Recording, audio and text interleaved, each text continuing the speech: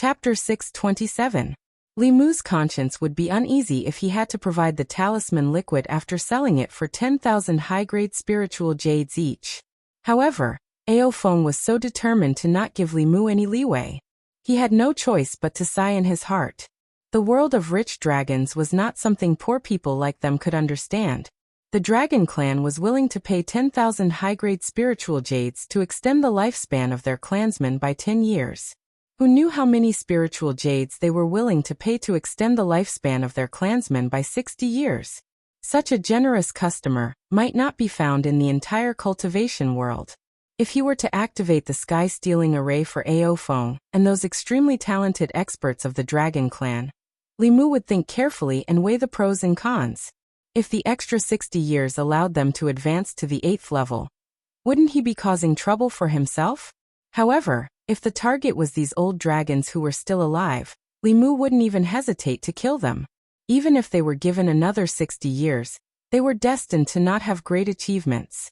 Using a large amount of spiritual jades in exchange for 60 years of lifespan was naturally a waste of the dragon clan's resources. However, to an individual, living was more important than anything else. One of the most painful things in life was that when one died, one's money would still be there. It was the same for dragon life. There were countless mineral veins under the sea. To the dragon clan, spiritual jades were just stones that they could pick up anywhere. Who wouldn't be willing to exchange stones for lifespan? Li Mu initially thought that Ao Feng was showing concern for the old dragons in the clan in the spirit of humanitarianism. However, when he left the West Sea, he realized that things weren't as simple as he thought. Ao Feng, this old dragon, wasn't as stupid as Li Mu thought. In front of the dragon palace, Ao Feng looked at the group of old dragons and said, "The clan spent countless resources to buy the divine secret talisman for you to extend your lifespan. I hope that you won't waste these 10 years. Before your lifespan ends, pass down another seed to the clan." Li Mu realized that Ao Feng didn't give them the divine secret talisman because he wanted them to break through before they died. Instead, he wanted them to use their remaining energy to give birth to 1 or 2 young dragons to ensure the continuation of the clan. In this matter, Li Mu had to admit that he was too narrow-minded. After returning to White Cloud Mountain with Ao Feng, Li Mu was faced with a problem. The powerhouses of the Black Dragon clan were all left at Mount Baiyun to serve them for the next 10 years. How to restrain them was a problem that needed to be solved. It was impossible for the Black Dragon clan to hand over their soul blood. The Dragon clan had their pride and dignity. Not all dragons were as unprincipled as Xian. Similarly, it was impossible for them to become mounts. The pride of the dragon race did not allow them to become mounts for humans. In their deep-rooted view, it was more appropriate for humans to become mounts for the dragon race. Li Mu looked at Ao Feng and said, "If you don't hand over your soul blood, what if you go back on your word and betray us?"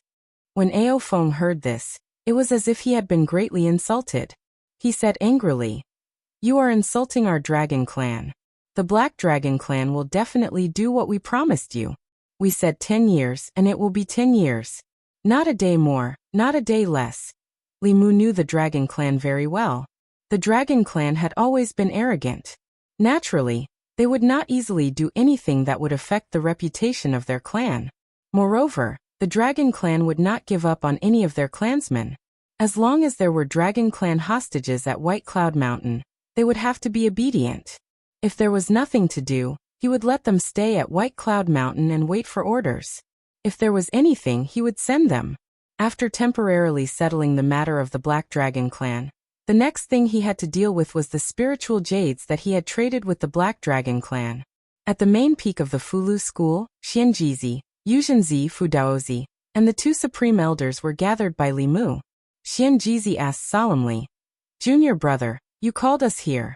Is there something important?" Li Mu did not say anything.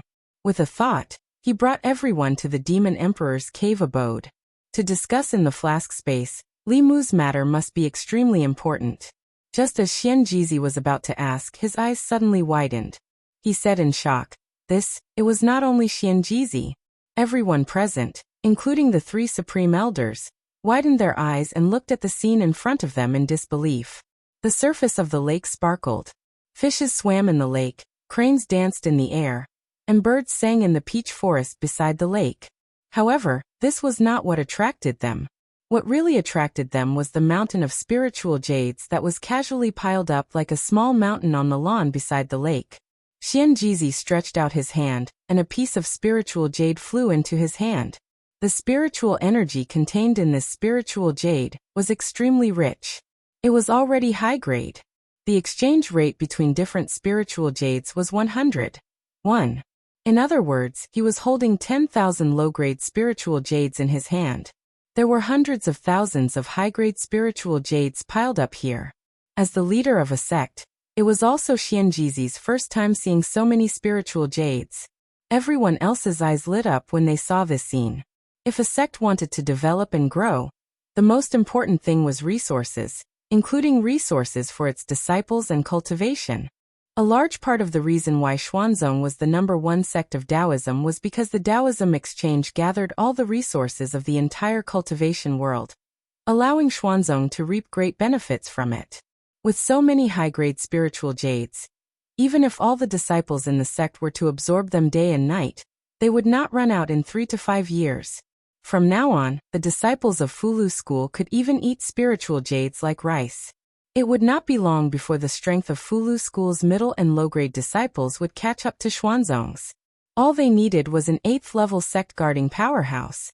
Whether it was in terms of strength or influence, Fulu school would replace Xuanzong's position as the #1 sect of Taoism. The spiritual jades obtained from the Black Dragon clan were given to Xianjizi to distribute. Li Mu then turned his attention to the other dragon clans. Li Mu had yet to come into contact with the dragon clans of the 4 seas. Cheng Xian was a white dragon, but Li Mu had asked her before. Her father was an azure dragon, and her mother was a white dragon. She belonged to the azure dragon clan of the South Sea. Among the dragon clans of the 4 seas, other than the Black Dragon clan, who considered themselves to be the highest-ranking dragon clan, and did not intermarry with other dragon clans, the other 3 clans often intermarried for better reproduction. The baby dragons born in this way might be of the same color as their father or mother. Li Mu planned to let Cheng Xian return to the South Sea to discuss the alliance with the dragon clan of the South Sea, while he himself would go to the East Sea personally. Firstly, he wanted to see the sisters Yinxin and Tingxin, whom he had not seen for a long time. Secondly, he could also discuss the alliance with the White Dragon clan. The strength and talent of the Dragon clan really made Li Mu envious. If he could completely turn a dragon clan into his own, perhaps it would not be long before a force that could contend with the ancestors of the demonic path would appear on his side. Li Mu first transmitted his voice to Cheng Xian. Unexpectedly, after Cheng Xian heard it, she did not hesitate at all and flatly rejected Li Mu. No, I escaped. If I go back, they will definitely force me to marry again. I won't go back, even if I die. There is food and drink here. Why should I go back? It was hard to imagine that a dragon's dream was to have food and drink. But since she was unwilling, Li Mu did not force her. For the dragon clan, the first priority was to reproduce and maintain the continuation of the clan. It was no wonder that Cheng Xian was forced to marry. The earlier she married, the more time she had left to give birth to young dragons. It was extremely difficult for the dragon clan to reproduce. If every dragon clan married late and had children late, perhaps they would have gone extinct with the ancient beasts. It was no wonder that the relationship between the White Demon King and the sister's mother was opposed by the White Dragon clan. It was not easy for the dragon clan to reproduce. In the end, their own daughter ran away with a snake. Which parent would not be angry? As such, Li Mu first went to the East Sea, and then returned with Cheng Xian to visit the dragon clan of the South Sea. Li Mu did not know the location of the East Sea Dragon Palace. In the beginning, Tingxin often used the spirit snail to contact him. Later, the sisters were forced by their elders to cultivate in seclusion. Li Mu had not heard from them for a long time. The sea was vast and Li Mu did not know the location of the East Sea Dragon Palace. However, the dragon clans of the 4 seas were in contact with each other. Li Mu asked Aofeng to accompany him to the depths of the East Sea. After not seeing them for a long time, Li Mu also missed the pair of clingy sisters. Chapter 628. Deep in the East Sea. There were no clouds in the sky, and the surface of the sea was rippling. This place was deserted, and there seemed to be no life. However, there was another world under the sea. Fish and prawns played on the shallow surface of the sea. Below the surface of the sea, there were aquatic creatures patrolling. Palaces made of crystal coral sat at the bottom of the sea. This was the dragon palace of the East Sea's white dragon race. At a certain moment, there was a subtle fluctuation in the sea above. Two figures slowly approached the dragon palace. Soon, they were discovered by the aquatic creatures patrolling around the dragon palace. Two prawn soldiers swam over with weapons and shouted, "Who are you? How dare you approach the dragon palace?" Limu stopped in front of the dragon palace and looked at the two prawn soldiers. He said, "I'm a friend of the White Demon King. I'm here to find him. Please inform him." The two prawn soldiers looked at each other. One of them waved his hand and said, "What White Demon King?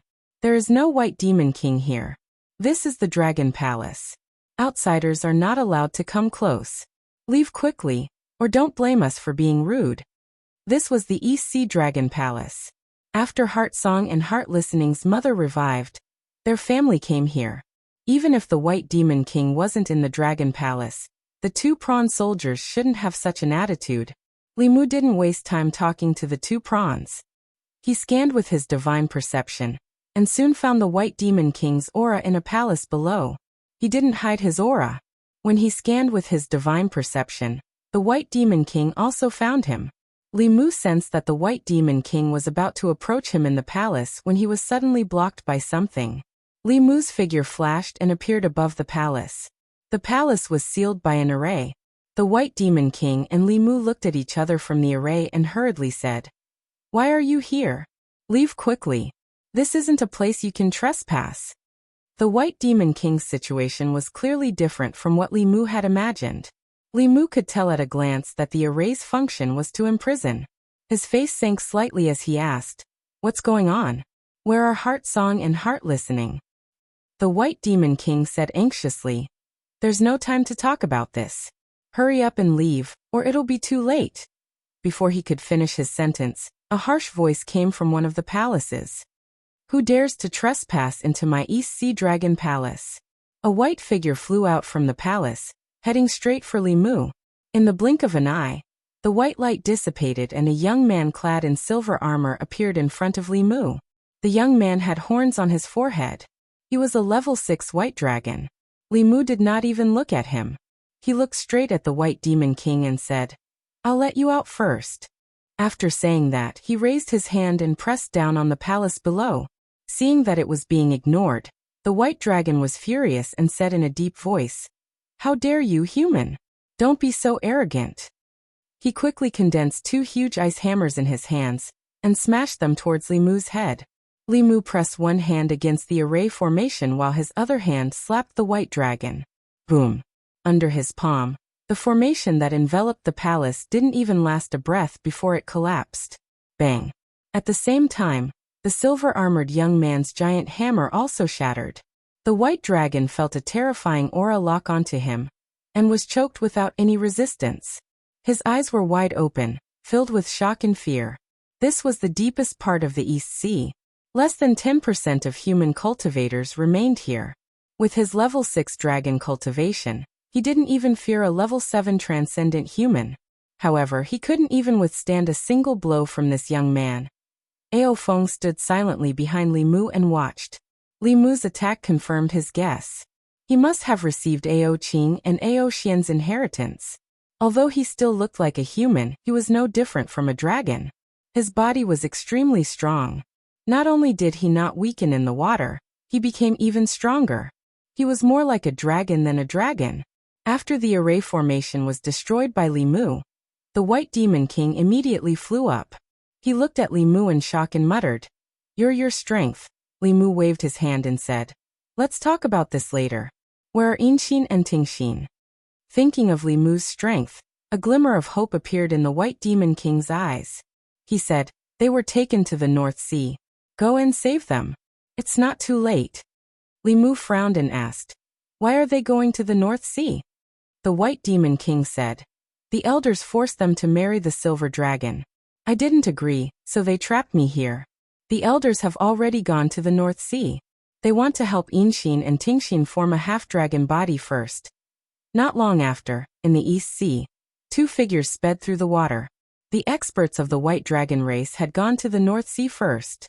There were only some young and old dragons in the East Sea Dragon Palace.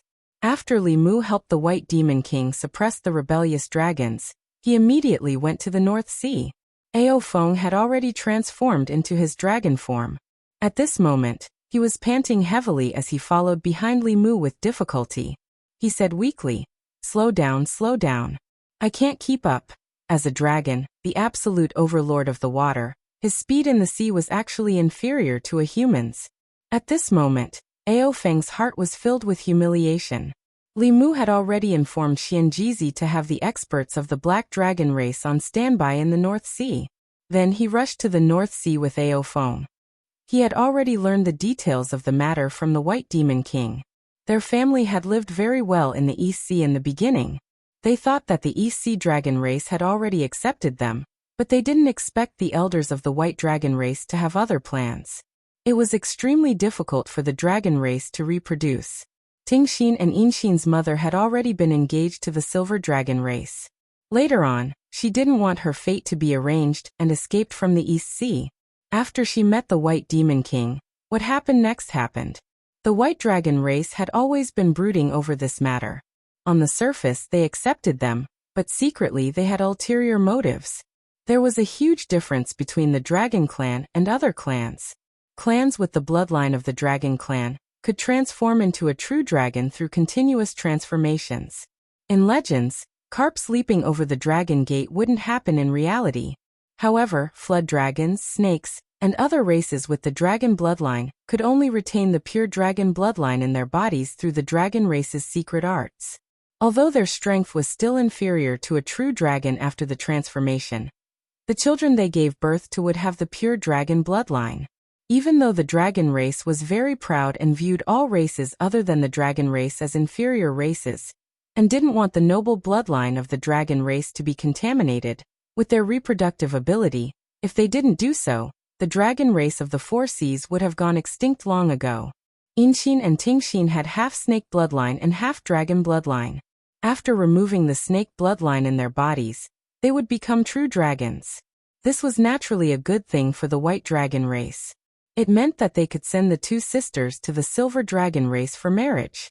However, at that time, Inshin and Tingshin wouldn't be the green snake and white snake sisters that Li Mu knew. In addition, on this trip to the North Sea, other than saving the two sisters, he also had to save their mother. Back then, she had angered the Silver Dragon race by running away from the marriage. Although more than 20 years had passed, the Silver Dragon race still wanted the White Dragon race to fulfill the marriage agreement, and forced her to marry the Silver Dragon race. As a result, the White Demon King was imprisoned. Ao Feng used all his strength to barely keep up with Li Mu. He couldn't help but say, the White Dragon race didn't do anything wrong in this matter. Every dragon has the heavy responsibility of inheriting the race on their shoulders. As a dragon, she betrayed her race. If all dragons were like her, the dragon race would have long ceased to exist. If this happened to the Black Dragon race, I would definitely punish her according to the race's rules. Regarding this matter, Li Mu didn't argue with Ao Feng. As an individual, every dragon had the right to pursue happiness and love freely. However, for a race, the most important thing was to reproduce and strengthen. Regardless of whether it was the human race, the demon race, or the dragon race, it was the same. Li Mu didn't care about the other dragons, but he wouldn't sit by and watch Inshin and Tingshin be forced. Even though he knew that the transformation couldn't be so fast and he still had enough time, Li Mu was still impatient. He glanced at Ao Feng behind him and said coldly, "Can you hurry up? You're still so slow in the sea. You're really embarrassing the dragon race." Chapter 629. North Sea Dragon Palace. There were 4 major dragon clans in the 10 continents, each occupying a sea region. The Silver Dragon clan ruled the North Sea, and the billions of water clans in the North Sea all submitted to the Silver Dragon clan. It was a joyous day for the Silver Dragon clan. All the water clan masters gathered near the North Sea Dragon Palace.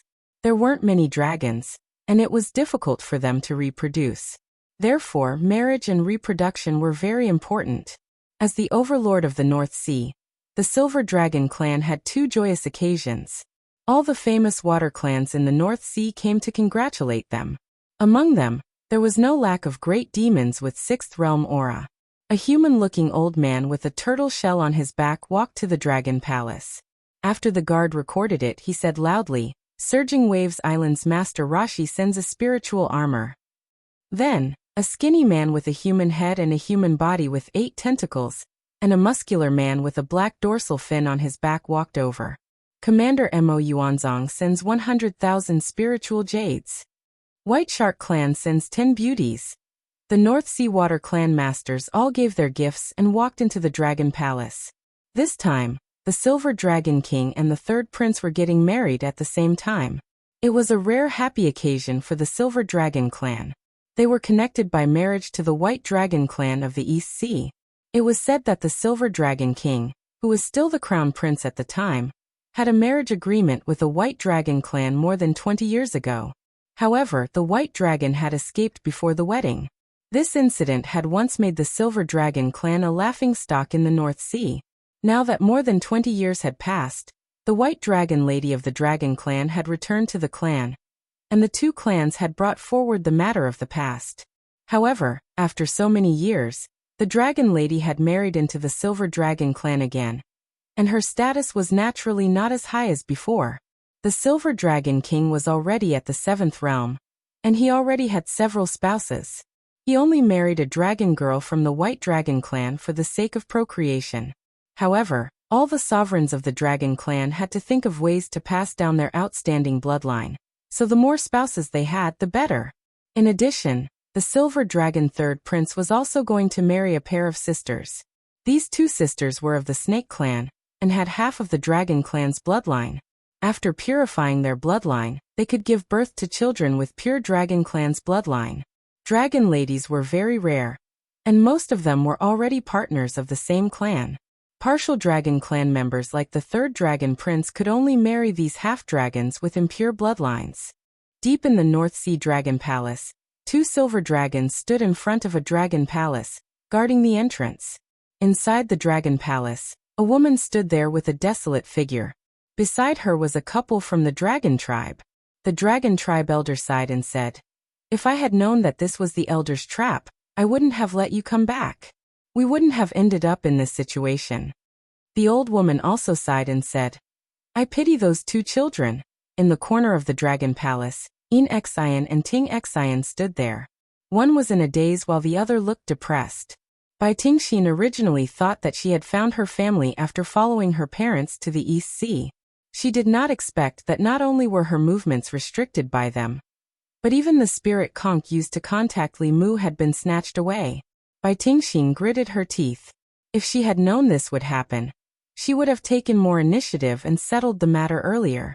If she had settled Li Mu at that time, she would not have returned to the East Sea, and the current situation would not have happened. They had not contacted each other for so long. She did not know if he missed them or if he had come to look for them. The East Sea was so big. Without someone to lead the way, he would definitely not be able to find them. In the center of the hall, the Dragon Tribe elder looked at his daughter who seemed to have lost her soul. A trace of sorrow appeared in his eyes. After a long time, he seemed to have made a decision and said in a low voice, "For so many years, I have been thinking for the Dragon Tribe. Today, I want to do something for my daughter." Boom! In the North Sea Dragon Palace, one of the Dragon Palaces suddenly collapsed. Several figures flew out from it. The 2 guards at the entrance of the Dragon Palace were the first to notice, and immediately turned into 2 silver lights to block them. A white light flew out from the figures and collided with the 2 silver lights. Then both sides retreated. As for the other figures, they quickly flew to the surface of the sea. "Ao Guang, what are you doing?" A stern voice suddenly came from one of the palaces in front. Another old man with white hair and beard appeared beside him in an instant. The Dragon Tribe elder looked at him and said angrily, "First elder, this is unfair to her." The White Dragon Tribe's first elder snorted and said, "Fair? Don't forget that as a dragon tribe, we should put our tribe first. She has already humiliated our White Dragon Tribe. Do you want her to humiliate us a second time? As soon as he finished speaking, he wanted to chase up but was stopped by Ao Guang. You overestimate yourself. He snorted and did not even look at Ao Guang. His figure disappeared on the spot. When he reappeared, he was already in front of the other 4 figures. They were only a few feet away from the surface of the sea. However, this distance could never be crossed. The White Dragon tribe's first elder rolled up his sleeves and brought them back to the bottom of the sea. Then, he locked the mother and daughters in another palace.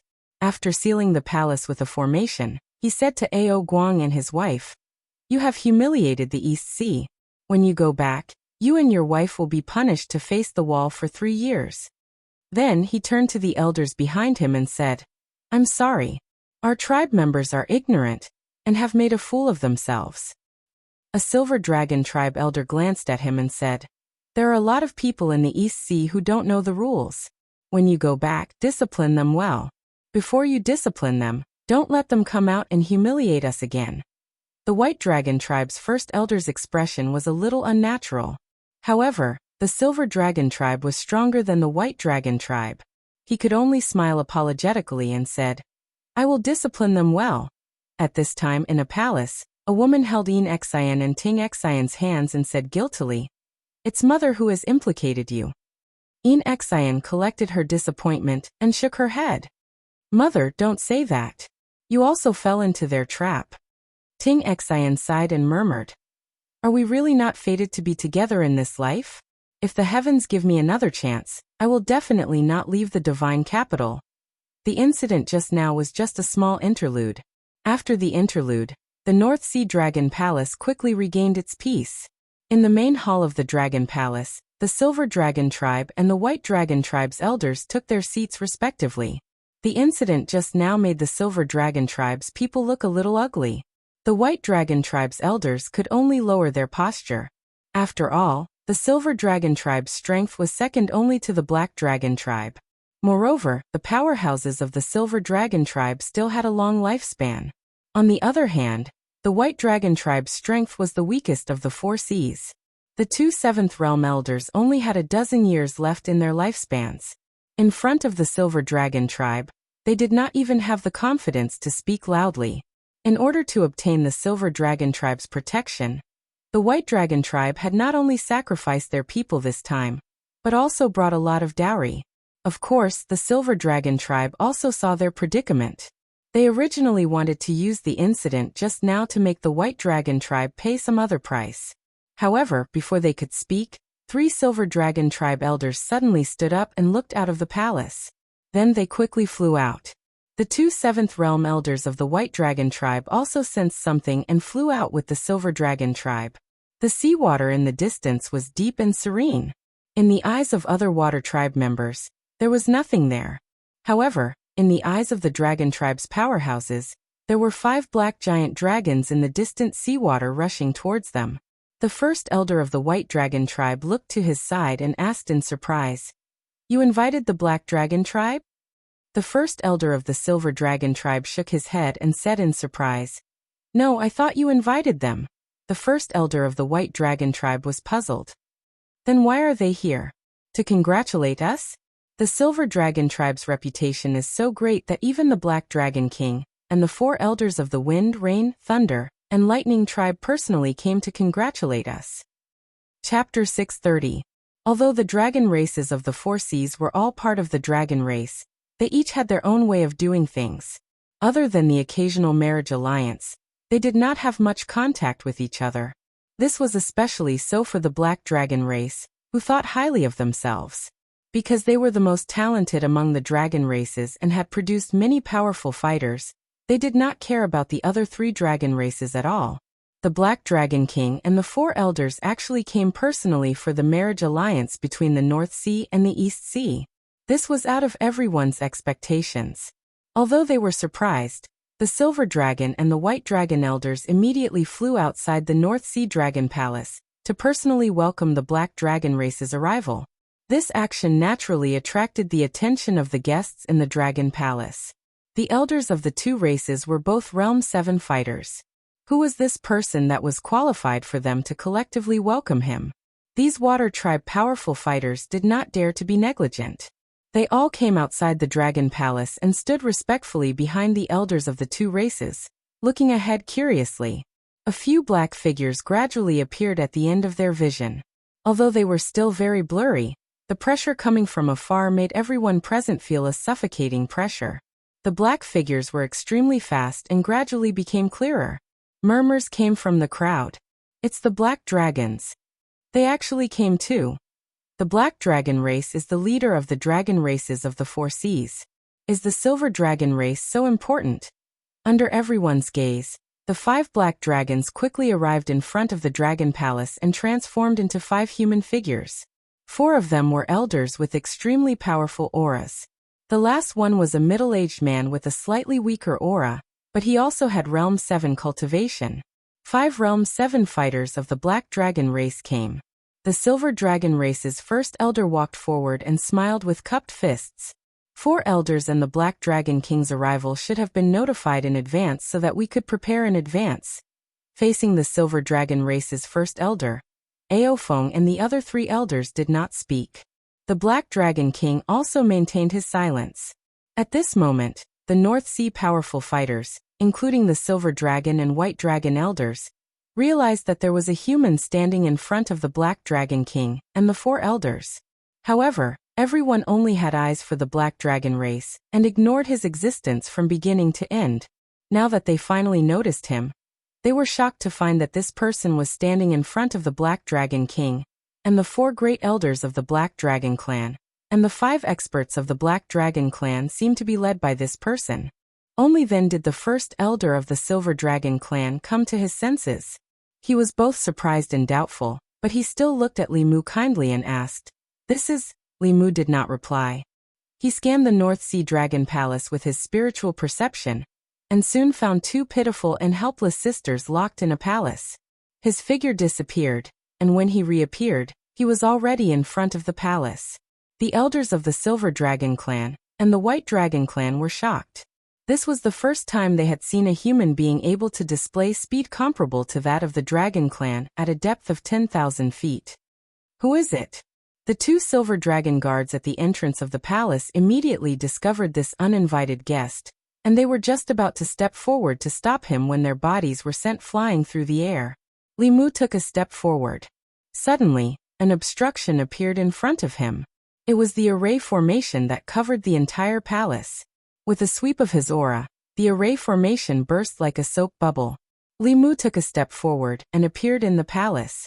The commotion outside immediately attracted the attention of the 3 people in the palace. The woman looked at Li Mu with surprise and confusion. After being stunned for a moment, the other 2 figures turned into 2 figures, one green and one white, and flew towards Li Mu. In Xian grabbed Li Mu's hand tightly, her face full of joy. Ting Xian, on the other hand, hung on Li Mu's body as usual, sobbing, "You finally came to save me. They bullied me and my sister." At this moment, the elders of the Silver Dragon clan and the White Dragon clan also rushed over. They looked at the scene in front of them in surprise. Li Mu took Ting Xian off her body and gently patted her head. He looked back at everyone and asked, "Who bullied you?"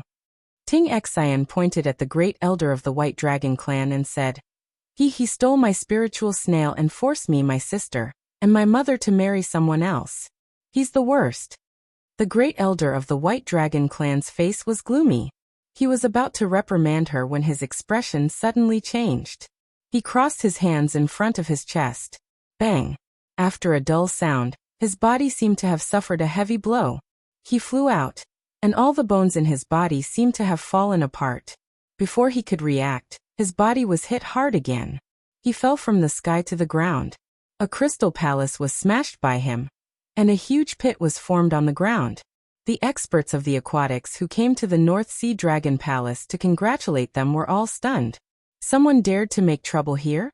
A figure flew out from the ruins of the Crystal Palace.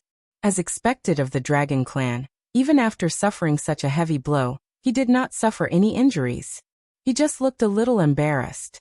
However, he felt endless humiliation when he suffered a loss at the hands of a human in front of the Dragon Clan and many other members of the aquatics. A long spear appeared in his hand, and he said in a cold voice, "You're courting death." As soon as he said that, a spear light pierced through the space of 1,000 feet and headed straight for Li Mu. Ting Xian and Yin Xian, who had chased out of the palace, were shocked. Ting Xian's face was full of regret. She said in a panic, "What should we do? What should we do? I shouldn't have told him. He can't possibly be the Great Elder's match." Ao Feng glanced at her and said indifferently, "Don't worry. If Ao Yuan was his match, he wouldn't be in such a sorry state." Ao Feng knew very well that although Ao Yuan was older, his strength was only that of an ordinary 7th-level dragon. He could barely win against an ordinary 7th-level human. It was undoubtedly impossible for him to win against Li Mu. No one below the 8th level was his match, whether on land, in the sky, or under the sea. As expected, the Great Elder of the White Dragon clan was forced to retreat in front of everyone. The aquatics and dragons present could not believe that a human could suppress a 7th-level dragon at the bottom of the North Sea. Seeing this, the other White Dragon clan elder was about to make a move. Ao Feng glanced at him and reminded him, "I advise you not to move." At this moment, Li Mu was barehanded. The Great Elder of the White Dragon clan seemed to be taking a beating, but it was all physical pain. If they forced Li Mu to take out that spear or that bow, they would have to endure more than physical pain. However, the Elder of the White Dragon clan obviously did not listen to Ao Feng's words and joined the battle in the next moment. Then, everyone saw a dazzling green light appear from the human's hand and land heavily on the Elder of the White Dragon clan. Boom! He came quickly and left even faster. His body was sent flying by a spear, and another crystal palace was turned into ruins. The Silver Dragon clan elder and Silver Dragon King's expressions were ugly. This human caused trouble in the North Sea Dragon Palace. He clearly did not give the Silver Dragon clan any face. No matter what, they could not let him continue like this. The Silver Dragon King took a step forward. Ao Feng spoke again. "I advise you again. It's best if you don't move." The Silver Dragon King glanced at him, and still rushed toward Li Mu without hesitation. Whoosh! Midway through his flight, a simple and unadorned bow appeared in Li Mu's hand, and he shot an arrow without hesitation. Before touching the human, the Silver Dragon King felt a strong sense of danger. This arrow made it impossible for him to retreat or dodge. He only had time to transform into his dragon form and forcefully block it with the strong body of the Dragon clan. After a dragon roar that contained extreme pain, a rain of dragon scales fell from the sky above the Dragon Palace. The Silver Dragon King was covered in wounds. The scales on his body peeled off one by one, and he fell weakly to the ground. The White Dragon clan's second elder had just climbed up from the ruins. When he saw this scene, he slowly lay back down. As for the White Dragon clan's great elder, after seeing the power of this arrow, the humiliation and anger on his face instantly disappeared. The figure that rushed toward Li Mu also stopped abruptly. The entire North Sea Dragon Palace was dead silent. Li Mu flew back to Ting Xian's side. He looked around and asked, "Who else bullied you?" Wherever his gaze passed, everyone, including the two Silver Dragon clan's elders, took a step back. Ting Xian and Ting Xian were already stunned by the scene in front of them. They were so stunned that they could not speak. At this moment, the Silver Dragon clan's great elder glared at Ao Feng and said loudly, "Is the Black Dragon clan betraying the Dragon clan? You are not his match. What does it have to do with the Black Dragon clan? Did we attack?" Ao Feng could not help but say, "Moreover, I already advised you just now. Did anyone listen to me?" The Silver Dragon clan and the White Dragon clan had a total of 5 7th realms. Among them, there were 2 from the White Dragon clan and 3 from the Silver Dragon clan. The Silver Dragon King had clearly lost the ability to fight back. As long as the Black Dragon clan did not attack, could this human fight against 4 of them alone? The Silver Dragon clan's great elder looked at Li Mu, whose aura had weakened by 20%, and said in a deep voice, "Attack together. He can't shoot many arrows." At this moment, Ao Feng knew that the Black Dragon clan could not sit by and watch anymore. As dragons, they did not want to help Li Mu fight against their own clan, but they could not let the White Dragon clan and the Silver Dragon clan continue to make mistakes. Not to mention that the four of them might not be able to turn the situation around even if they joined forces. Even if Li Mu was not a match for him, if he wanted to escape, no dragon here could stop him. Then what? The White Dragon Clan and the Silver Dragon Clan would definitely face his endless revenge. His revenge was not something that these two clans could bear. Ao Feng took a step forward and said in a low voice, "Stop." The Silver Dragon Clan's great elder looked at him and said in a deep voice, "Is the Black Dragon Clan really going to help an outsider fight against your own clan?" Ao Feng's lips trembled as he transmitted a few words to him. The Silver Dragon Clan's great elder's expression changed slightly as he transmitted a message. "Is what you said true?" Ao Feng said indifferently, "You have no idea how powerful this person is. If the four of you attack together, at least one of you will die here today, and you won't be able to stop him. The next time he comes, he won't be alone. For the sake of the Dragon Clan, let me remind you, if you still insist on doing things your own way, I can't do anything." The Silver Dragon Clan's great elder's expression kept changing. Ao Feng saw that he wanted to retreat, so he took the initiative to say, "Fighting will hurt the harmony. How about this? Everyone give me some face and sit down to talk." Li Mu had already vented his anger for Yin Xian and Ting Xian, and the Silver Dragon Clan also wanted to find a way out. Under Ao Feng's mediation, they temporarily stopped fighting and came to the Silver Dragon Clan's meeting hall. The White Dragon Clan's great elder stared straight at Li Mu and asked, "Who are you? What's your relationship with them? Why are you interfering with our Dragon Clan's family matters?" Li Mu did not have an easy answer to this question.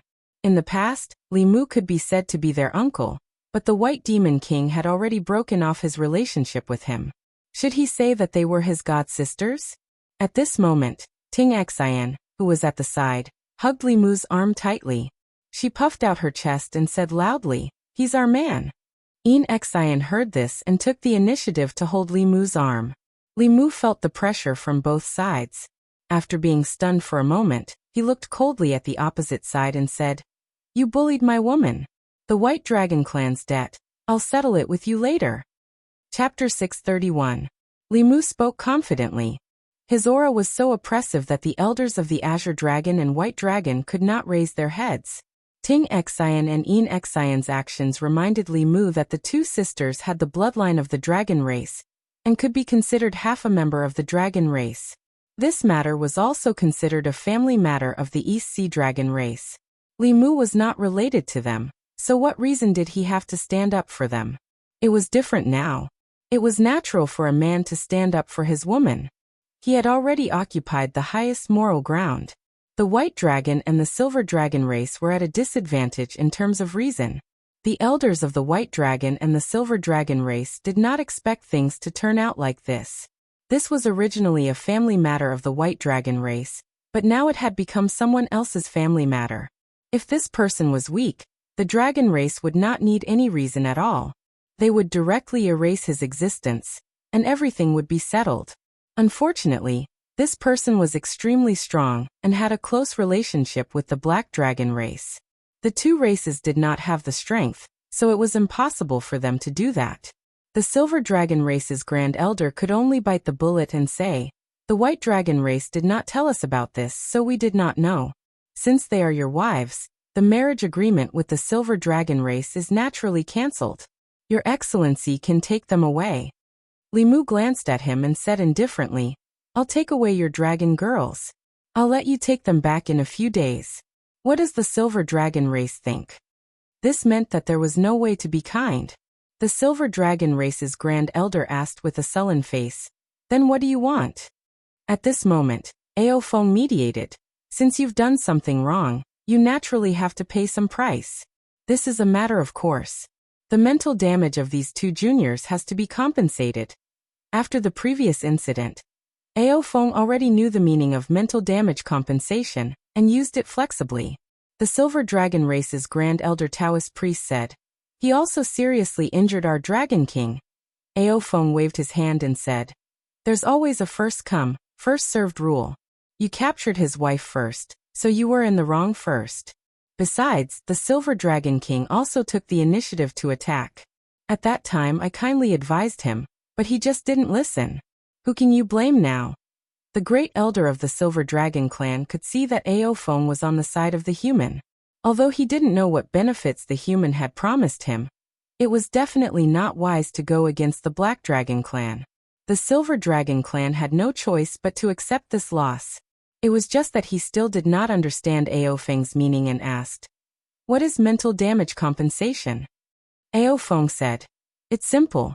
It's just 100,000 high-grade spiritual jades."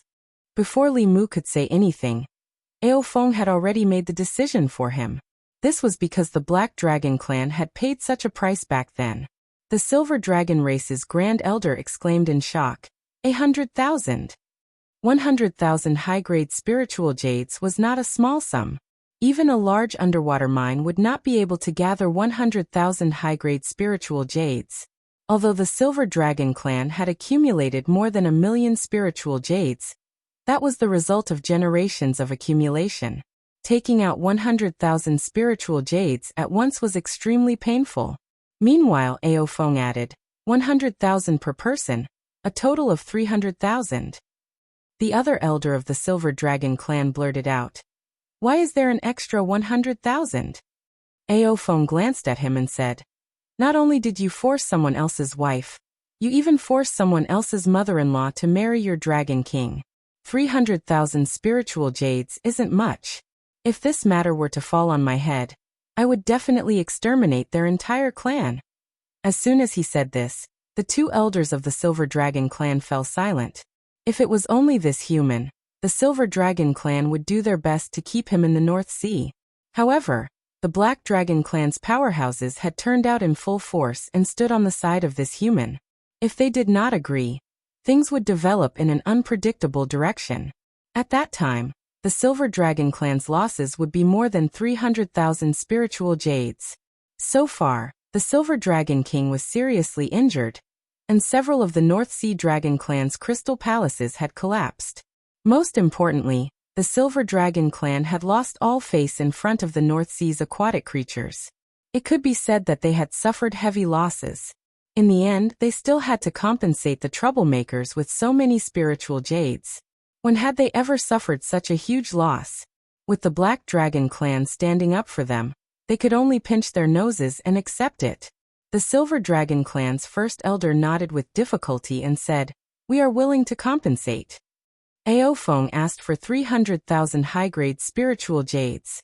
After the Silver Dragon clan agreed, Li Mu did not say anything else. He had just caused a ruckus in the North Sea Dragon Palace and seriously injured the Silver Dragon King. It could be said that he had helped the White Demon King vent his anger.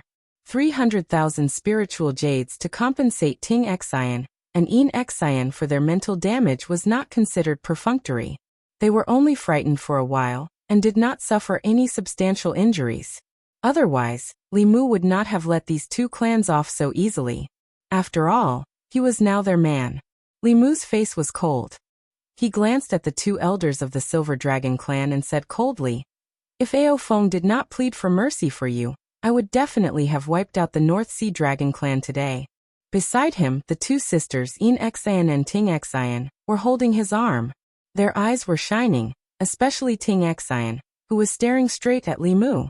Her eyes were full of affection, and she was unwilling to look away for even a moment.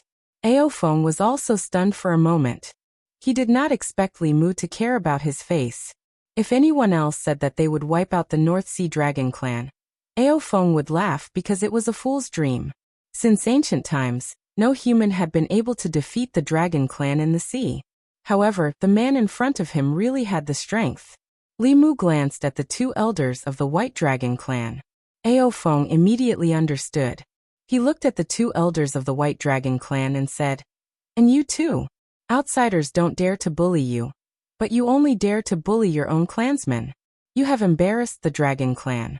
Take out 300,000 spiritual jades and this matter will be settled. Otherwise, no matter what happens in the future, I will not help you." He was not doing this for Li Mu's sake. He just felt that it was unfair. The Black Dragon clan had offended Li Mu and paid a painful price. It also made his heart ache. Seeing the White Dragon clan and Silver Dragon clan suffer the same thing as them, he felt much better. Even the Silver Dragon clan had surrendered. The White Dragon clan only had 2 elders who did not have much lifespan left. It was even more impossible for them to go against Ao Feng's wishes. They could only grit their teeth and accept it.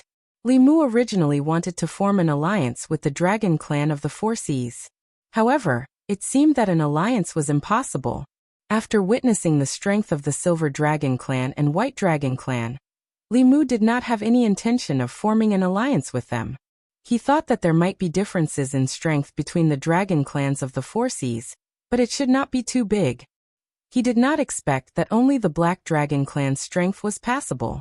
The Silver Dragon King and the 2 elders were all trash.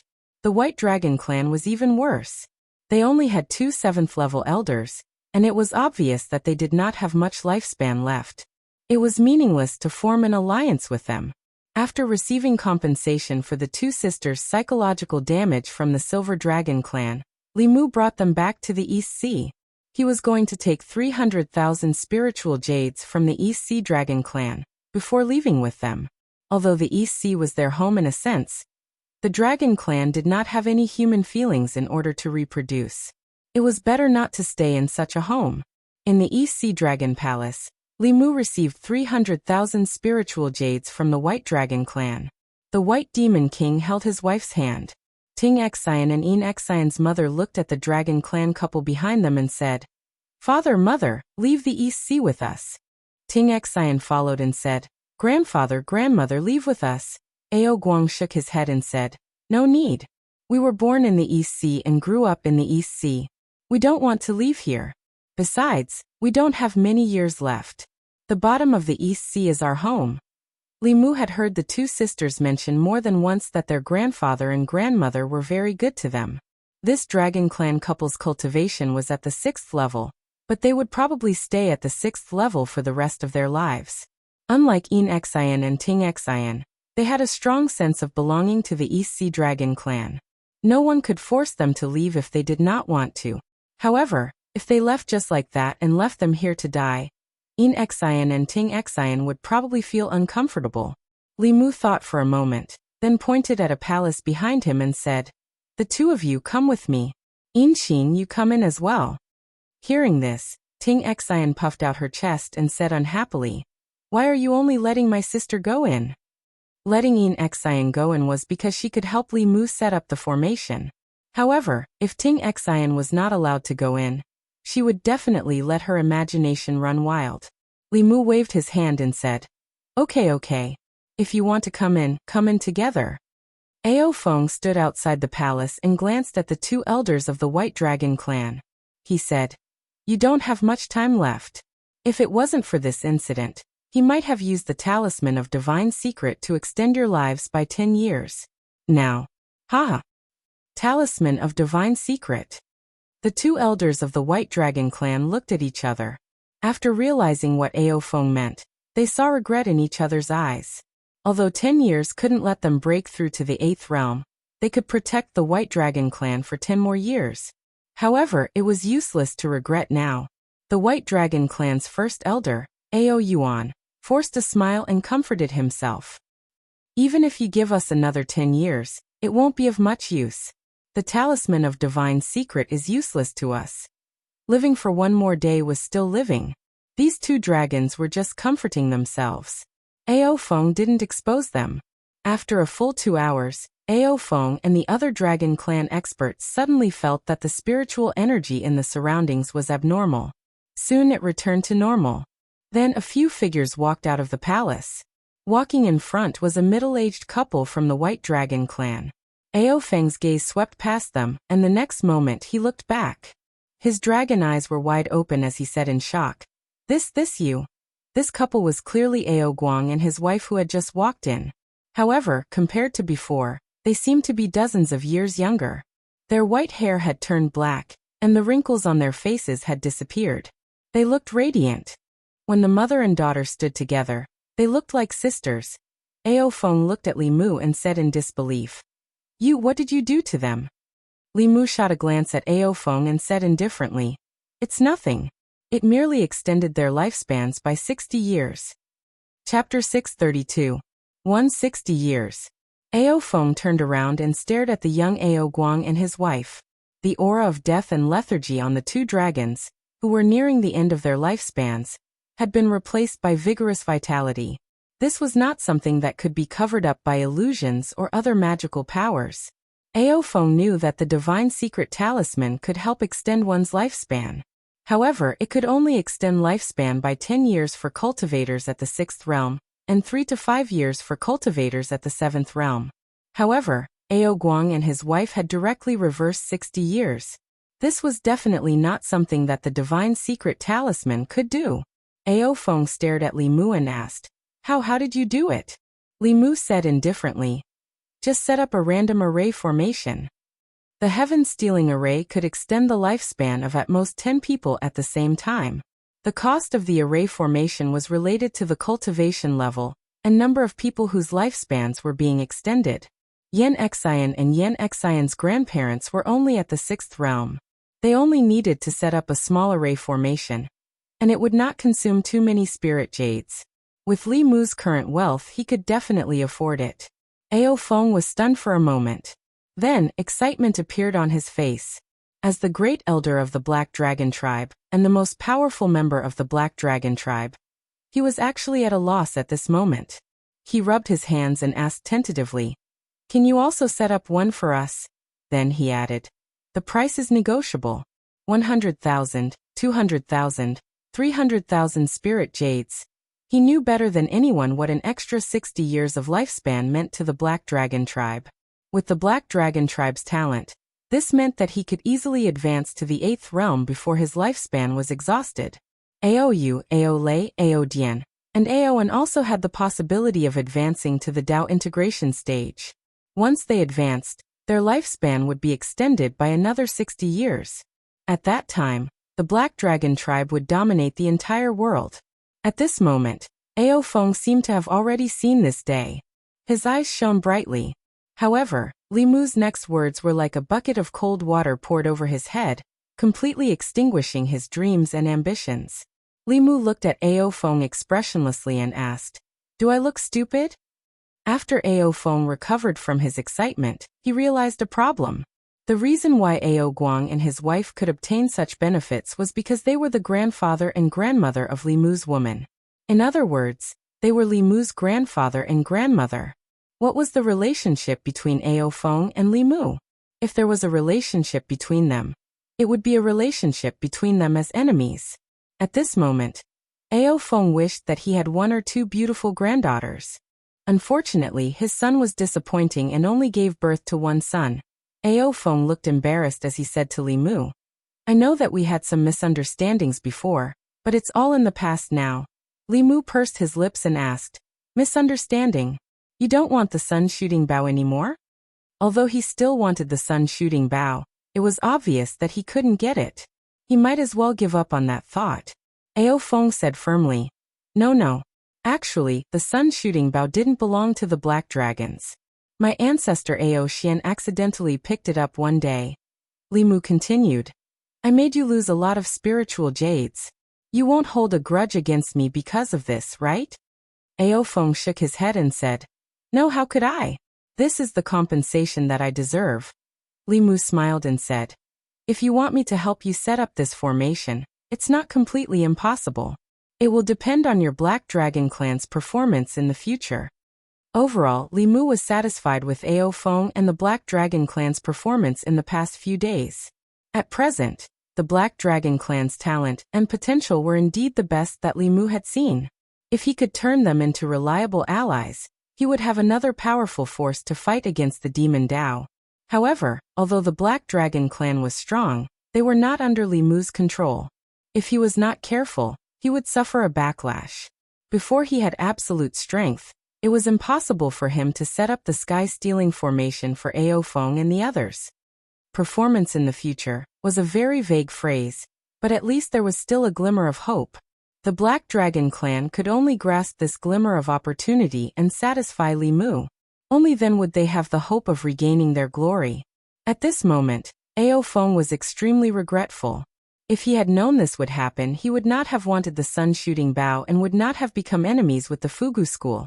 At the same time, The two elders of the White Dragon clan also looked regretful when they saw Ao Guang and his wife, who were dozens of years younger. This should have been the opportunity for the White Dragon clan to rise, but because of their wrong decision, they had missed the opportunity to increase their lifespan by 60 years. The two dragons' thoughts raced as they tried to think of a way to redeem themselves.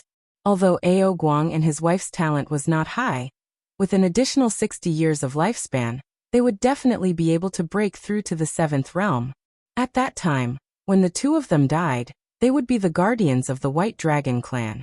The two of them exchanged a few words through telepathy.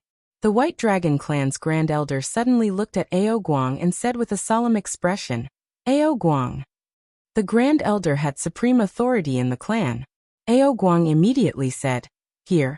The White Dragon clan's Grand Elder Lao Dao said, "The two of us don't have much lifespan left. We can't protect the White Dragon clan for long. After our discussion, we've decided to appoint you as the new White Dragon King. From now on, the heavy responsibility of guarding the East Sea will be handed over to you." When had the two elders been so polite to him? They even wanted him to be the White Dragon King. Ao Guang was stunned on the spot, not knowing how to answer. The White Dragon clan's Grand Elder looked at him and asked, "Are you unwilling?" Ao Guang came back to his senses and immediately said, "I'm willing. Ao Guang swears to protect the East Sea and our clan." Li Mu could tell that the series of actions of the two elders of the White Dragon clan were done for him to see. These two old dragons were also nearing the end of their lifespan. They had their eyes on the sky-stealing array. He did not look at the two of them at all. He said to Yin Xining, "Let's go." At this moment, the White Dragon clan's Grand Elder immediately stepped forward and said, "Sir, please wait. This matter is our White Dragon clan's fault. 300,000 spiritual jades are not enough to express our apology. Please stay for a few more days and give us a chance to apologize." Li Mu did not respond. Instead, he looked at Yin Xining and Ting Xian and asked, "What do you think?"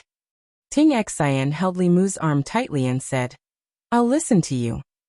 Yin Xining looked at her mother, and saw that there was some reluctance in her eyes.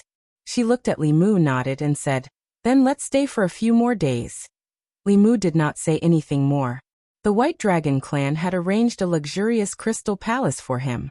Li Mu sat cross-legged on the crystal bed, and looked inside at the upper-level spiritual jades piled up like a mountain in the heavenly flask cave. His heart was already blooming with joy.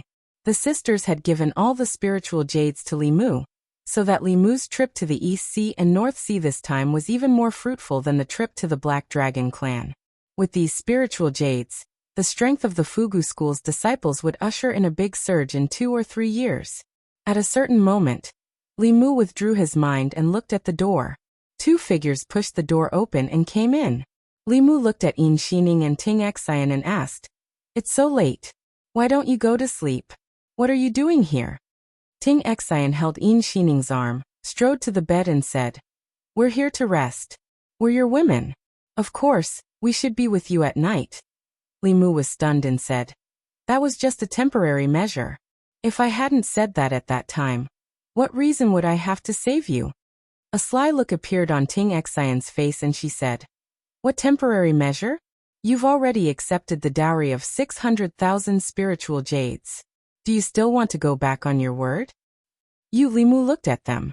Yin Xining avoided his eyes, but Ting Xian stuck out her chest and said, "Now the Dragon clan of the 4 seas knows that we're your women. I don't care how you want us to marry in the future. You have to be responsible for us." Li Mu finally realized what was going on. Although he was acting, they were clearly trying to turn the act into reality. Chapter 633. Ting Xian's feelings for him had always been clear, but Yinxin was different. She had always been very reserved, but this time, she actually followed her sister, which meant that they were really serious about each other. Fortunately, Li Mu had already expected this day. Their names were on the Empress list.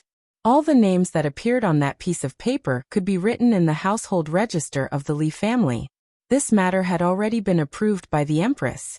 Today's Li Mu was no longer the little constable who had just met them. He did not evade or change the topic but looked at them and asked, "Have you really thought it through?" Ting Xian pounced on him and threw him onto the bed. her slender legs wrapped tightly around his waist, and said, I have already thought it through thousands of times. I have decided that you are my man in this life.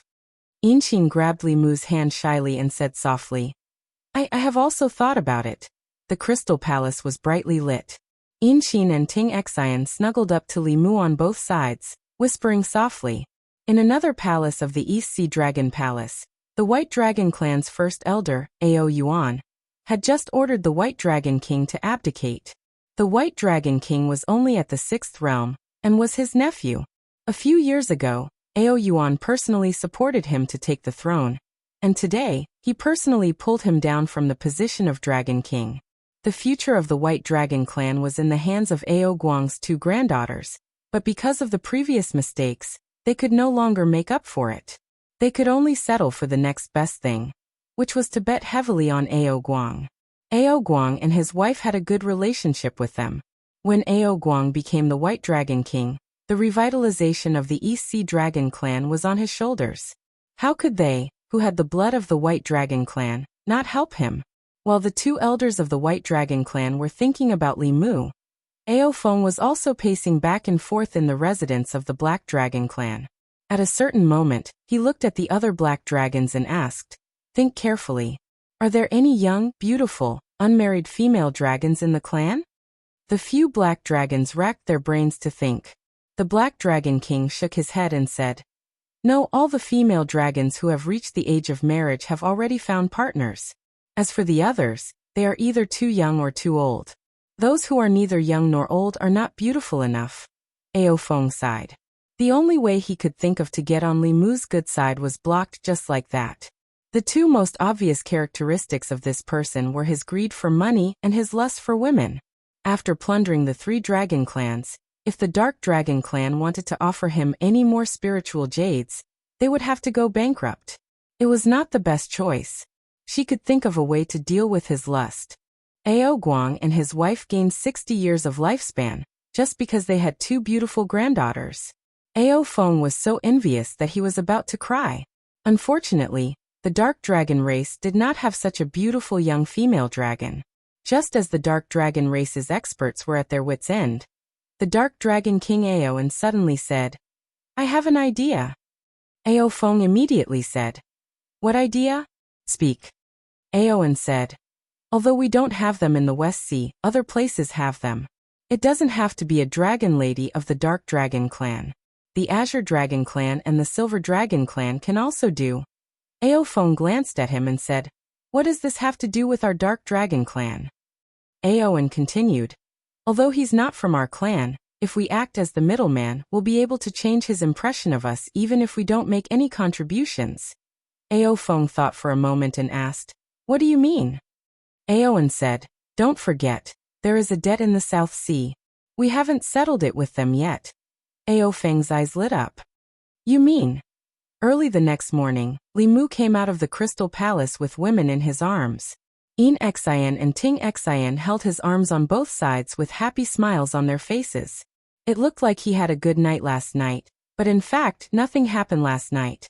The Empress had a name, but she did not give Li Mu the right to act first and report later. The Empress was forced to accept the result of Su He and Phantom Princess's matter.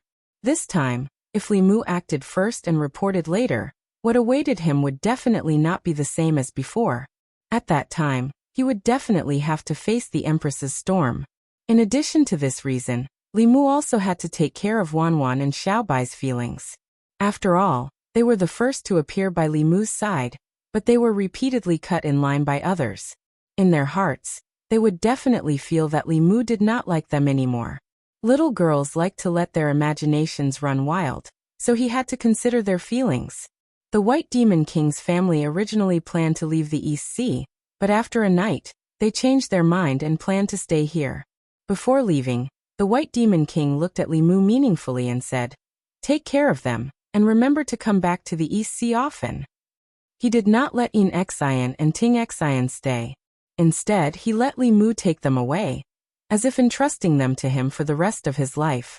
Li Mu nodded and said, Don't worry, I will take good care of them. The mother of the 2 sisters also brought them to the side and said something. After that, The eyes of the mother and daughters were a little red. 2 hours later, Li Mu led the two sisters and the Black Dragon race to the East Sea's coast. On the way, Li Mu looked at Ao Feng and said, after reaching the shore, return to Mount Baiyun first. Ao Feng rolled his eyes and said, we still have some things to deal with. After we are done, we will return to Mount Baiyun. In the past, the Black Dragon race did not like Fulu school. After all, living under someone else's roof and being controlled by others was not a good life. However, the situation now was different. They wished they could stay at Mount Baiyun. Not to mention 8 or 10 years, if Li Mu could extend their lifespans by 60 years, they would be willing to move the West Sea Dragon Palace to Mount Baiyun. Li Mu nodded and said, you guys go do your things first. He was not worried that Ao Feng and the other Black Dragon race experts would run away. The backbone of the Black Dragon race was at Mount Baiyun. The Black Dragon race would not abandon their people. After Ao Feng and the others left, Li Mu in Xian and Ting Xian came to the East County. He accompanied them to walk around the East County and taste the local delicacies. They had been restricted for a long time and had not come into contact with the mortal world for a long time. Just as Li Mu was taking the two sisters to play and relieve his mood, Ao Feng brought the other 3 elders and the Black Dragon King to the South Sea Dragon Palace. The 4 elders and the Black Dragon King came to visit the strongest Black Dragon race in the 4 seas, which shocked the entire South Sea Dragon Palace. The Azure Dragon race and the White Dragon race were the weakest in the 4 seas. Only the Dragon King and the first elder of the Azure Dragon race were at the 7th realm. The Black Dragon race had so many experts that it was enough to destroy the entire Azure Dragon race. The Azure Dragon King led his people out of the South Sea Dragon Palace and asked nervously, elders and the Black Dragon King, why did you suddenly come to the South Sea? Ao Feng glanced at him and said indifferently, if I remember correctly, the Black Dragon race and your Azure Dragon race still have a marriage agreement, right? The Azure Dragon King's heart skipped a beat. He immediately said, it's because I did not discipline her well that the ignorant junior sneaked away. We have already returned the betrothal gifts double the amount that the Black Dragon race gave. Ao Feng looked at him coldly and said, do you think that returning the betrothal gifts double the amount can redeem the Black Dragon race's lost face? I have brought the betrothal gifts for you this time. Which dragon girl of the right age in your race do you have? We want to take them away. There are no dragon girls of the right age in our race. The Azure Dragon King looked worried. He finally gritted his teeth and said, Man Xian, come out. Behind him, a dragon girl's face was pale. She shook her head and said, Father, I don't want to marry them. The Azure Dragon King's expression was solemn. He said, this is a debt that our Azure Dragon race owes. You are my daughter. You must know how to sacrifice for the race. Ao Feng looked at the Azure Dragon King's daughter. A few black lines appeared on his forehead. This girl's appearance was average. She was tall and muscular, powerful and domineering. If the Black Dragon race gave a dragon girl like Li Mu, they probably would not have the chance to extend their lifespan by another 60 years. Ao Feng waved his hand and said, don't. Leave your daughter to your Azure Dragon race. We want the one from last time. You better find her within half a month. Otherwise, don't blame us for being impolite. Chapter 634. The Azure Dragon race originally had the opportunity to form a marriage alliance with the Black Dragon race. But a few months before the wedding, the Dragon Lady of the Azure Dragon race suddenly ran away and disappeared. Not only did the marriage alliance come to an end, but it also completely angered the Black Dragon race. Now that the Black Dragon race's elders and Dragon King came to question them, the Azure Dragon race had to give them a satisfactory explanation. Otherwise, the Southern Sea would never have peace again. The Azure Dragon King looked at one of his race and said coldly, Ao Qin, look at how much trouble your daughter has brought to the Southern Sea. The middle-aged dragon lowered his head and said apologetically, it's all my fault for not teaching her well. Please punish me, Dragon King. The Azure Dragon King waved his hand and said, Punish? What's the use of punishing? If I punish you, will the Black Dragon race let us go? The most important thing now is to get your daughter back and solve the problem the Azure Dragon race is facing. Ao Qin looked troubled and said, I also don't know where she is. The Azure Dragon King glanced at him and said indifferently, Don't think I don't know. You are still in contact with her. In the past, the Black Dragon race didn't force you, so I could turn a blind eye.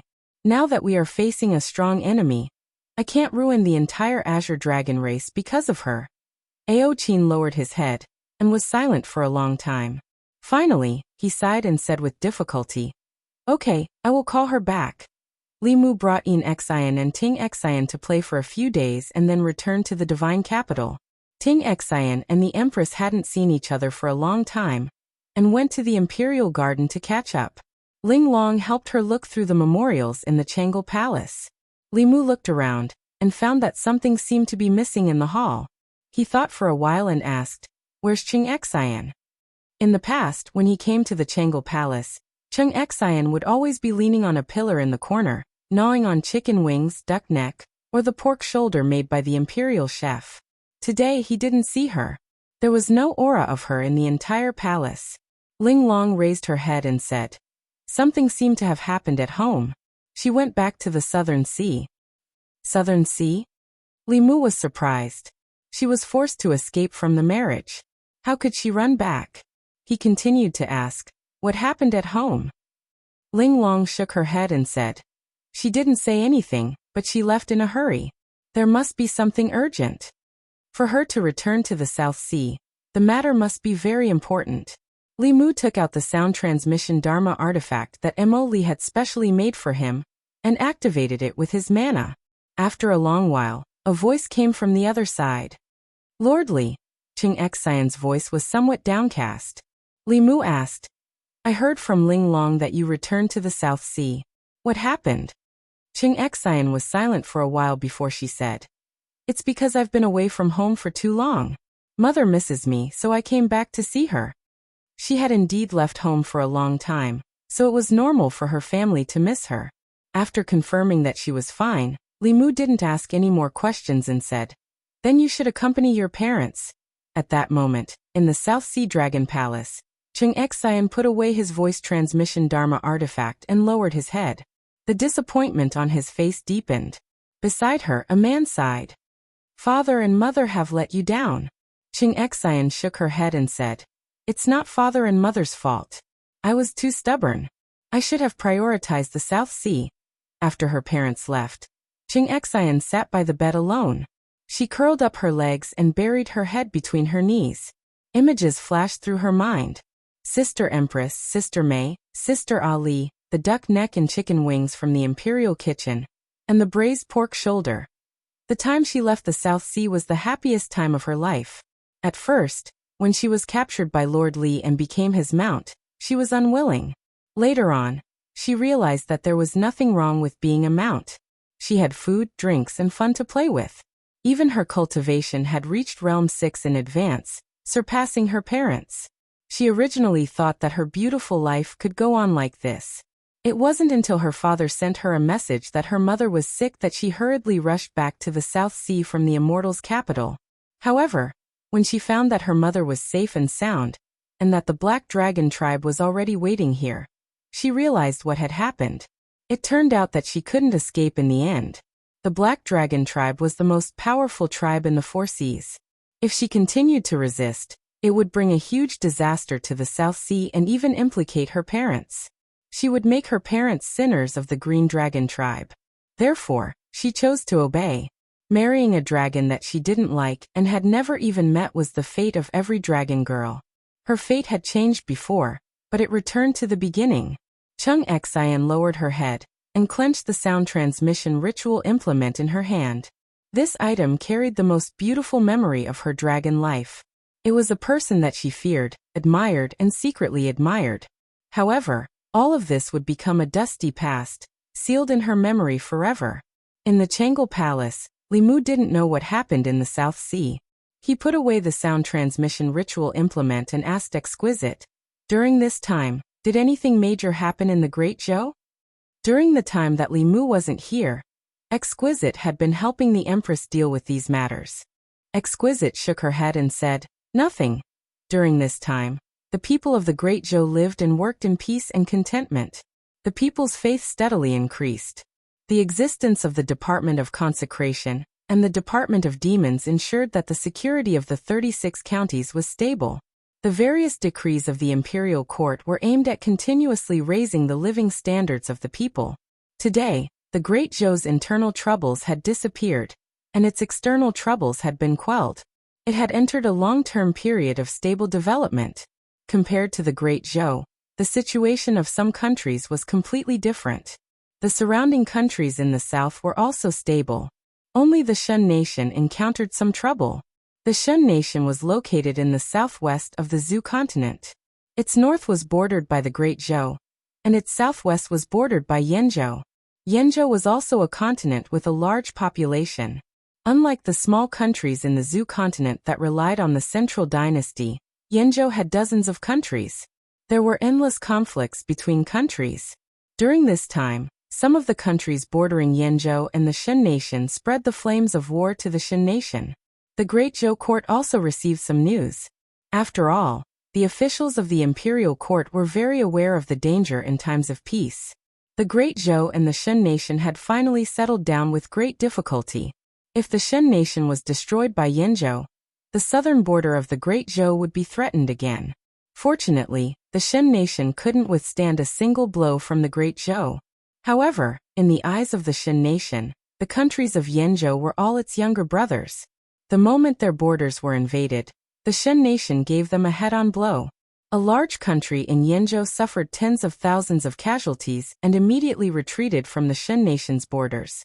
This matter didn't affect the Great Zhou, so Li Mu didn't take it to heart.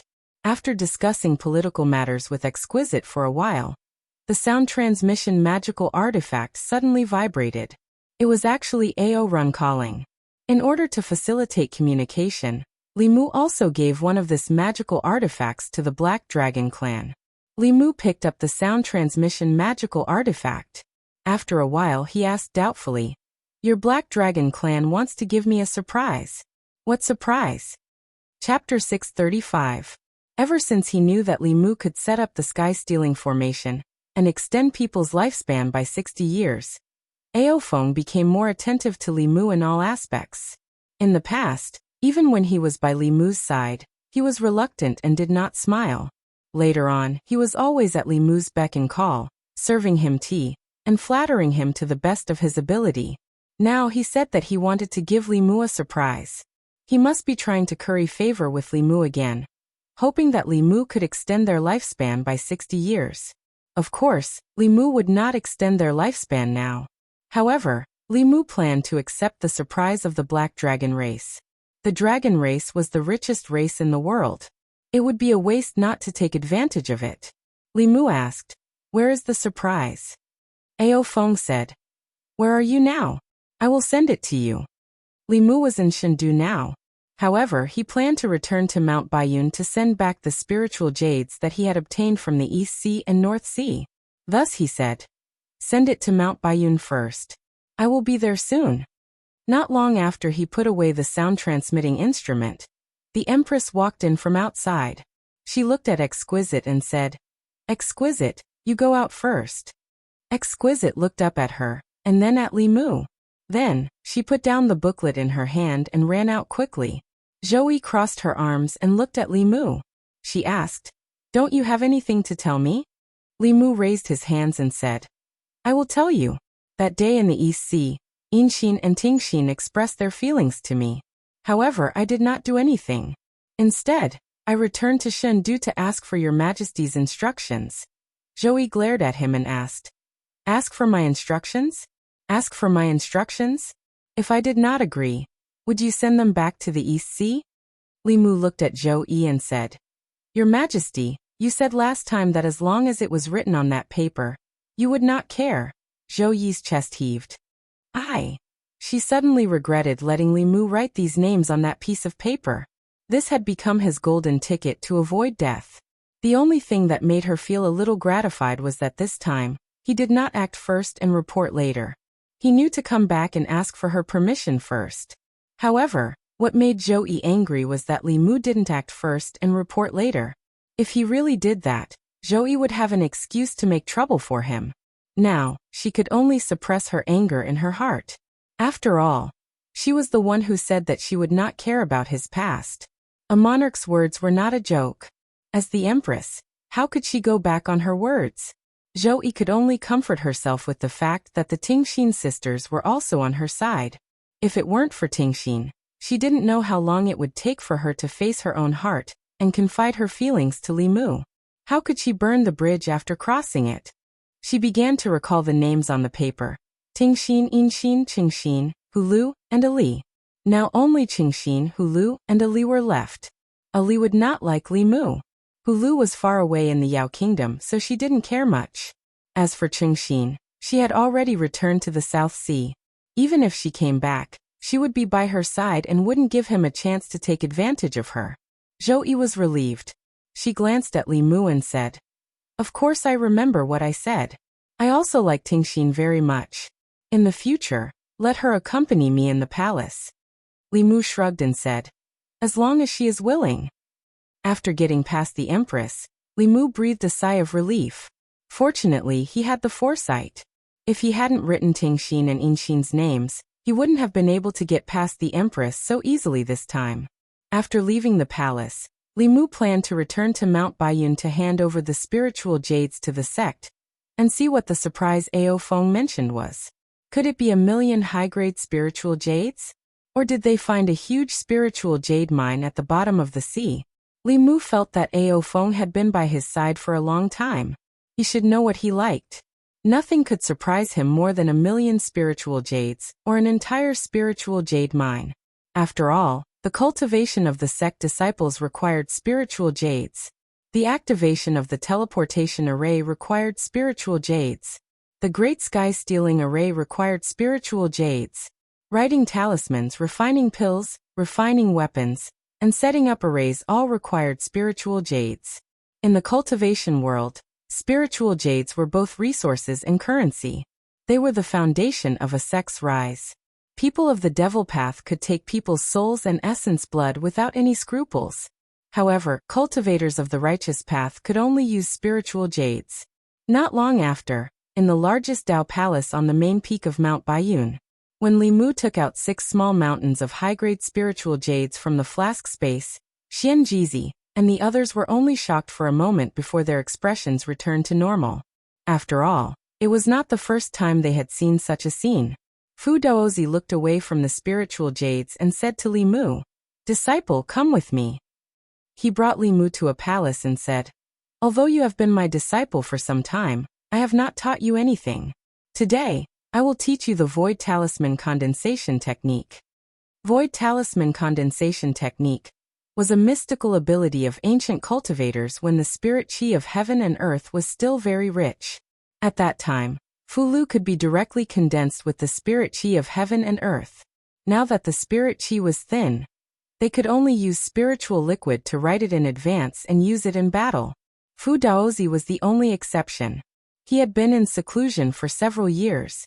When he broke through to the next realm, he also comprehended the Tao of Void Talisman Condensation Technique.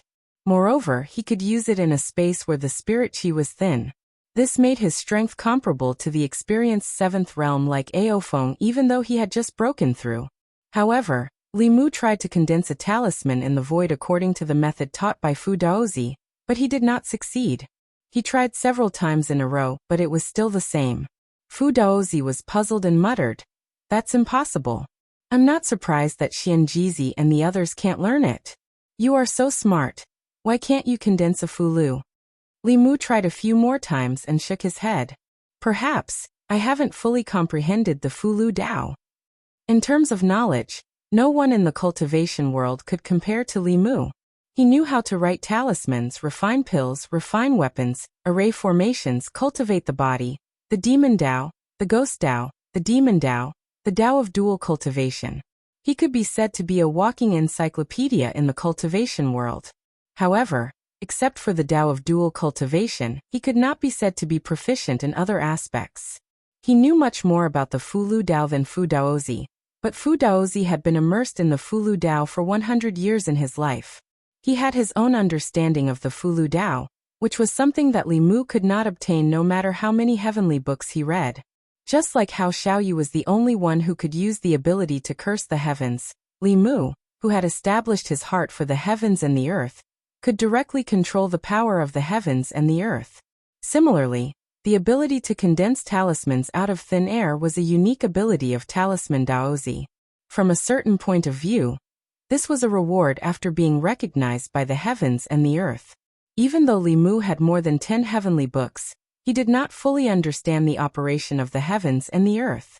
For example, this kind of tailor-made magic power, the principle of the sky-stealing array, the refining method of the sun-shooting bow, and the door of the heavenly book were all mysteries to him. Since he could not learn it, Li Mu did not force it. Taking advantage of the fact that Ao Feng had not returned, he preached to the disciples of White Cloud Peak. Halfway through Li Mu's speech, 5 black dragons flew over from the distant sky. The disciples of White Cloud Mountain were already used to this. They all knew that the Black Dragon clan lived in White Cloud Mountain, and seemed to have been subdued by the elders. During this period of time, they got along well with the disciples of White Cloud Mountain, and had never had any conflicts. Remembering Ao Feng's surprise, Li Mu ended his preaching, and went to a mountain at the back of the mountain. This was the place that Xianjizi had set aside for the Black Dragon clan. Ao Feng and a few other dragons stood in front of a hall. Li Mu walked over and asked, "What's the surprise you were talking about?" Ao Feng pointed at a hall in front of him and gave Li Mu an extremely mysterious smile, saying, "You will know when you go in." He actually made it so mysterious. This greatly piqued Li Mu's curiosity. He impatiently released his divine sense to scan the area, but it was blocked outside the hall. Clearly, this hall was sealed by Ao Feng with a formation. This made the surprise they wanted to give Li Mu even more mysterious. Li Mu did not say much. He walked to the front of the hall and pushed the door open. He was thinking about a pile of dazzling spiritual jades, but he only saw one person in the hall. No, it was a dragon. Li Mu looked at Qing Xian and said in surprise, "Qing Xian, what are you doing here?" When she was taken away by the Black Dragon clan's great elder and released from his cave, she was already in this hall. Qing Xian did not know where she was and what she would face next. She was worried and scared, and her mood was extremely low. Hearing this familiar voice, she suddenly raised her head and looked at Li Mu. After being stunned for a moment, she immediately said in surprise, "Lord Li, you came to save me." Li Mu was even more stunned. "What save you? What happened to you?" Qing Xian looked at Li Mu, and the endless grievances in her heart these past few days welled up. She flew into Li Mu's arms and cried, "Wu Wu, they said they were going to give me to a human. I thought I would never see you again." Li Mu looked at Qing Xian in a daze. In the next moment, he understood what the surprise Ao Feng was talking about was. Li Mu's face darkened. He said in a low voice, "Ao Feng, come in." There was no movement outside. His voice was blocked inside the hall. Ao Feng was actually considerate enough to soundproof this place. Li Mu slapped out a palm and the array shattered. He said, "Ao Feng, come in." As his voice rang out, Ao Feng immediately walked in. He smiled and asked, "Lord Li, how is it? Are you satisfied with this gift? This is the most beautiful dragon girl in the South Sea." Although Qing Xian was beautiful, Li Mu wanted spiritual jades, not dragon girls. Li Mu glared at Ao Feng and asked, "Who do you think I am? A lecher?" This was not something obvious, but Ao Feng naturally did not dare to say so. He looked at Li Mu nervously and asked, "Is Lord Li not satisfied? Do you want me to get another one from the South Sea?" Chapter 636. Ao Feng couldn't figure out why Li Mu wasn't satisfied with the #1 beauty of the Southern Sea Dragon race. She had the looks and the figure. If not, the Black Dragon race wouldn't have chosen her back then. Could it be that Li Mu liked someone with a big waist like Ao Manua? Judging from the women around him, his taste should be the same as that of the dragon race. However, Ao Feng soon noticed that something was amiss. The Southern Sea Dragoness was clinging to Li Mu's body, crying her eyes out. It didn't seem like they didn't know each other. Ao Feng was stunned and asked, You know each other?" Li Mu looked at him coldly and asked, "What do you think?" Ao Feng's face turned pale.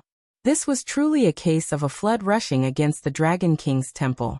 How could they have known that Li Mu actually knew the Dragon Lady of the Southern Sea Dragon Palace?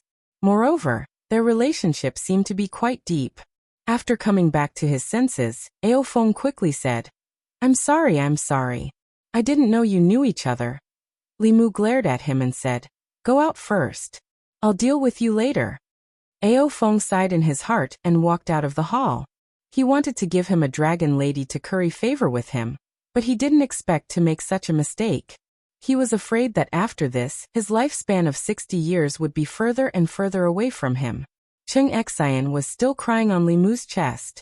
Li Mu asked helplessly, Why didn't you tell me that you were threatened by the black dragon race? Cheng Xian felt wronged and said, I didn't know that they listened to you, and I didn't know that person was you.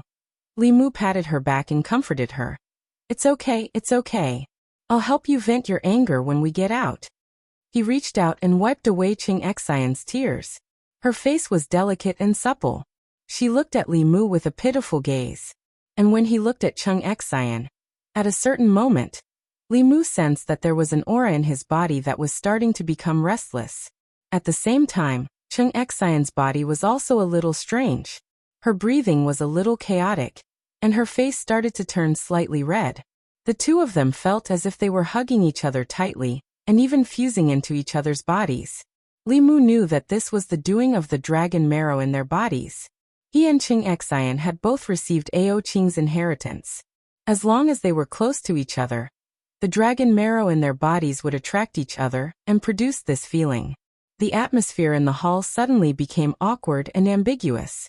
Li Mu already felt his mouth dry up. He let go of Cheng Xian and took her outside. He asked, How do you want to deal with them? The strength of the Black Dragon clan had been deeply imprinted in her mind since she was very young. Although she had Li Mu's support, she still shook her head and whispered, Forget it. Li Mu looked at her and said, I'm here, don't be afraid. At this moment Ao Feng immediately said, No matter what, it's our fault. Why don't the Black Dragon clan compensate her with 100,000 spiritual jades, and the Southern Sea Azure Dragon clan compensate her with another 100,000 spiritual jades? Cheng Xian looked at Li Mu and nodded slightly. She said okay. Li Mu didn't hold on to the Black Dragon clan. After all, Ao Feng did this to curry favor with him. Although the method was a bit clumsy, if he didn't let this matter go, it would be difficult for the Black Dragon clan to do anything for him in the future. Li Mu's face darkened. He said, Don't act on your own in the future. If there's a next time, don't expect me to help you extend your lifespan. Li Mu's words meant that there was still hope. Ao Feng was overjoyed. He quickly said, No, if you like someone in the future, just tell us directly. This way, there won't be any mistakes. Ao Feng and the others might have misunderstood him. Li Mu explained, I won't let you rob anyone. Just don't act on your own in the future. Ao Feng nodded. He looked at Cheng Xian and asked Li Mu, Then, should we send her back to the Southern Sea? Li Mu waved his hand and said, No need. I'll bring her back to the divine capital later. Ao Feng left gloomily. He was happy to join Li Mu, but he didn't expect to lose 100,000 spiritual jades in the end. Who would have thought that other than the Empress of the Great Zhou, the Queen of Demons, and the Master of the Ghost Region, he also had an ambiguous relationship with the Dragon Lady from the Southern Sea. Ao Feng even suspected that he was the reincarnation of the Black Dragon clan. No, even the Dragon King Ao Qing from 8,000 years ago was inferior to him. Li Mu flew out of the Black Dragon clan's mountain. Cheng Xian followed Li Mu and asked, What should I do now? Li Mu said, You can return to the divine capital like before and continue to follow the Empress. If you want to go back to the Southern Sea, you can also go back. Although the time limit was not up yet, after being together for so long, no one used her as a mount anymore.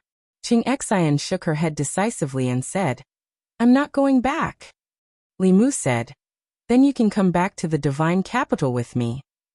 He thought that the surprise Ao Feng gave him was an endless supply of spiritual jades. He didn't expect that he would give Cheng Xian as a gift. Li Mu came here for nothing, so he could only take her back. In the palace, Zhou saw Cheng Xian and Li Mu appear together. She was stunned for a moment and asked suspiciously, Why did you come back together? Li Mu saw her expression and knew what she was thinking. He immediately explained, Your Majesty, don't misunderstand. It's a long story. I'll explain it to you slowly. Li Mu first met Chung Xian in the Shen Kingdom because she didn't want to marry the Black Dragon clan. She secretly escaped from the Southern Sea, but unexpectedly fell into the hands of the Shen Kingdom people. In the end, she met Li Mu. This time, in order to please Li Mu, Ao Feng and the others forced the Southern Sea Dragon clan to hand Chung Xian over. The Southern Sea Dragon clan used her mother's illness as an excuse to trick her back to the Southern Sea and handed her over to Ao Feng and the others. Then, Ao Feng brought her back to the White Cloud Mountain and prepared to give her to Li Mu as a gift. After going around in circles, she returned to the divine capital. Li Mu sipped his tea and said, "That's what happened. I thought they would give me hundreds of thousands of spiritual jades. Who knew it was Chung Xian?" Joey glanced at him and said, "This shows that your image in the Black Dragon clan is like this. You should reflect on yourself. Why did they give you Chung Xian and not something else?" How could Li Mu know the Dragon clan's way of thinking? Ao Feng's mistake was ultimately his fault. Unfortunately, Li Mu couldn't reason with the Empress. After sending Chung Xian to the Imperial Palace, he returned home. Chung Xian was temporarily living in the Imperial Palace, while Inxin was living in the Li Mansion. When Li Mu returned home, she was playing shuttlecock with Wanwan and Xiaobai. Although the three of them were young, their cultivation was in the 5th realm. If they wanted to, they could make the shuttlecock never fall to the ground. Li Mu didn't know why they could play so happily. However, watching their graceful bodies flying up and down was also a kind of enjoyment. Li Mu looked at them for a while. Among the three women, Inxin was the strongest, followed by Wanwan. Xiaobai, who had stepped into the door of cultivation earlier than Wanwan, had the lowest cultivation. This was not because Wanwan was more talented than her, but because Xiaobai, as a member of the Heavenly Fox clan, had not resolved the knot in her heart, and had not settled the karma.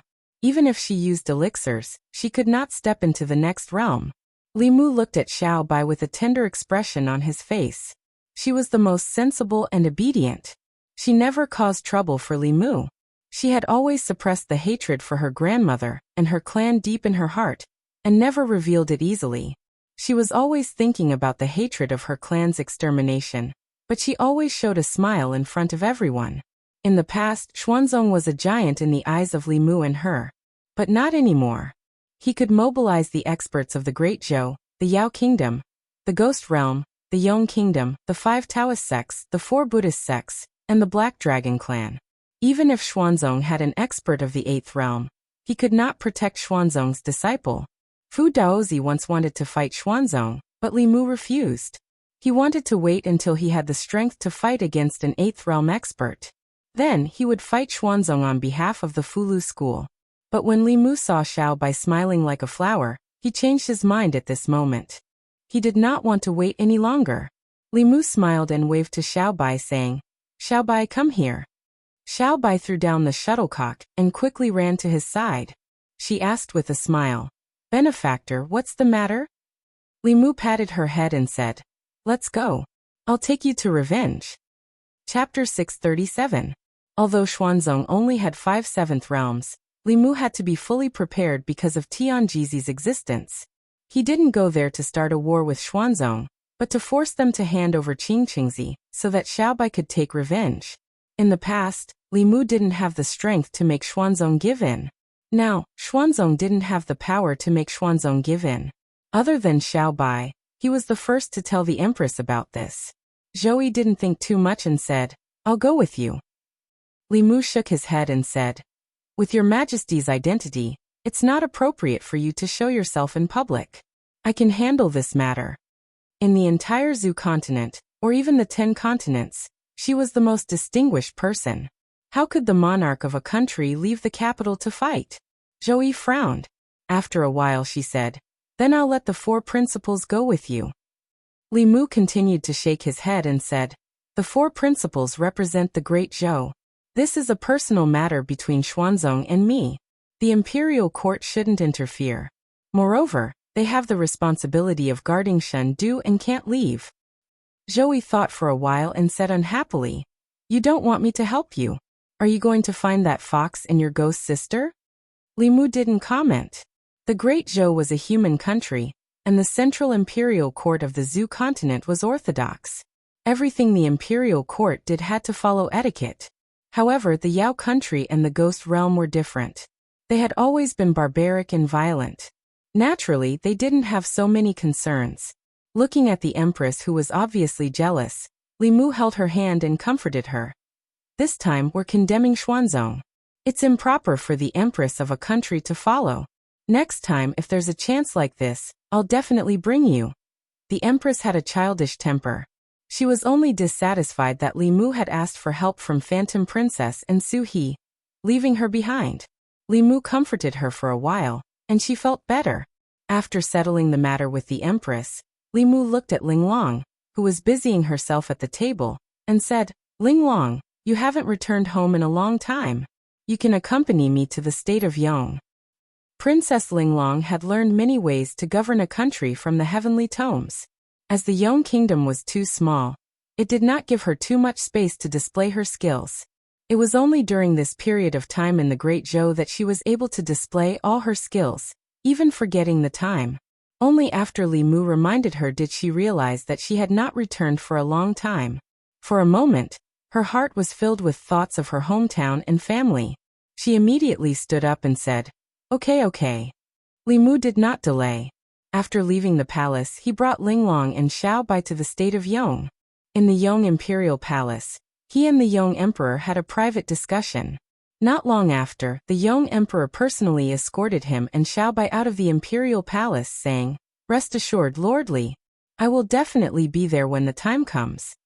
Li Mu cupped his hands and said, "Many thanks, Your Imperial Majesty."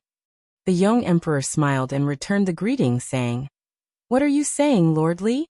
You have done a great favor for the state of Yong. This is also an opportunity for us to repay your kindness." After leaving the state of Yong, Li Mu went to the state of Liang, the state of Yu, the state of Jiang, and the state of Jing, respectively, visiting the Danding sect, the Ling Formation sect, the Southern sect, and the Northern sect. When he left the Northern sect master and the two grand elders looked at each other and sighed. If Xuanzong had known this would happen, why did he do it in the first place? Only one of the grand elders was puzzled, muttering, "Martial Uncle Tianjizi's divination skills are unparalleled in the world. He can even predict the future for a short period of time. Could it be that he didn't predict that Xuanzong would have this day?"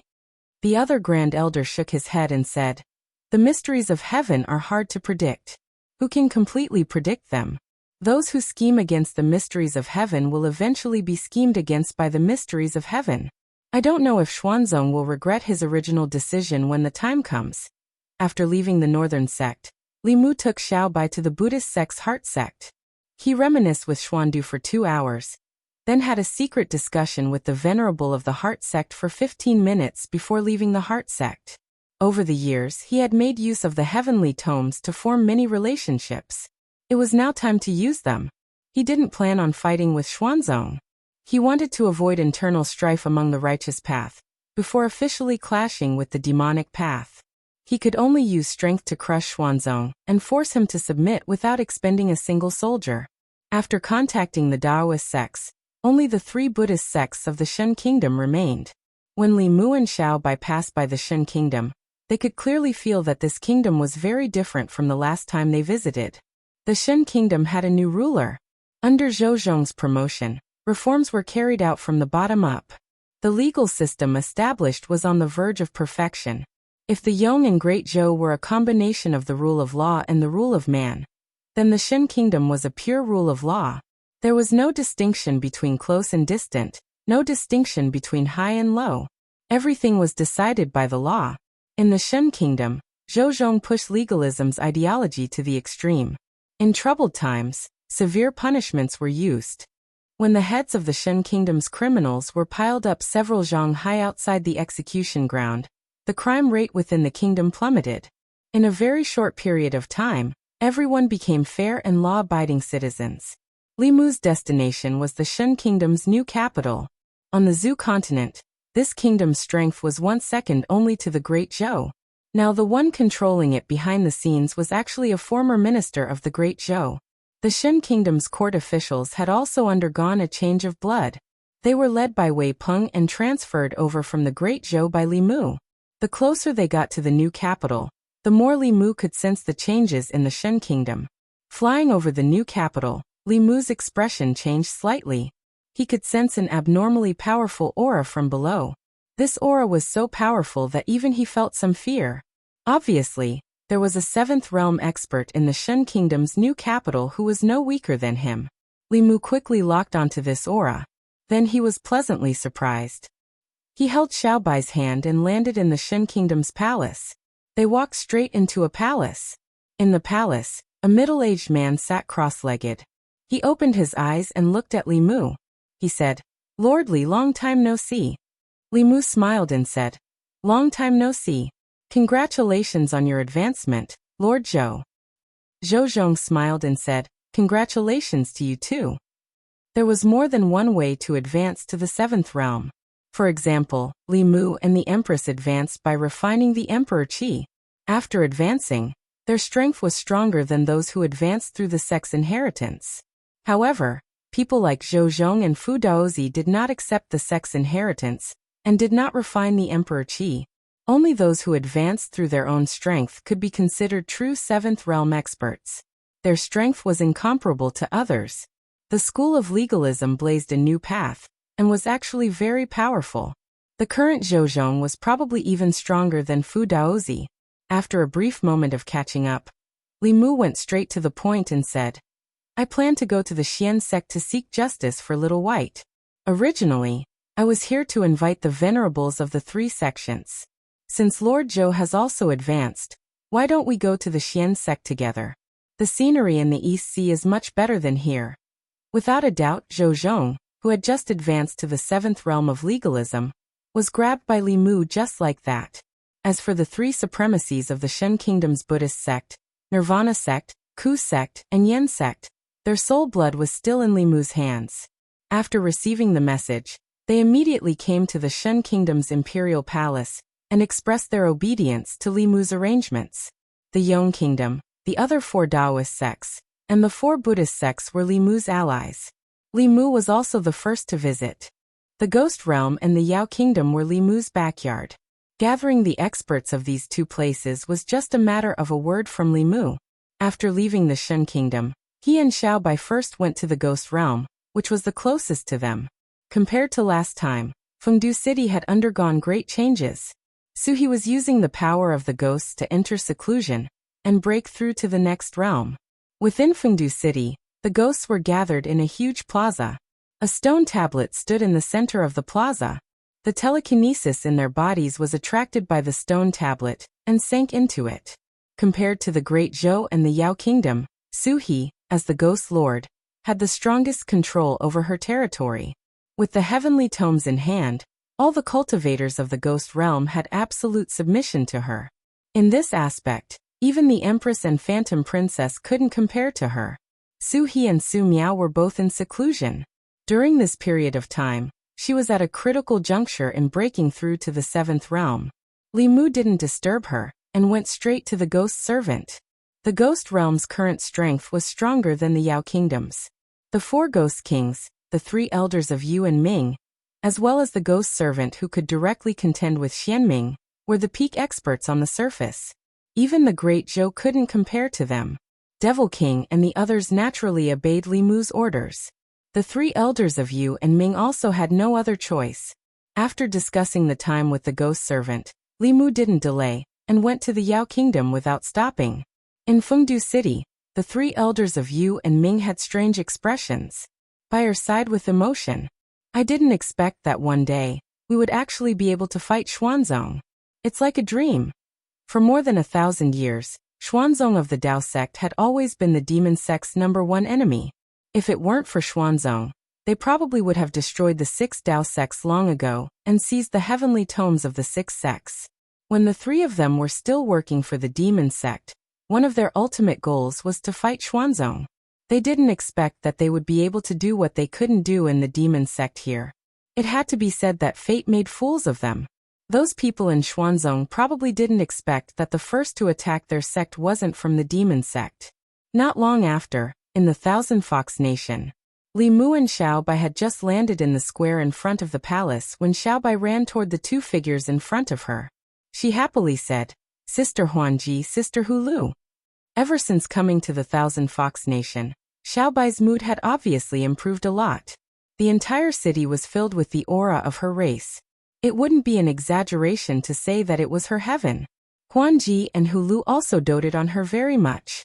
After hearing Li Mu's intentions, Huanji held Xiaobai's hand and said, "Damn that Xuanzong, bullying our family's Xiaobai like this.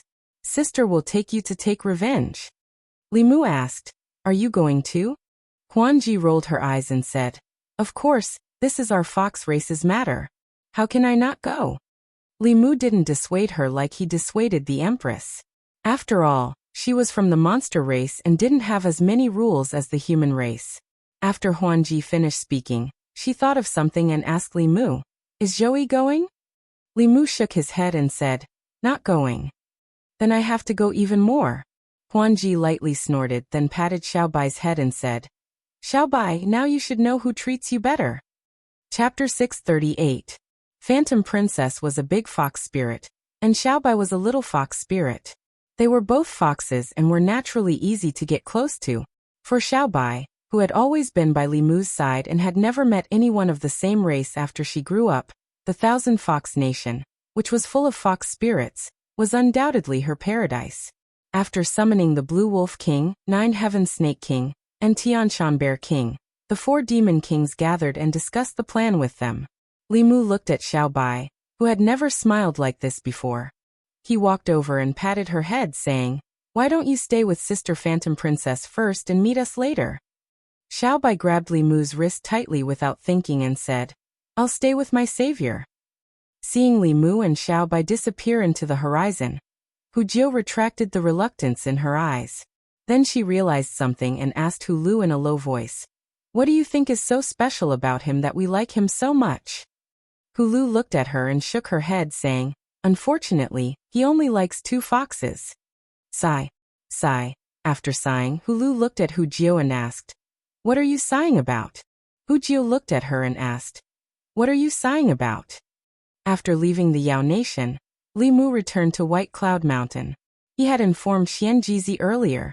At this moment, all the 7th realm cultivators of the Talisman Puppet sect had already gathered at the sect. Aofeng had also received the news long ago. He rubbed his palms together in front of Li Mu and asked, "Do you want me to call the dragons of the other 3 seas over as well?" Li Mu glanced at him and asked, "Will they listen to you?" Aofeng puffed out his chest and said, "As long as I say the word, they will definitely come." To be honest, the Black Dragon clan didn't have the authority to do so. Although the Silver Dragon, White Dragon, and Azure Dragon clan weren't as strong as them, they wouldn't listen to their orders. However, even if they didn't give them face, they had to give face to Shou Yuan. He had already made a blunder once. Of course, he had to do everything he could to make up for it, and change Li Mu's impression of them. Although the other 3 dragons had some conflicts with Li Mu and had lost a lot of spiritual jades to him, who would go against their lifespan, Aofeng immediately ordered the other 3 elders to immediately head to the South Sea, North Sea, and East Sea to gather the dragon tribes of the 4 seas in response to Li Mu's plan. After arranging everything, Li Mu stood at the highest peak of Mount Baiyun and gazed towards the east. The mountain breeze caused his clothes to flutter. Xiaobai was nestled beside him.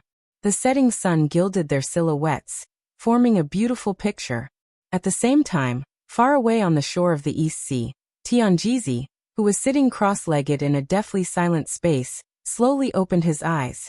The expression on his face was as calm as ever as he softly said, "They're finally here. East Sea. Penglai Archipelago." It was said that there were 10 continents and 3 islands in the world. Everyone in the 10 continents knew that the 3 islands were illusory. One was called Fangzhang, one was called Kunlun, and one was called Penglai. They were all legendary immortal mountains. It was said that if one could find these 3 immortal islands, one would be able to peek into the secrets of longevity.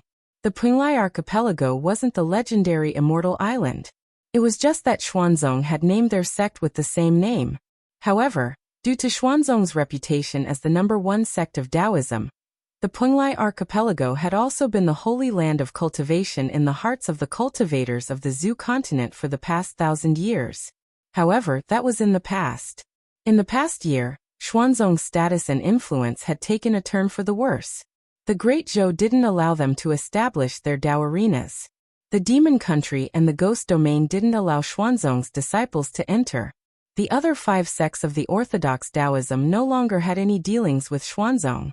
In the past half a year, almost no news about Xuanzong had appeared in the cultivation world.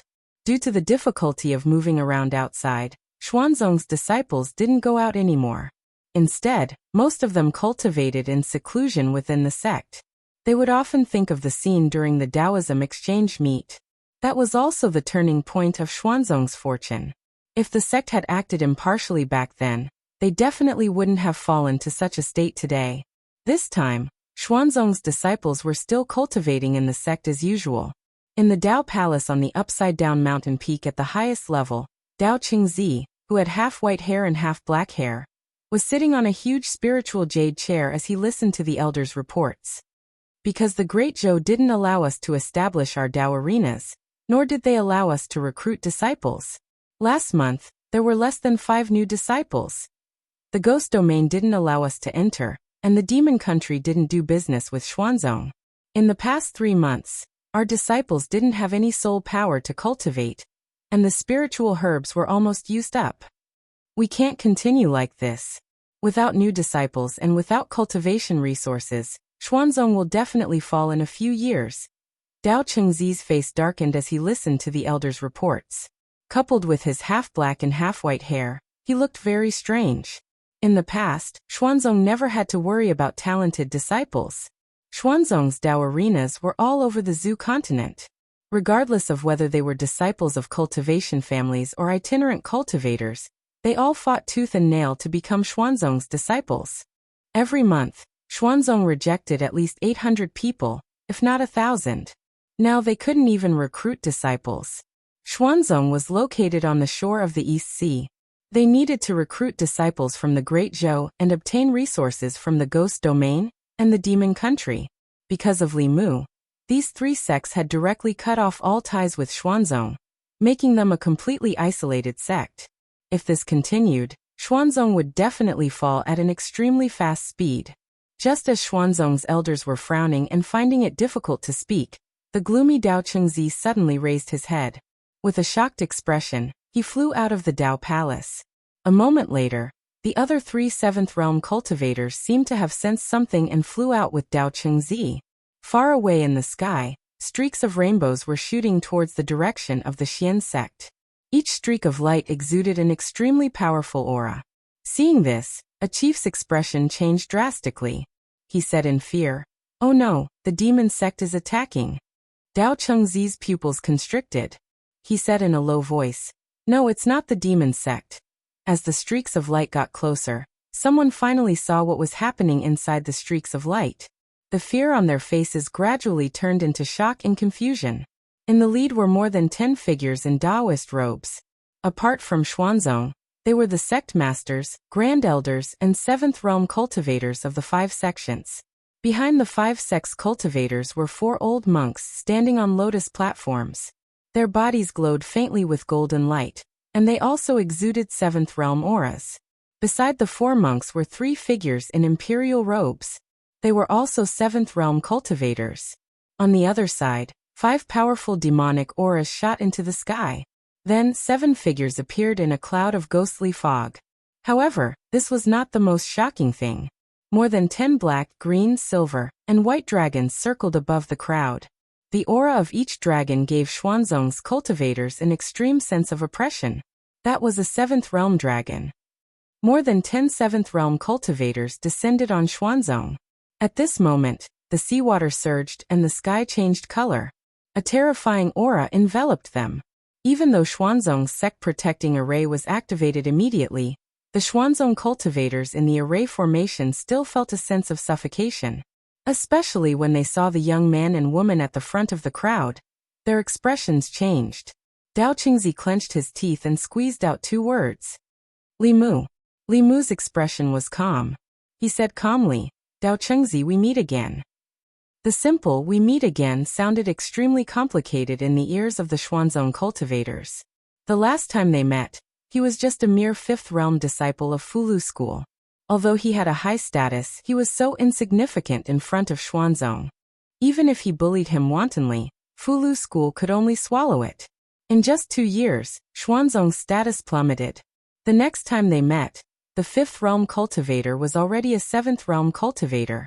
He brought dozens of seventh realm cultivators from the 5 Taoist sects, the 4 Buddhist sects, the Demon Nation, the Ghost Realm, and the Dragon Race to Xuanzong with an indomitable attitude.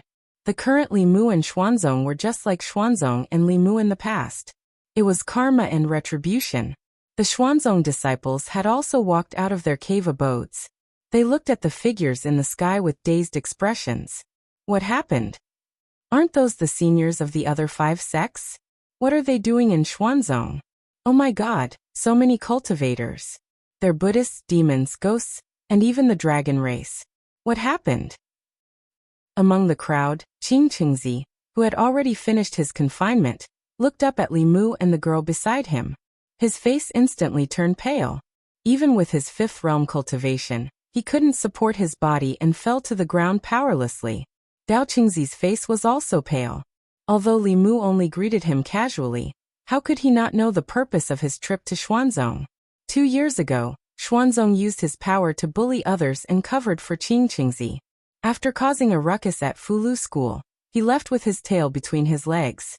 2 years later, the Xuanzong was also the one being bullied and humiliated. But now, the Xuanzong was the one being bullied. Among the dozens of cultivators, including Li Mu, there were several whose cultivation was unfathomable. Not to mention the dragon race. Even if all the cultivators of Xuanzong worked together, it would still be like throwing eggs at a rock. A trace of regret finally appeared on the white-haired half of Dao Qingzi's face, but the black half of his face became even more ferocious.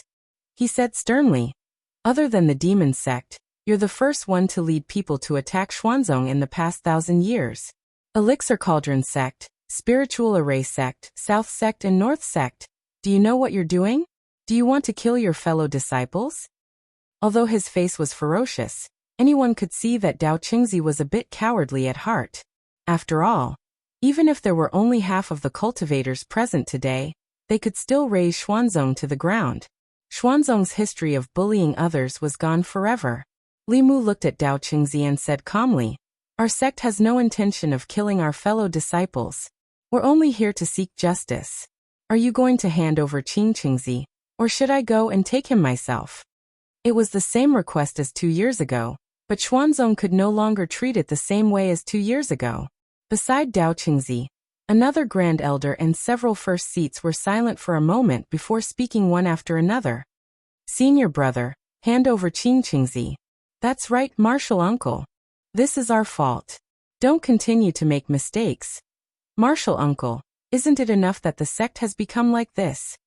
Not only did the cultivators of Xuanzong try to persuade them, but the disciples of the sect also had the same idea.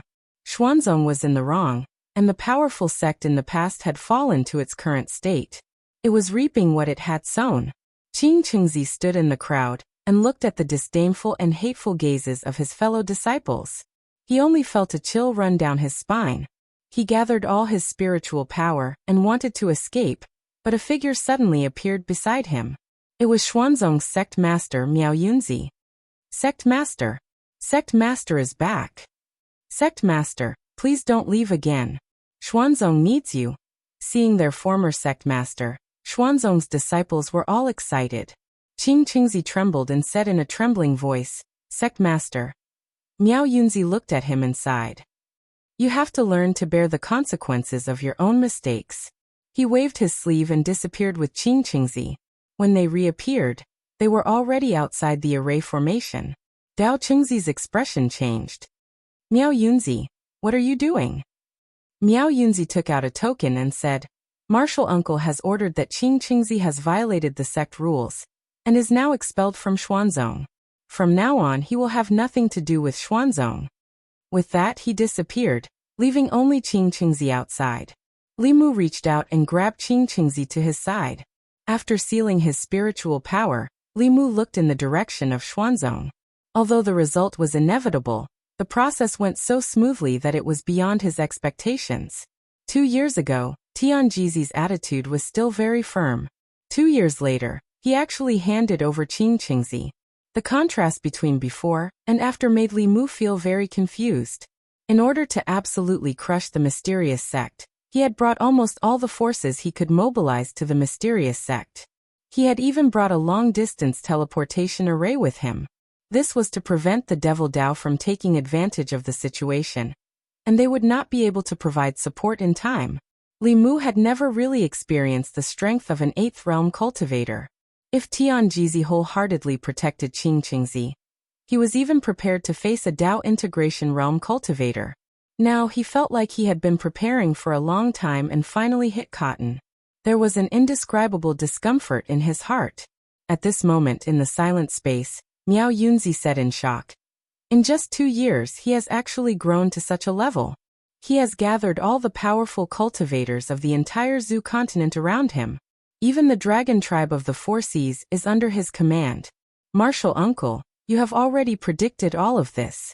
Did you already know that he would unite all these forces? Tianjizi shook his head and said, the will of the heavens is hard to predict. No one can predict everything. I only know that if we don't force him, when the calamity comes, the beings of the 10 continents won't have any power to resist.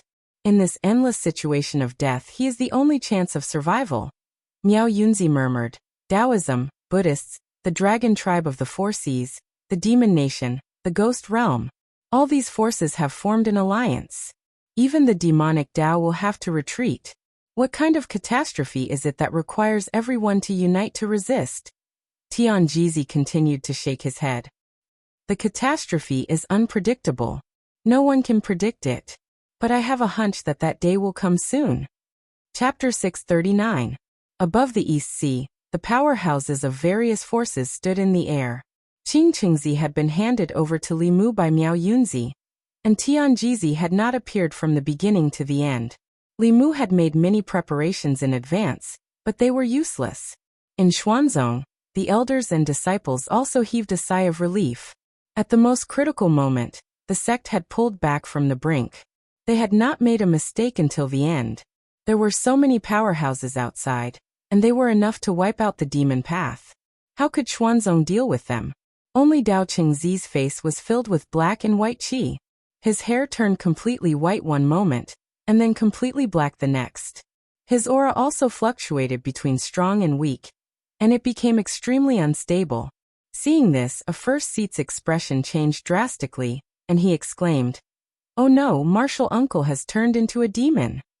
The path of cultivation was filled with all kinds of difficulties and dangers. Most cultivators would also encounter inner demons. At this moment, Dao Chengzi's appearance was clearly a sign of an inner demon's invasion. Back then, it was he who had protected Qing Chengzi and saved Xuanzong's face for a while, but it caused the sect to sink deeper into a quagmire, unable to extricate itself. Although he had never mentioned it, it must have become a sharp thorn in his heart. Now Li Mu had led many powerhouses to force Xuanzong, and the sect master had ordered the sect master to hand over Qingqingzi. This was undoubtedly a heavy blow to him, and it completely shattered his dignity. How could Grand Elder Dao Qingzi, who valued his face so much, tolerate this so easily? In the blink of an eye, Dao Qingzi's hair turned completely black. It seemed that time had reversed on his body, and his aura also rose to a very terrifying level. When Li Mu first fought with Dao Chengzi, his cultivation was only an ordinary 7th realm cultivator, which was similar to the sect masters and grand elders of the various sections. Just now, when he saw Dao Qingzi with half black and half white hair for the second time, his aura was comparable to Ao Feng's.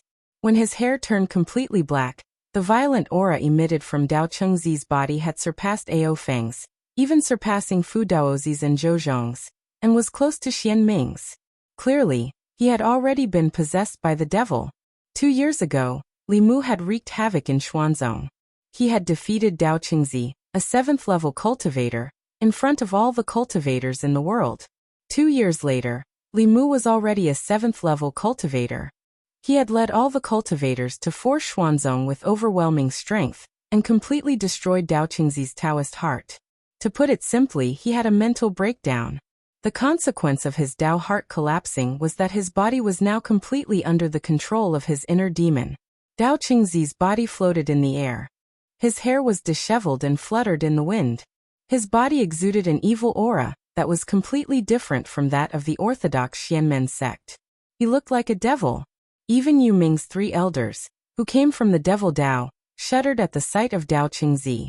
The grand elder of Xuanzong, the Taoist priest Qingzi, had completely lost his mind. His eyes were bloodshot, but his expression was calm. He looked at Li Mu without any ripples and said indifferently, "Junior, do you dare to fight with this old man again?" In front of the crowd, the ghost servant looked at Dao Qingzi with surprise.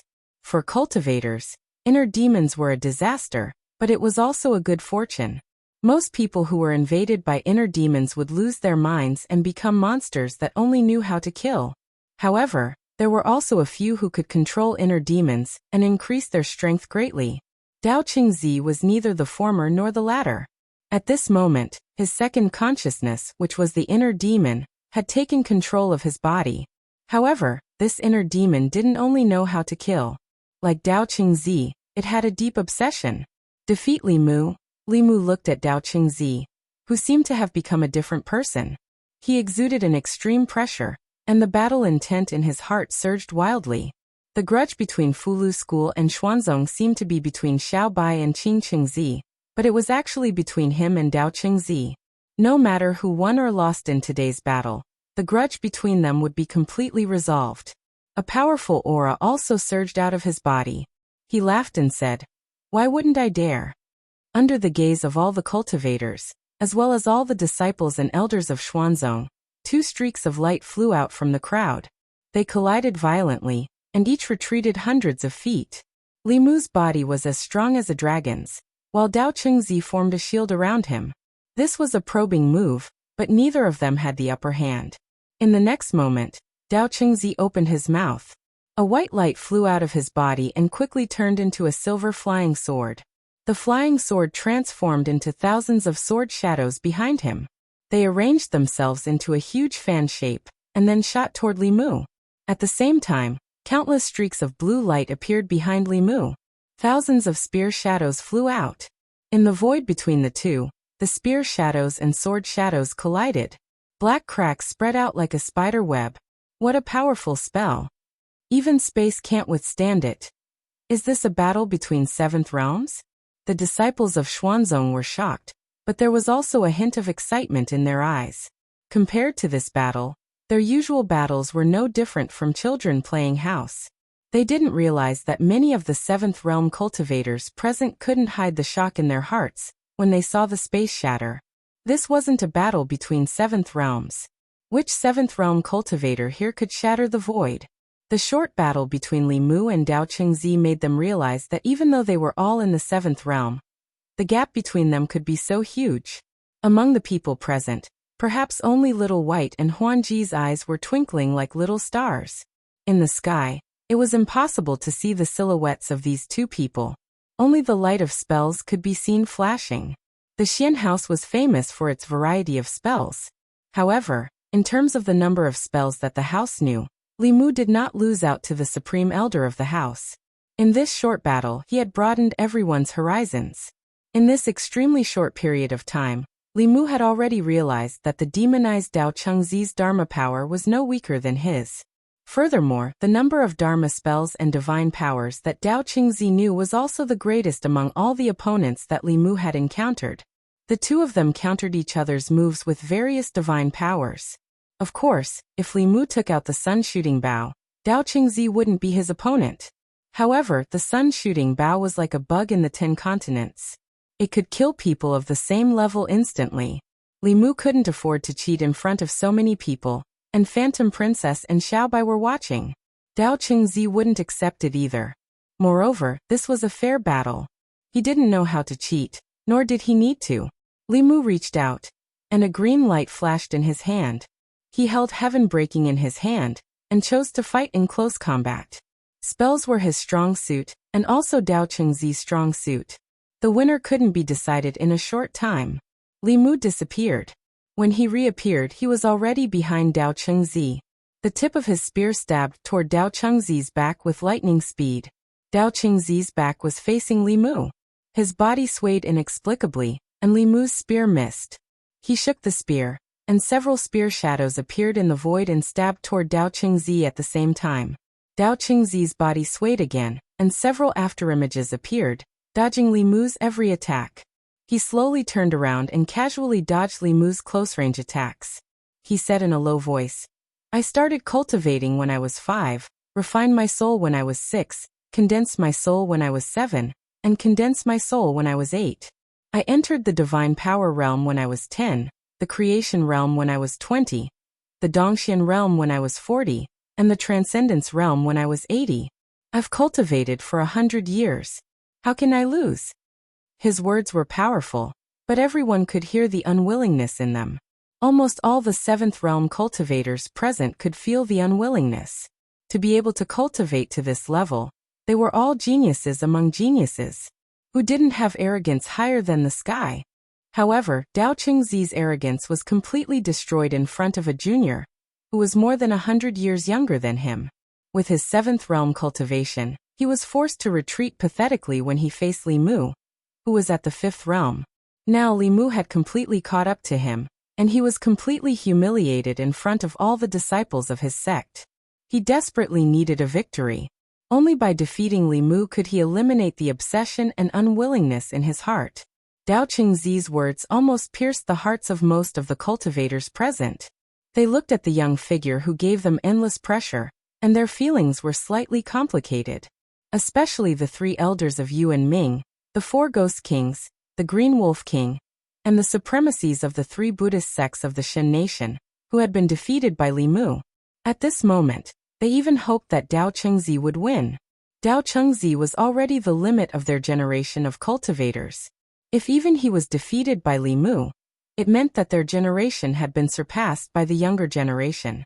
Their hundreds of years of hard work couldn't compare to a few years of casual cultivation. Huanji looked up and saw that the Heaven Lord of Illusion's gaze was a little strange. She snorted and asked, "Father, who do you want to win?" The Heaven Lord of Illusions immediately retracted his gaze and looked at Huanji. He smiled and said, "What are you asking? Of course I want my son-in-law to win." In the void above, the spear radiance shone brightly. Every spear that Li Mu stabbed didn't even touch the corner of Dao Chengzi's clothes. It was as if Dao Chengzi already knew where the spear would land before he stabbed. This was foresight. 7th realm cultivators already had the ability to foresee. However, in order to foresee the attacks of cultivators of the same level, one had to cultivate the art of divination to the peak. This was what Xuanzong cultivators were good at. If they could foresee the future one step ahead of their opponents, they would naturally be in an invincible position. Unfortunately, his opponent was Li Mu. Foreseeing the future was a mystique, and also a Dao technique. It could only be used by borrowing the power of heaven and earth. Through cultivating the Henku 4 sentences, he already had the ability to directly control the power of heaven and earth. As long as their cultivation wasn't too much higher than his, they wouldn't be able to borrow the power of heaven and earth. Li Mu was the master of this world.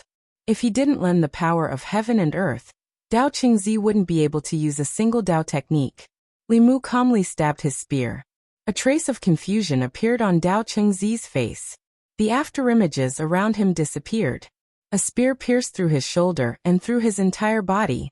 If the owner of the spear wanted to, the spear could pierce through his throat, heart, dantian, or any other part of his body. He looked down at the spear that pierced through his shoulder, and then slowly looked up at Li Mu. He said in a low voice, "Domain. You've already comprehended a domain. No one below the Dao integration stage can defeat you. I've lost."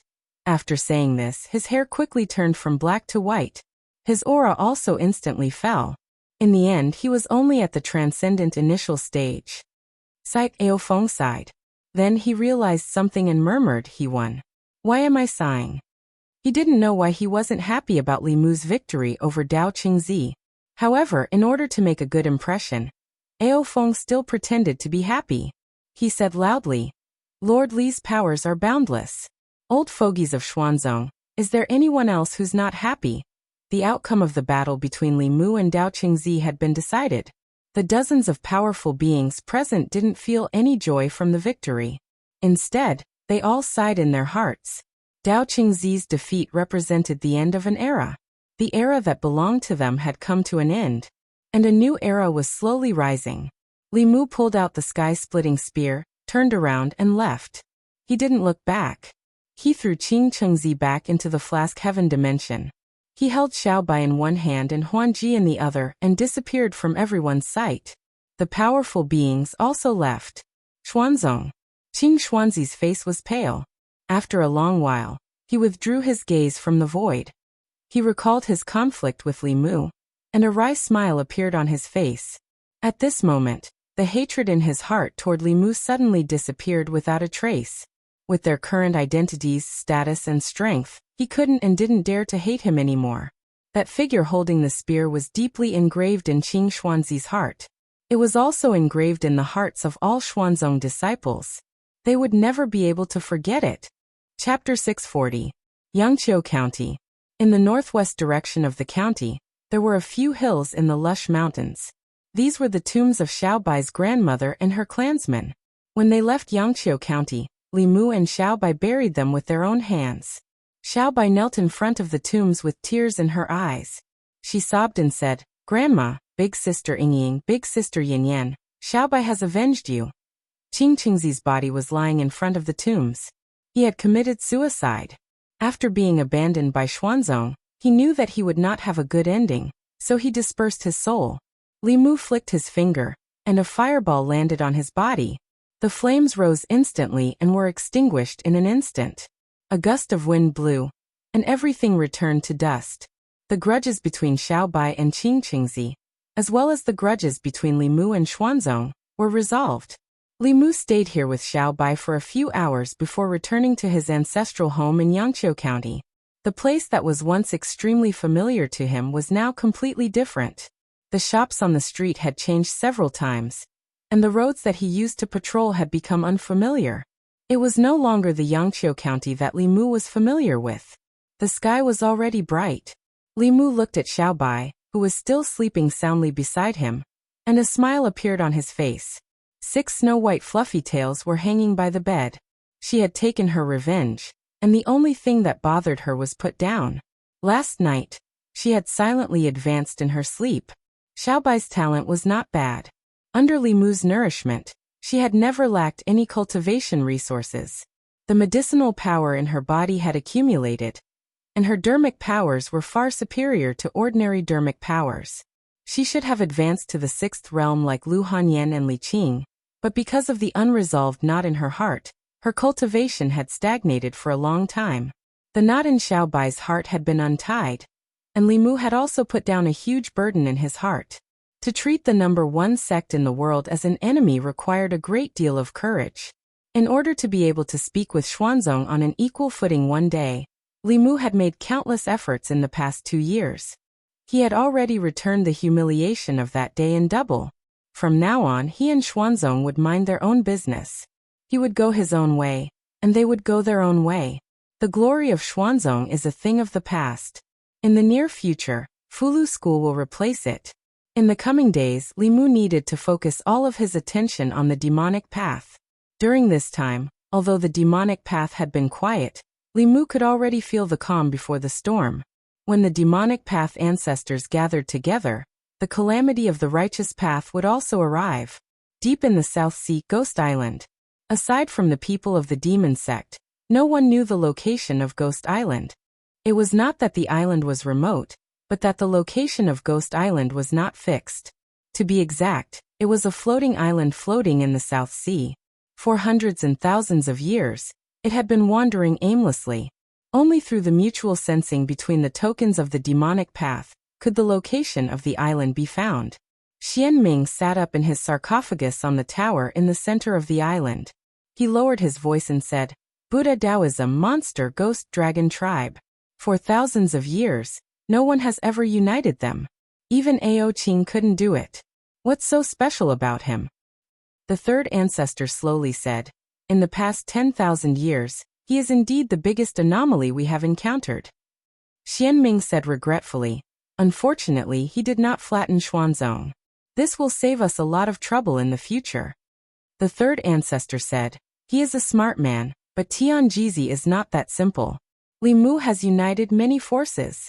The situation in the Zhu continent is no longer under our control. Order all disciples to stop all actions and wait for the right opportunity. One order after another silently spread out from Ghost Island. Shendu. Ever since Li Mu brought everyone to Xuanzong for a stroll, the entire Zhu continent seemed to have settled down. Earlier, there were still traces of the demonic path in the various counties and southern countries of the Great Zhou. Overnight, they seemed to have evaporated into thin air, disappearing without a trace. Without a doubt, the forces gathered by Li Mu this time had intimidated the demonic path. Although the demonic path's 3 ancestors and Xianming were on Ghost Island, the number of core experts was far less than what Li Mu had gathered that day. After realizing the difference in strength, they did not dare to be too active on the continent. In the entire Zhu continent, the only place that was not so peaceful was the Shen nation. The conflicts between the tribes in Yanzhou were getting more and more intense. The flames of war spread to the borders of the Shen nation, resulting in a lot of bloodshed and even deaths. Although the Shen nation had sent troops to suppress the conflicts would not subside in a short time. Li Mu had been diligently cultivating in Shendu these days. The existence of the first and second ancestors of the demonic path made him uneasy. After the dual cultivation, Lu Hanyan and Li Qing were exhausted and fell asleep. Li Mu was still full of energy. His body was comparable to that of the Dragon Clan. He could only return to his study, take out 2 pieces of top-grade spiritual jade, and cultivate with them in his hands. Creak. At a certain moment, the study's door suddenly opened and then slowly closed. 2 figures slipped into the room. Li Mu opened his eyes and asked, "Why aren't you sleeping? What are you doing here?" Xiaobai blushed and said, "I want to sleep with Benefactor." Wanwan continued, "I want to sleep with Xiaobai." Xiaobai wanted to sleep with Li Mu, and Wanwan wanted to sleep with Xiaobai. However, when they slept, they lay on either side of Li Mu. Li Mu originally wanted to cultivate all night, but now he could only sleep with them. Li Mu could not sleep well with the fragrance of girls on both sides. It was all because of that damned Ao Qing's inheritance that his resistance to beauty was greatly reduced. If he didn't recite the clear heart art, even little by Wanwan couldn't resist his willpower. Li Mu restrained the impulse in his heart. After an unknown period of time, Xiaobai's voice sounded in his ear. "Benefactor." Xiaobai leaned close to Li Mu's ear and whispered, "Benefactor, I want to tell you something." Li Mu asked, "What is it?" Xiaobai lowered her voice and said softly, "Sister Wanwan and I are no longer children." It was unknown if the fox race was born to do this, but after saying this, the usually innocent and cute Xiaobai actually stuck out her small tongue and licked Li Mu's earlobe. At the same time, on the other side, Wanwan's body also leaned over. In the past month, Li Mu had roughly experienced Ao Qing's happiness. Ever since Wanwan and Xiaobai, Ting Xian, who had never been obedient, sneaked into his room one night. That night, Li Mu learned for the first time how clingy the snake demon was. And one night, when Ting Xian encountered a bottleneck in his cultivation, and came to ask Li Mu for advice on cultivation problems, she happened to bump into Ting Xian, who had sneaked into Li Mu's room. The double happiness became double happiness. Finally his body, which was as strong as a dragon's, could not take it anymore. The Tao of dual cultivation also had to be controlled. Cultivating without restrictions would instead be counterproductive. Li Mu planned to rest for a few days, and return to White Cloud Mountain to see the progress of his disciples' cultivation. The spirit jades plundered from the Four Seas dragon race made Fulu School the richest sect in the cultivation world. Even if the 5 Taoist sects and the 3 Buddhist sects were added together, they were still far from White Cloud Mountain's spirit jades. This was because the Four Seas dragon race was just too rich. In the smaller continents, the resources were divided among countless factions and sections. There was not much left in each person's hands. However, the largest ocean was the dragon race's territory. There were only 100 or so dragon race members in the Four Seas. They monopolized the ocean's resources. Ordinary people could not imagine how deep their foundation was. The various sects did not lack geniuses, but their resources were extremely limited. The sect had 2 powerhouses at the peak of the blessed realm, but there was only one portion of resources that could allow a 5th realm cultivator to enter the 6th realm. This was the most important reason that limited the number of powerhouses in each sect. The problem Fulu School was facing now was that the sect had 2 powerhouses at the peak of the blessed realm, but there were 10 portions of resources that could allow a 5th realm cultivator to enter the 6th realm. The disciples who could not obtain too many resources in the past did not need to fight for them. Everyone had a share. This caused the disciples who broke through to the next realm to spring up like bamboo shoots after a rain in the past month. Although 7th realm powerhouses were not made from spirit jades, there were a few elders who were stuck at the peak of the blessed realm who broke through with the help of spirit jades. The number of 6th realm powerhouses in Fulu School quickly increased to 11.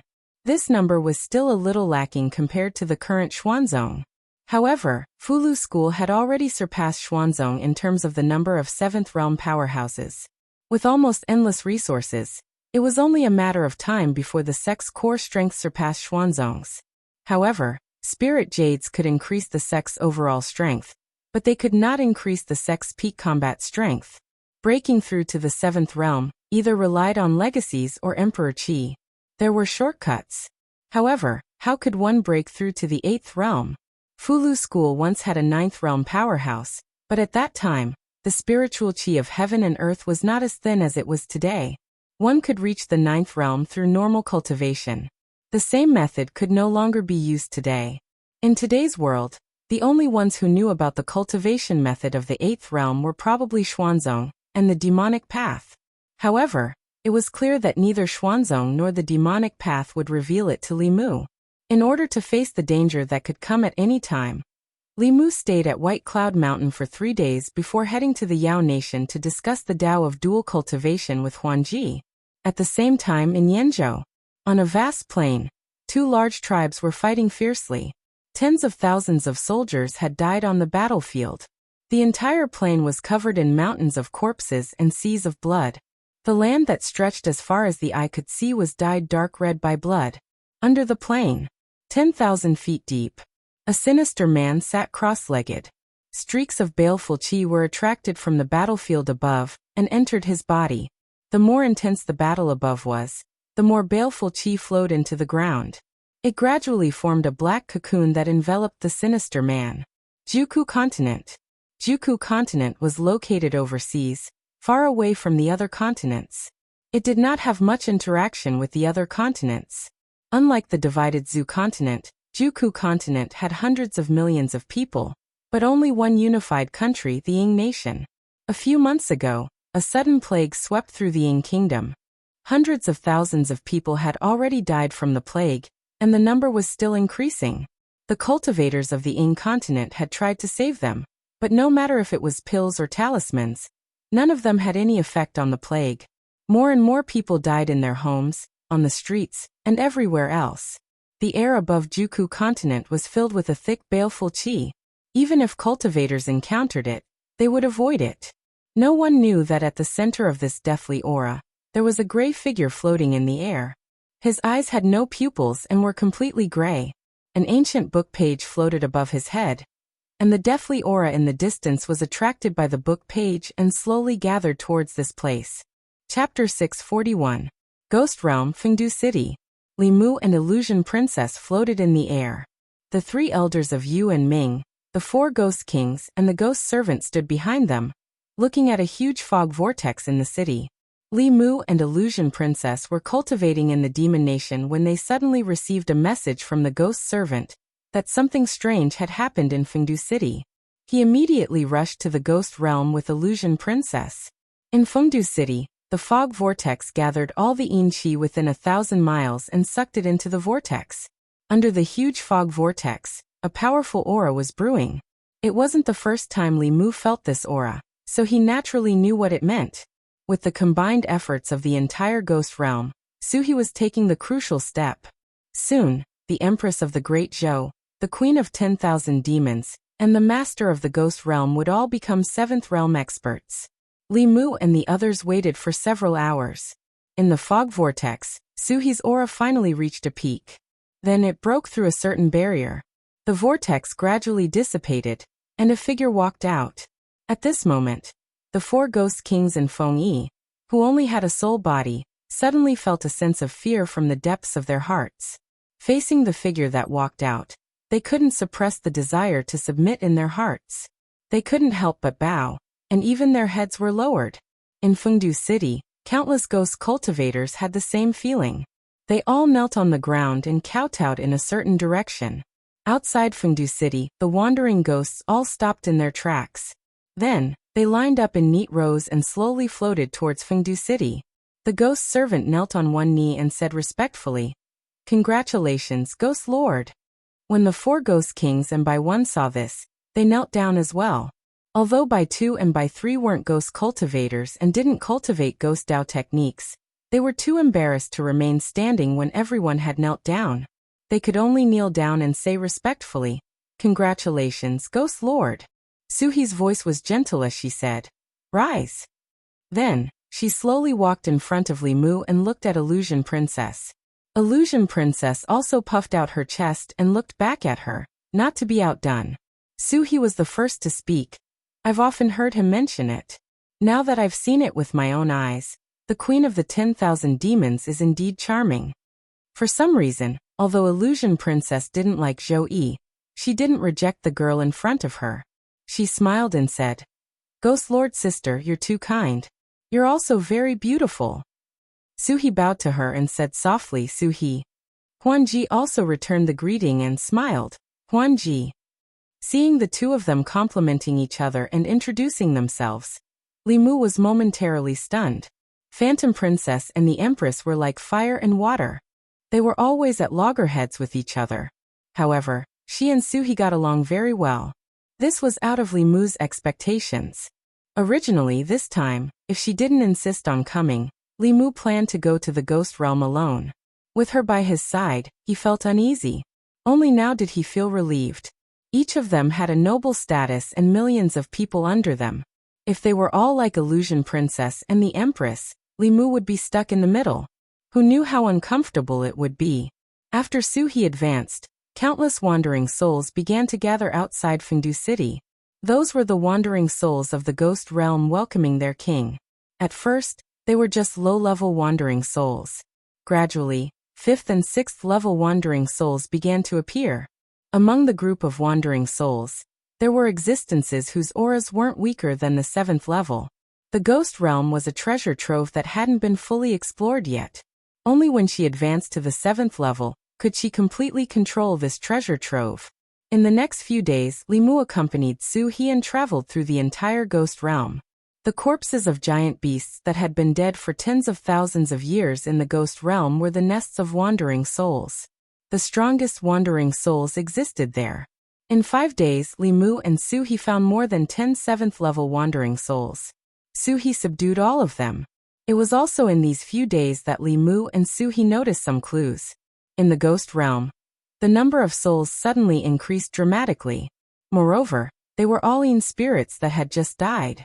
As the master of the ghost realm, Suhi was the clearest about the situation in the ghost realm. Wandering souls didn't have intelligence. Ghost cultivators also had the characteristics of ghost cultivators. The number of these two wouldn't change too much in a short time. If the number of Yin spirits in a place increased dramatically in a short time, there was only one possibility. That place had many people who died in a short time, and those Yin spirits couldn't all come to the ghost realm. Therefore, the true number of people who died in the places where these Yin spirits were was far more than this number. The two of them traced back to the source and finally found the source of these Yin spirits. Yinzhou. The conflict at the border of the Shin nation let Li Mu know that Yinzhou wasn't peaceful recently. However, after personal investigation, he found out that the entire Yinzhou had completely turned into a battlefield. This was a large-scale war. Almost all the tribes and nations in Yinzhou participated in it. Millions of Yinzhou people died in the war. The souls of the dead even drifted to the ghost realm. Before the Great Zhou was founded, the situation in Zhou province was also like this. It wasn't until Emperor Taizu founded the Great Zhou that the Zhou continent was unified. During the reigns of Emperor Wu, Emperor Wen, and the Empress, the Great Zhou was cleared of internal and external troubles. Only then did the Zhou continent achieve its current stability. If it weren't for this, the Zhou continent would be no different from Yanzhou now. Although Li Mu couldn't stand the sight of corpses lying everywhere, this situation wasn't something that could be changed by one person or one nation. The only thing he could do was to protect the Zhou continent, protect the Yao nation, and protect the Ghost Realm. He didn't want them to follow in Yanzhou's footsteps. After figuring out the source of the Yin spirits, Li Mu and Su He left hand in hand. As they were leaving, he vaguely felt that something was wrong, but he couldn't pinpoint exactly what it was. He turned around to take a look, but still found nothing. Su He noticed Li Mu's strange behavior and asked, "What's wrong?" Li Mu shook his head and said, "Nothing. Let's go." However, just as they were about to return to the Ghost Realm, Li Mu suddenly turned back. At that moment, he finally realized what was wrong. Evil spirit. Wherever Li Mu and Su He went, there was no trace of evil spirit in the various battlefields in Yanzhou. This was extremely illogical. Battlefields were places of great evil. Evil spirit gathered here.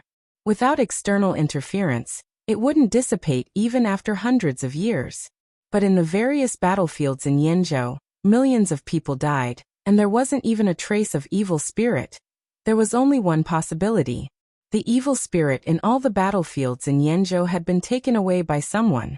Li Mu had once sneaked into the Ghost Island and knew the cultivation methods of the demonic cultivators. In addition to the soul and blood essence of humans, evil spirit, death spirit, and so on were also one of their cultivation methods. Those who cultivated these paths often liked to use ancient battlefields or ancient tombs as cultivation places. These places were full of evil spirit and death spirit, which was the most suitable for them to cultivate. Soon Li Mu realized something. The inexplicable intercontinental war in Yanzhou, the deaths of millions of people, and the disappearance of the evil spirit. Combined with these things, an answer was on the verge of being revealed. Someone instigated an intercontinental war in Yanzhou and used the evil spirit piled up by millions of people to cultivate. To need so much evil spirit, this person's cultivation was definitely not Dongxian. At the very least, he was at the peak of the transcendence realm like Xianming. He wanted to use this to break through to the 8th realm. And Yanzhou was the location of another headquarters of the demonic cultivators. Only the demonic cultivators could do such a thing. Li Mu had once wondered how the first and second ancestors of the demonic cultivators would advance to the 8th realm, but he couldn't think of an answer because he underestimated the demonic cultivators' bottom line. In order to break through, they sacrificed millions of innocent lives. They had no bottom line at all. More importantly, by the time Li Mu discovered it, it was already too late. The person behind the scenes had already gathered enough evil spirit. It was only a matter of time before he broke through, and it definitely wouldn't take too long. When that time came, how should he deal with it? Compared to the demonic cultivators, the righteous cultivators he could ally with had an advantage in number of 7th realm cultivators.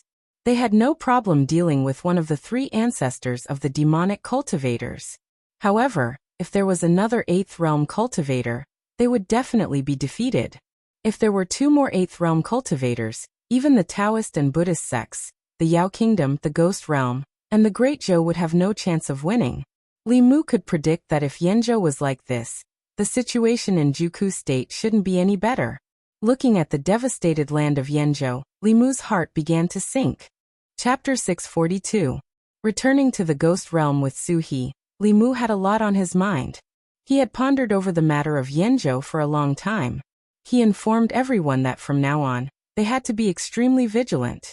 They didn't need to worry about spirit jades, and they had to be prepared to use the ultra-long-distance transmission array at any time.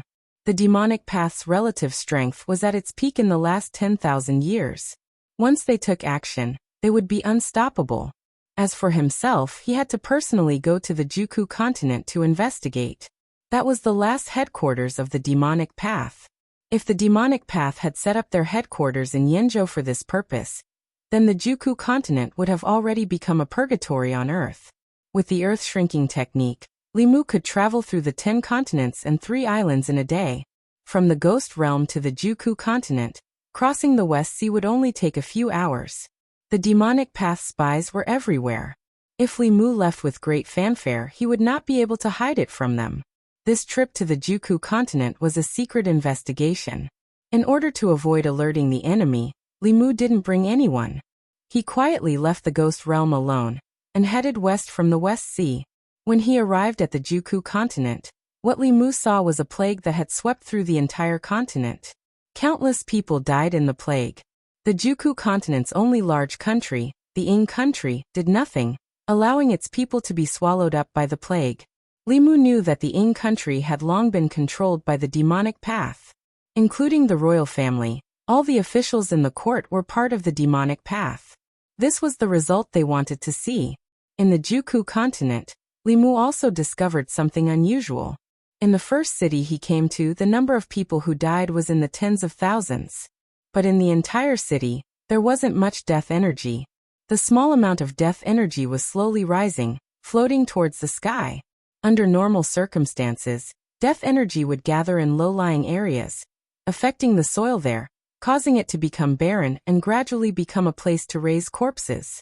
The death energy didn't fall but instead rose. There must be something strange about it. Li Mu hit his figure and followed the death energy slowly rising, moving in a certain direction. Along the way, Li Mu had already discovered that death chi was rising from all over the cave-gathering continent, converging in the same direction. Until 2 hours later, a huge cloud of death chi appeared in front of Li Mu's eyes. In the entire Juku continent, hundreds of thousands of people who had died from the epidemic had gathered their death chi here, causing the originally formless death chi to become corporeal. Li Mu's eyes flashed with a golden light. His gaze pierced through the clouds of death chi, and he saw a gray-robed figure sitting cross-legged in the clouds. This person was currently absorbing the death chi in the clouds, and above his head was a simple and unadorned page. It was obvious that the death chi in the gathering cave continent was attracted by this page. Heavenly Book. When he saw the page, Li Mu was shocked. At this moment, the gray-clothed man in the death aura seemed to have sensed something. He suddenly opened his eyes and turned to look in Li Mu's direction. There were no pupils in his eyes, only a gray-white color. His entire person was filled with a strange feeling. In the next moment, the gray-clothed man's figure vanished from the clouds. When he reappeared, he was 1,000 feet away from Li Mu. He stared at Li Mu with his gray-white eyes, and shock appeared in his eyes as he said, "It's you." Li Mu wasn't curious that this person would recognize him. To possess a heavenly book and have such a cultivation, he must be a top powerhouse of the demonic path. He might even be one of the first or second ancestors. As the gray-clothed man's voice fell, he turned into a beam of light and fled into the distance. This person's understanding of Li Mu was clearly deeper than Li Mu had expected. He and the demonic path were originally like fire and water, and both of them wanted to obtain the other's heavenly book. If the demonic path ancestors saw Li Mu, they would do everything in their power to capture him, so how could they flee without fighting? The only possibility was that this person knew that he was no match for Li Mu. With the sun-shooting bow in hand, Li Mu was invincible below the 8th realm.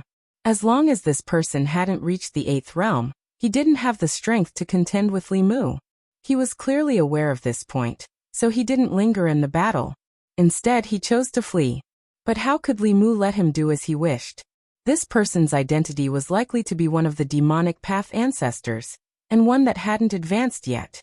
If Lin Ming didn't take advantage of this opportunity to deal with him, there would be even greater trouble in the future.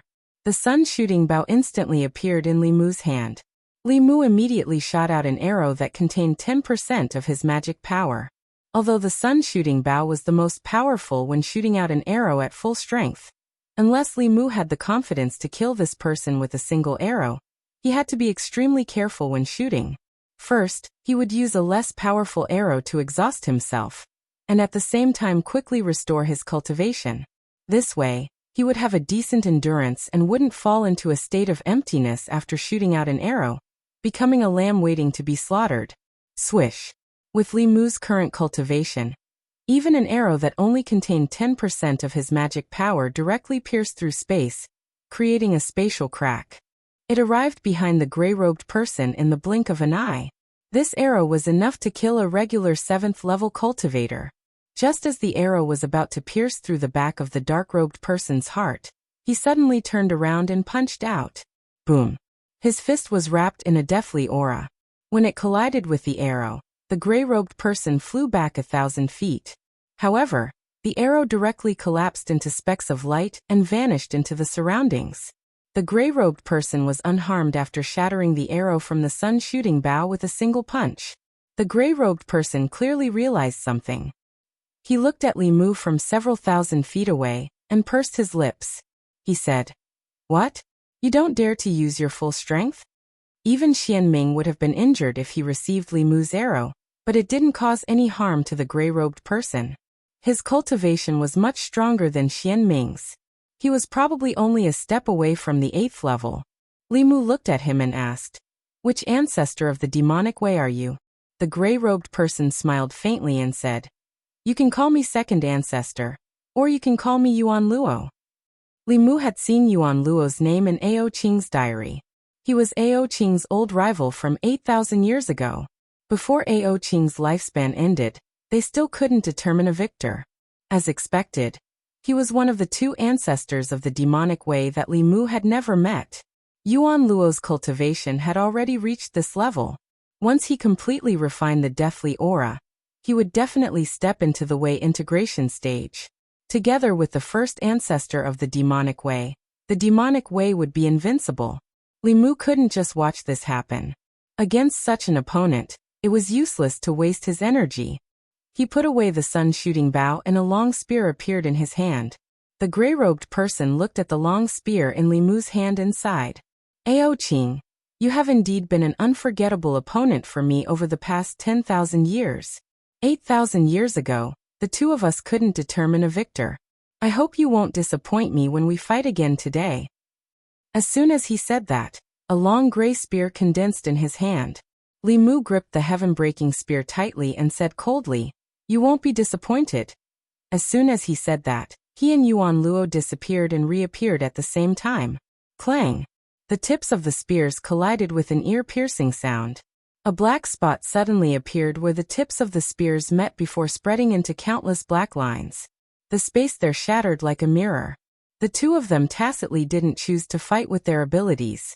At their level of cultivation, even the most ordinary move would have the power to destroy heaven and earth after being entwined with the power of heaven and earth. In the void, the 2 of them were difficult to capture. The only thing that could be seen was the intertwining green and gray light, and the shattering of space. Clang! The green and gray light collided once again. Yuan Luo was sent flying hundreds of meters away. An abnormal red color appeared on his face, as he forcefully swallowed a mouthful of blood essence that was about to spit out. A trace of doubt appeared on his face before he disappeared again. Clang! After another attack, Yuan Luo was sent flying hundreds of meters away again. He looked at Li Mu, who was still standing on the same spot. The doubt on his face finally turned into shock. Something wasn't right. His true cultivation was higher than this person's. In such a head-on clash, he should have the absolute upper hand. But why was he the one who was injured every time he was sent flying? Even if this person had battle experience that wasn't inferior to his, there shouldn't be a situation where he was suppressed despite his higher cultivation. After thinking about it, Yuan Luo finally realized the reason. Every time their artifacts collided, Li Mu's spear would be entwined with the power of heaven and earth. However, the power of heaven and earth entwined around his spear would always strangely disappear when it got close to Li Mu. This was equivalent to using his powers to fight against the power of heaven and earth. How could he possibly have the upper hand? Yuan Luo was an old monster with 10,000 years of experience. In an instant he figured out the problem. He said in shock, "Domain? You're only at the 7th level. How can you control the power of a domain?" Even with his 10,000 years of experience, he couldn't hide the shock in his heart when he realized this. The power of a domain could only be controlled after one's cultivation reached the 8th level. Controlling the power of heaven and earth was the biggest difference between the 7th level and the 8th level, as well as between the Transcendence realm and the Unification path. In his 10,000 years of experience, Yuan Luo had never seen anyone who could control the power of a domain at the 7th level. His 10,000 years of common sense had been shattered by Li Mu today. Li Mu controlled the power of a domain. Before Yuan Luo's cultivation reached the 8th level, it was impossible for him to defeat Li Mu. No one at the 7th level could defeat Li Mu either. In a battle of techniques with the same cultivation level, Li Mu was in an invincible position right from the start. After realizing this, Yuan Luo didn't want to continue fighting and immediately teleported away. How could Li Mu let him go? He took a step forward and used ground shrink. When he appeared again, he was already in front of Yuan Luo. However, at this moment, Yuan Luo suddenly raised his head, and a strange smile appeared on his face. This smile caused Li Mu to feel a chill in his heart. At this moment, Li Mu suddenly sensed that the power of space in a city in front of him had started to become extremely active. Li Mu wasn't unfamiliar with this situation. This was the appearance of an ultra-long-distance teleportation formation when it was activated. A pillar of light appeared in the center of the city. The next moment, a figure walked out of the pillar of light. It was an old man who looked like a skeleton. There didn't seem to be any flesh on his body. It was like a piece of dried human skin stuck to his bones.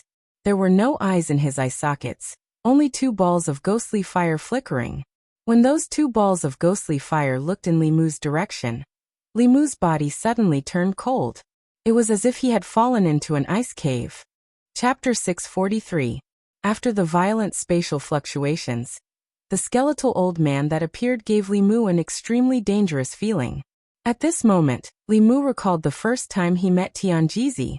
Without a doubt, this skeletal old man was an 8th level powerhouse. His identity was on the verge of being revealed. The demonic path's 3rd patriarch, Yu Quan. Yuan Luo looked at Li Mu and smiled wickedly. Do you think you're the only one who knows how to teleport?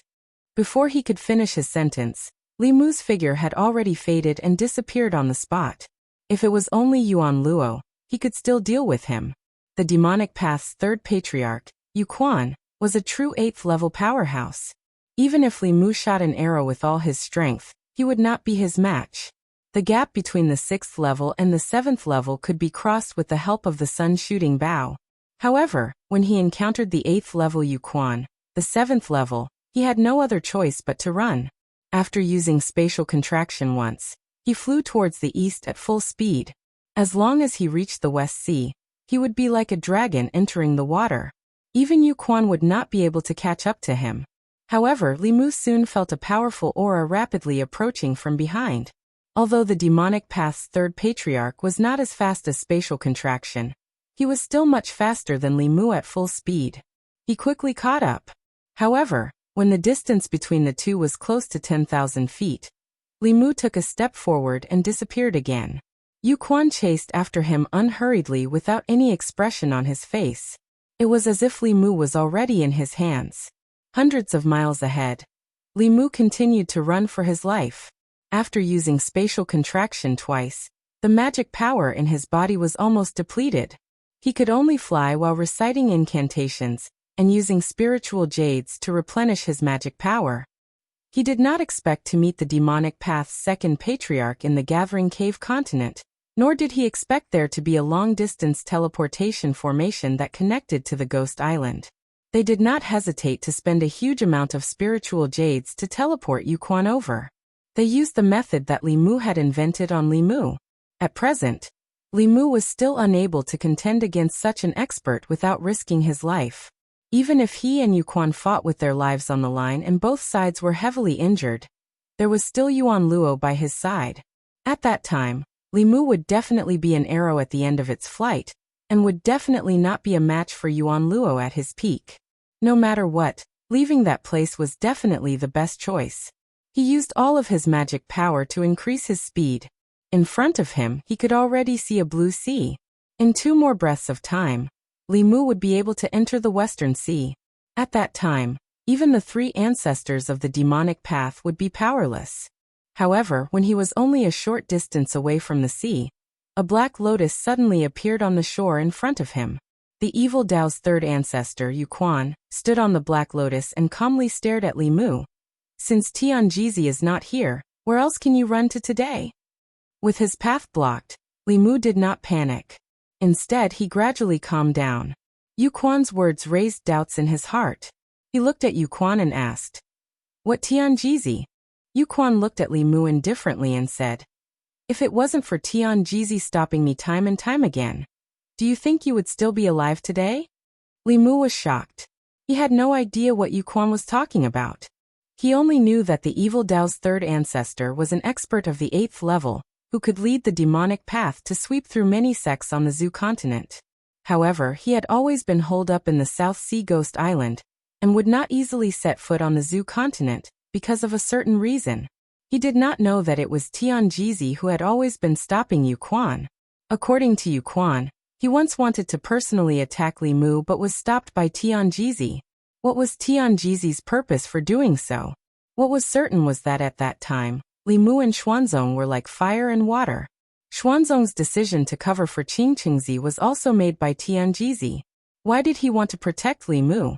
In the past 2 years, Xuanzong had suffered countless losses at the hands of Li Mu and had long lost his position as the #1 sect of the righteous Dao. Not long ago, he led a group of experts to attack Xuanzong. Right now, it was not important to figure out the reason for all this. What was important was how to escape from Yu Quan. The West Sea was not far ahead, but with Yu Quan blocking the way, this seemingly short distance was impossible to cross.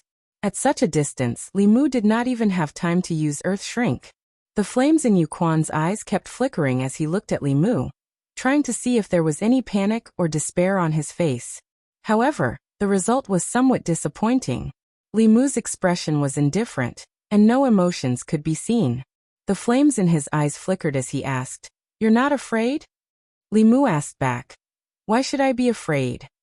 Yu Quan's face revealed a strange expression as he said, "You still have a trump card. I'm very curious. Where does your confidence come from? Is it Ao Xian's Sun Shooting Bow?"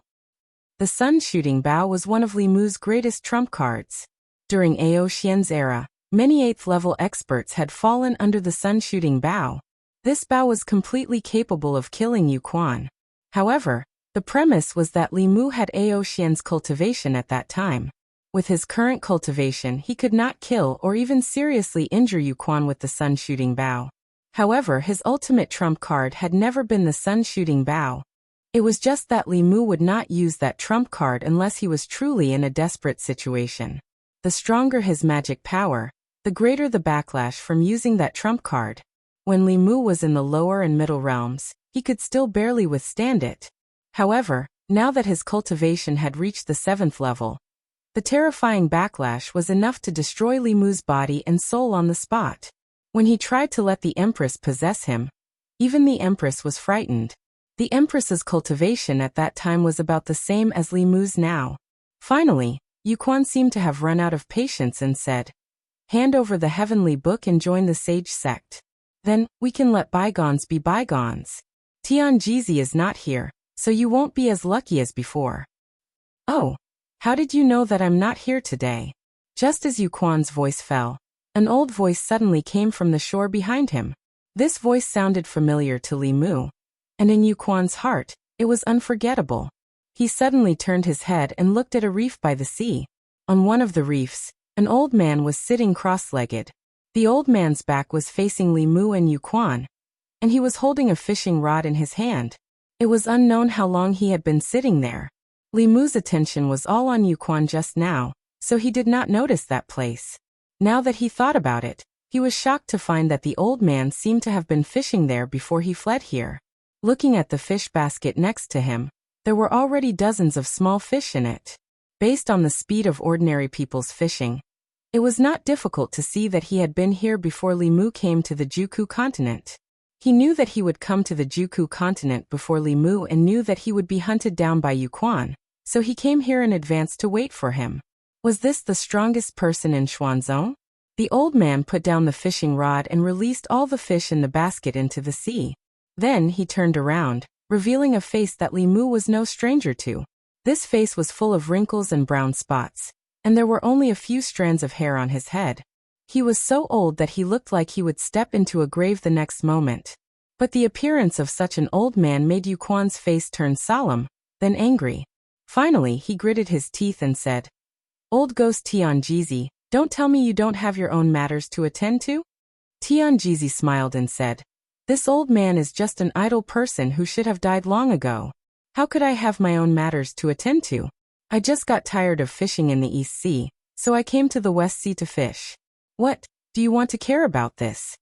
Although Tianjizi said so, who would travel tens of thousands of miles from the East Sea to the West Sea just to fish?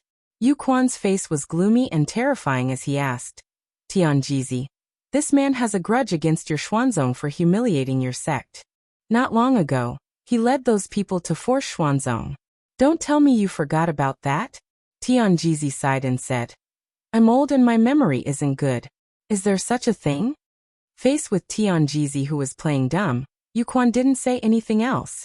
At this time, more than 10 rays of light appeared in the distant sky. Yuan Luo led more than 10 people and quickly appeared behind Yu Quan. Those people all exuded the aura of the 7th level, but compared to Li Mu and Tianjizi's righteous aura, it seemed a little evil. Tianjizi's gaze swept across the crowd, and a look of reminiscence appeared on his face. He said, "Fellow Taoist Yuan Luo, long time no see." When Yuan Luo saw Tianjizi, veins popped out on his forehead. He said coldly, "Indeed, long time no see. If it weren't for you back then, I would have already stepped into the 8th level. Why would I need to reincarnate and cultivate again?" Yuan Luo's words were filled with endless resentment. At this moment, the wind and clouds in the sky reversed, and huge waves surged on the surface of the sea.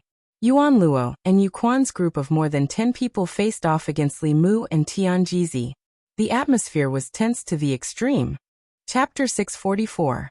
The situation at the West Sea was in a stalemate. Even though Yu Quan and Yuan Luo had the advantage in numbers, Li Mu and Tianjizi were not to be trifled with. The existence of the sun-shooting bow in particular made Yu Quan and Yuan Luo wary. The sun-shooting bow's power was limited in Li Mu's hands. However, if it was controlled by Tianjizi, even Yu Quan would not dare to take it head-on. There was a 90% chance that he would die on the spot if Tianjizi used all his strength. If that arrow was shot at Yuan Luo, who had yet to advance, would definitely die. 10,000 years ago, they had dozens of senior and junior brothers. Now there were only 4 of them left. The death of any one of them was something they could not accept. The two sides faced each other from a distance, and the surroundings were deathly silent. After a while, Tianjizi spoke first. He looked at Yu Quan and Yuan Luo and said, "The fish in the West Sea are too small. It's boring to fish. If there's nothing else, we'll go back first." Yu Quan and Yuan Luo did not speak. Tianjizi looked at Li Mu with a smile and said, "Little friend Li Mu, let's go." After saying that, he turned and flew to the east. Li Mu glanced at the demonic path crowd and followed behind Tianjizi, leaving together with him. Beside Yuan Luo, a black-clothed man asked in confusion, "Sirs, are we just going to let them go?" Yuan Luo and Yu Quan ignored him. They knew very well that the moment Tianjizi appeared, they would not be able to do anything to Li Mu today. As one of the most difficult enemies of the sage sect in the past 10,000 years, Tianjizi's reputation was not undeserved. Yu Quan spat out a mouthful of turbid air and said, "There's no need to rush to deal with Tianjizi. Senior brother Xiantian has already returned to Ghost Island.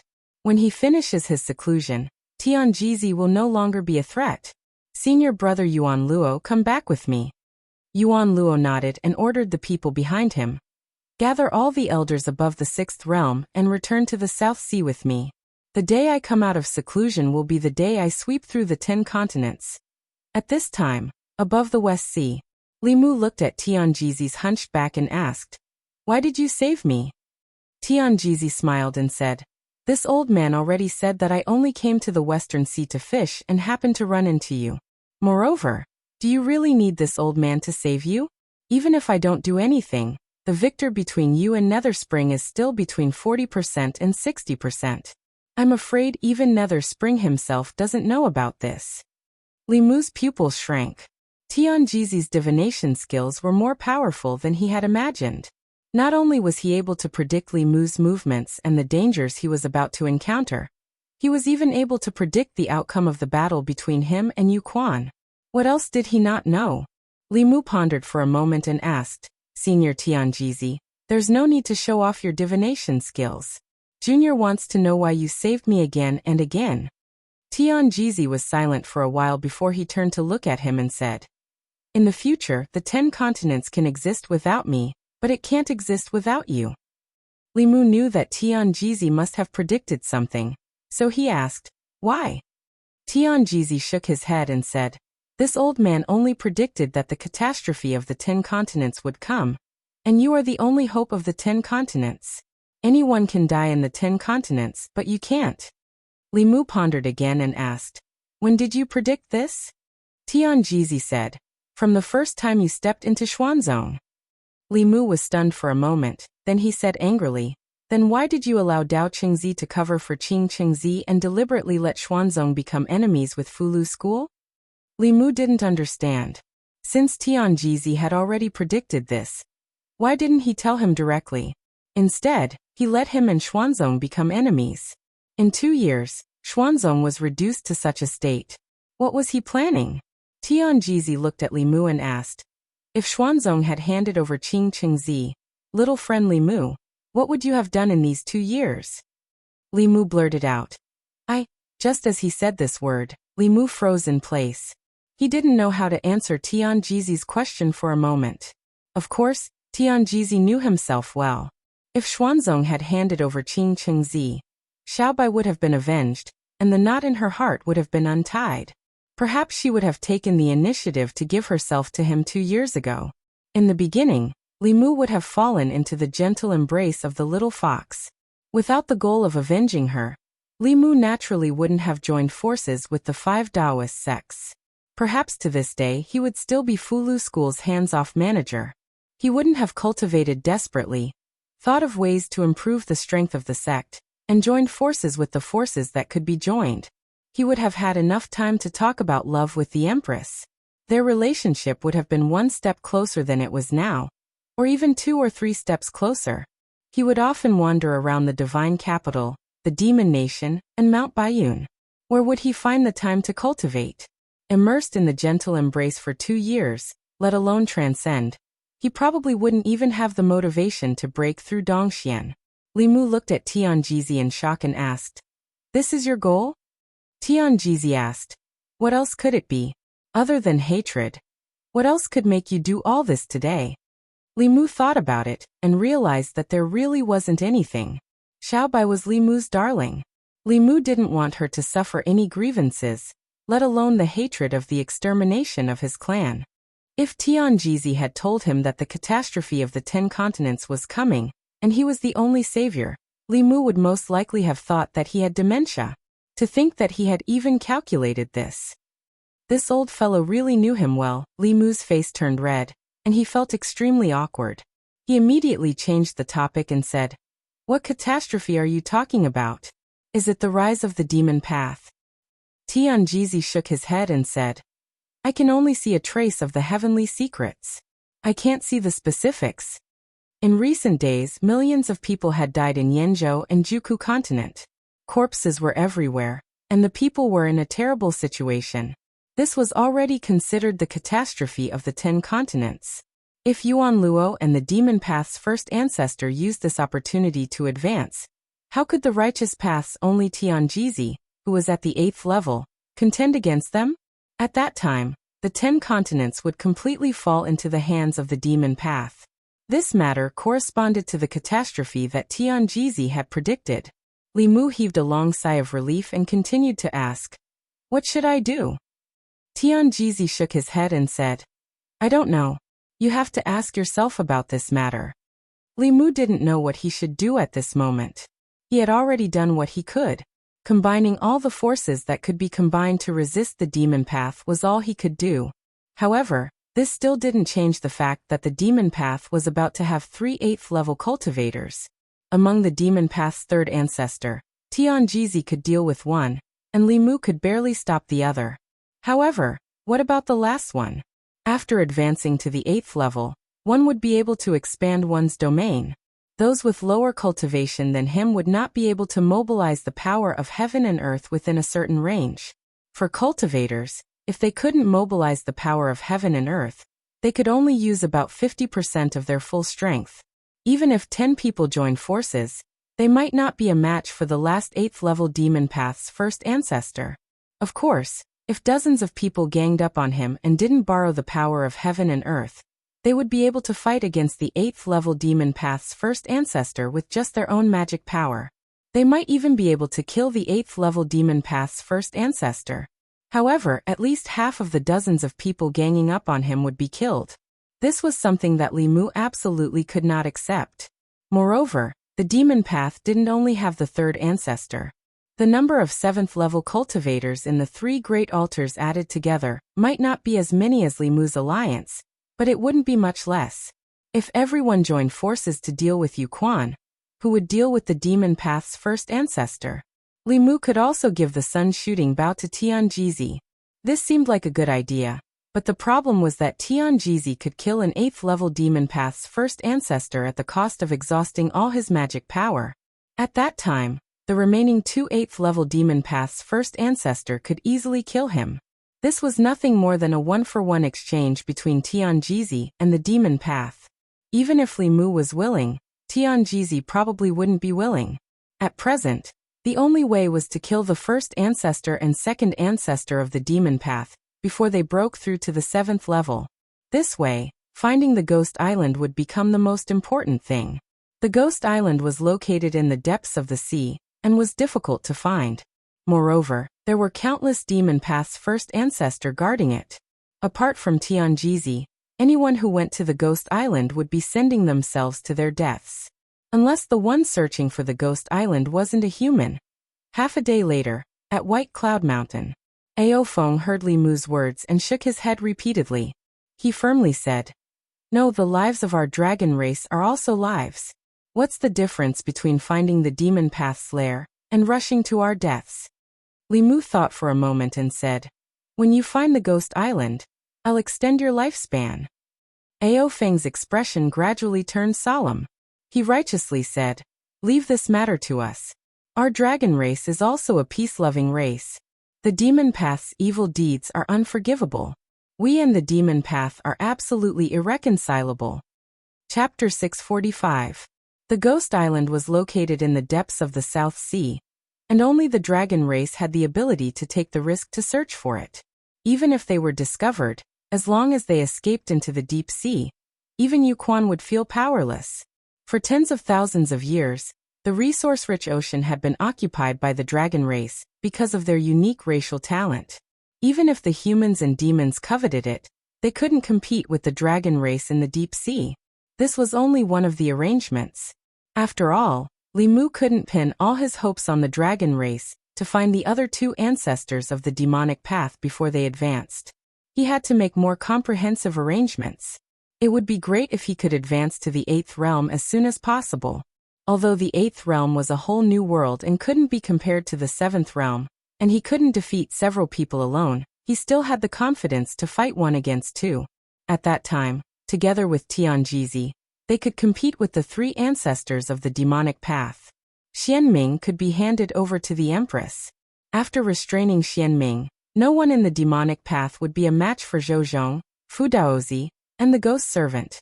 Together with Ao Feng and the others, their strength would be enough to form an overwhelming advantage. However, the Dao integration realm wasn't something that Li Mu could advance just because he wanted to. The first and second ancestors of the demonic path were originally at the peak of the 7th realm. In order to break through to the 8th realm, they slaughtered tens of millions of lives in Yanzhou and Juku continent. Their advancement was made with the lives of tens of millions of people. Li Mu wouldn't and couldn't do that. Among the thousands of techniques in the cultivation world, there was no faster shortcut than the demonic path. Li Mu looked at Tianjizi and asked, "Senior Tianjizi, how did you advance back then?" Tianjizi said, "I'm ashamed to say that all the spirit crystals of Xuanzong's ancestors were wasted on me. The most important part of the inheritance of the 6th sex was the cultivation crystals condensed by the ancestors before their lifespans were exhausted. Apart from Fu Daozi, all the 7th realm experts of the 6th sex advanced through this method. No wonder there were so few 7th realm experts in Xuanzong." It turned out that they used all their spirit crystals to create an 8th realm expert. Otherwise, the Xian sect would have more powerhouses in the Nirvana realm than the other 5 sects combined. But at the same time, they wouldn't have any powerhouses of the 8th level protecting them. Perhaps they would have been destroyed by the demonic path a long time ago. Li Mu was unable to replicate Tianjizi's path of advancement. Each sect had a limited amount of spiritual crystals. Up until now, almost all of them had been used up. Even if the 6 sects gave their last spiritual crystals to Li Mu, it was still far from enough. Li Mu suddenly had an idea. The mantra of Tao Te Ching, as his last trump card, was more powerful than the sun-shooting bow. With his current cultivation, he still could not use it. If he borrowed the mana of Tianjizi, what would happen? As long as his primordial spirit temporarily possessed Li Mu would be able to start the experiment. He looked back at Divine Predictor, but before he could speak, Divine Predictor pinched his fingers and said, "Although I don't know what you're going to say, this old man has calculated that what you're going to do next has a 90% chance of destroying my body and soul. This method absolutely cannot work." Since Divine Predictor had said so, Li Mu could only give up. It seemed that even if Li Mu advanced to the 8th realm one day, he still could not uncover the secrets of Tao Te Ching. However, Li Mu had a faint premonition in his heart that the backlash of the power of heaven and earth was not without a limit. When he was strong enough to withstand this huge power of heaven and earth, he would completely master these mantras. At that time, the mystery of Tao Te Ching would be completely revealed before his eyes. Li Mu no longer bothered about this matter and said to Divine Predictor, "Senior Divine Predictor, can you let me take a look at the heavenly book of Xuanzong?" Already knowing Divine Predictor's intentions, Li Mu did not stand on ceremony with him. Divine Predictor stretched out his hand, and a simple page appeared. It was the last page of the heavenly book of the 6 sections. Divine Predictor said, "Since the heavenly book of the 5 sects is already in your hands, you can also take this page of the heavenly book." Li Mu separated his divine sense and sank his consciousness into the heavenly book. The contents of the heavenly book of the 6 sects were similar. In the heavenly book of Xuanzong, there were also the figures of giant beasts and a group of ancient cultivators using mysterious techniques to fight against their enemies. Li Mu swept through those techniques, focusing all his attention on the divination. This was the supreme technique of Xuanzong. When one cultivated to the highest level, one could foresee the future. Even Divine Predictor only understood the surface. Li Mu pinched his fingers with one hand.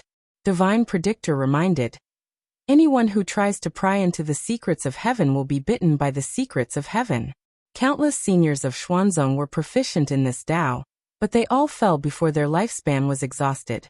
"You have to be careful." Li Mu nodded and said, "I know." With the rise of the demonic path and the impending calamity of the continent, there were many other things that needed to be prepared besides cultivating diligently. The many forces of the continent could no longer be like before, scattered everywhere like a plate of loose sand. It would be extremely easy for the demonic path to take them down one by one. Although there was a long-distance teleportation formation, it consumed a large amount of spiritual jades every time it was activated. It was extremely inconvenient. It was better to gather all the experts in one place so that they could be mobilized in the fastest and most timely manner. After discussing with Divine Predictor, Li Mu chose a small coastal country in the south. The battle that was about to happen in the future would be an earth-shattering one. Several 8th-level cultivators and dozens of 7th-level cultivators would participate in the battle. It would be an apocalyptic scene.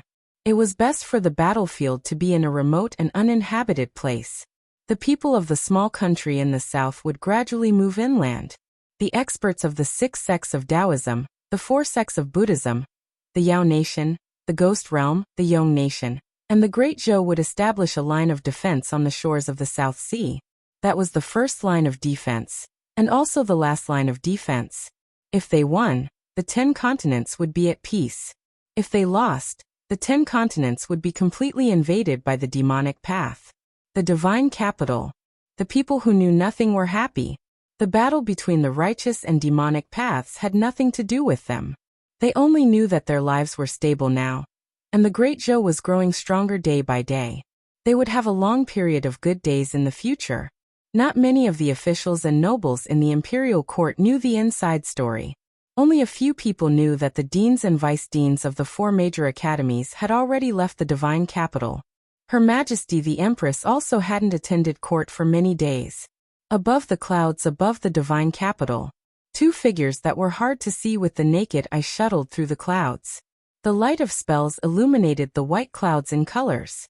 No matter how Li Mu and the Empress cultivated, it was impossible for them to break through their cultivation level in a short period of time. He could only impart everything that he knew to them. Even if the Empress couldn't display the full might of those mystical powers and Dao techniques like Li Mu, she could still improve a part of her abilities. At a certain moment, Li Mu's figure appeared above the clouds. He looked at the Empress and said, "That's enough. Your Majesty should have no opponent below the 8th level." Zhou looked at Li Mu and said, "So you've been going easy on me." When Li Mu had just entered the 7th level, he hadn't comprehended the power of domains. It was indeed difficult for him to defeat the Empress. But when he learned how to use domains, the Empress was no longer his opponent. However, Li Mu had never used the power of domains on her. Li Mu held her hand and walked on the clouds. He smiled and said, "If I don't go easy on your Majesty, should I go easy on others?" Zhou stopped and leaned on Li Mu's shoulder. She asked softly, "Can we win?"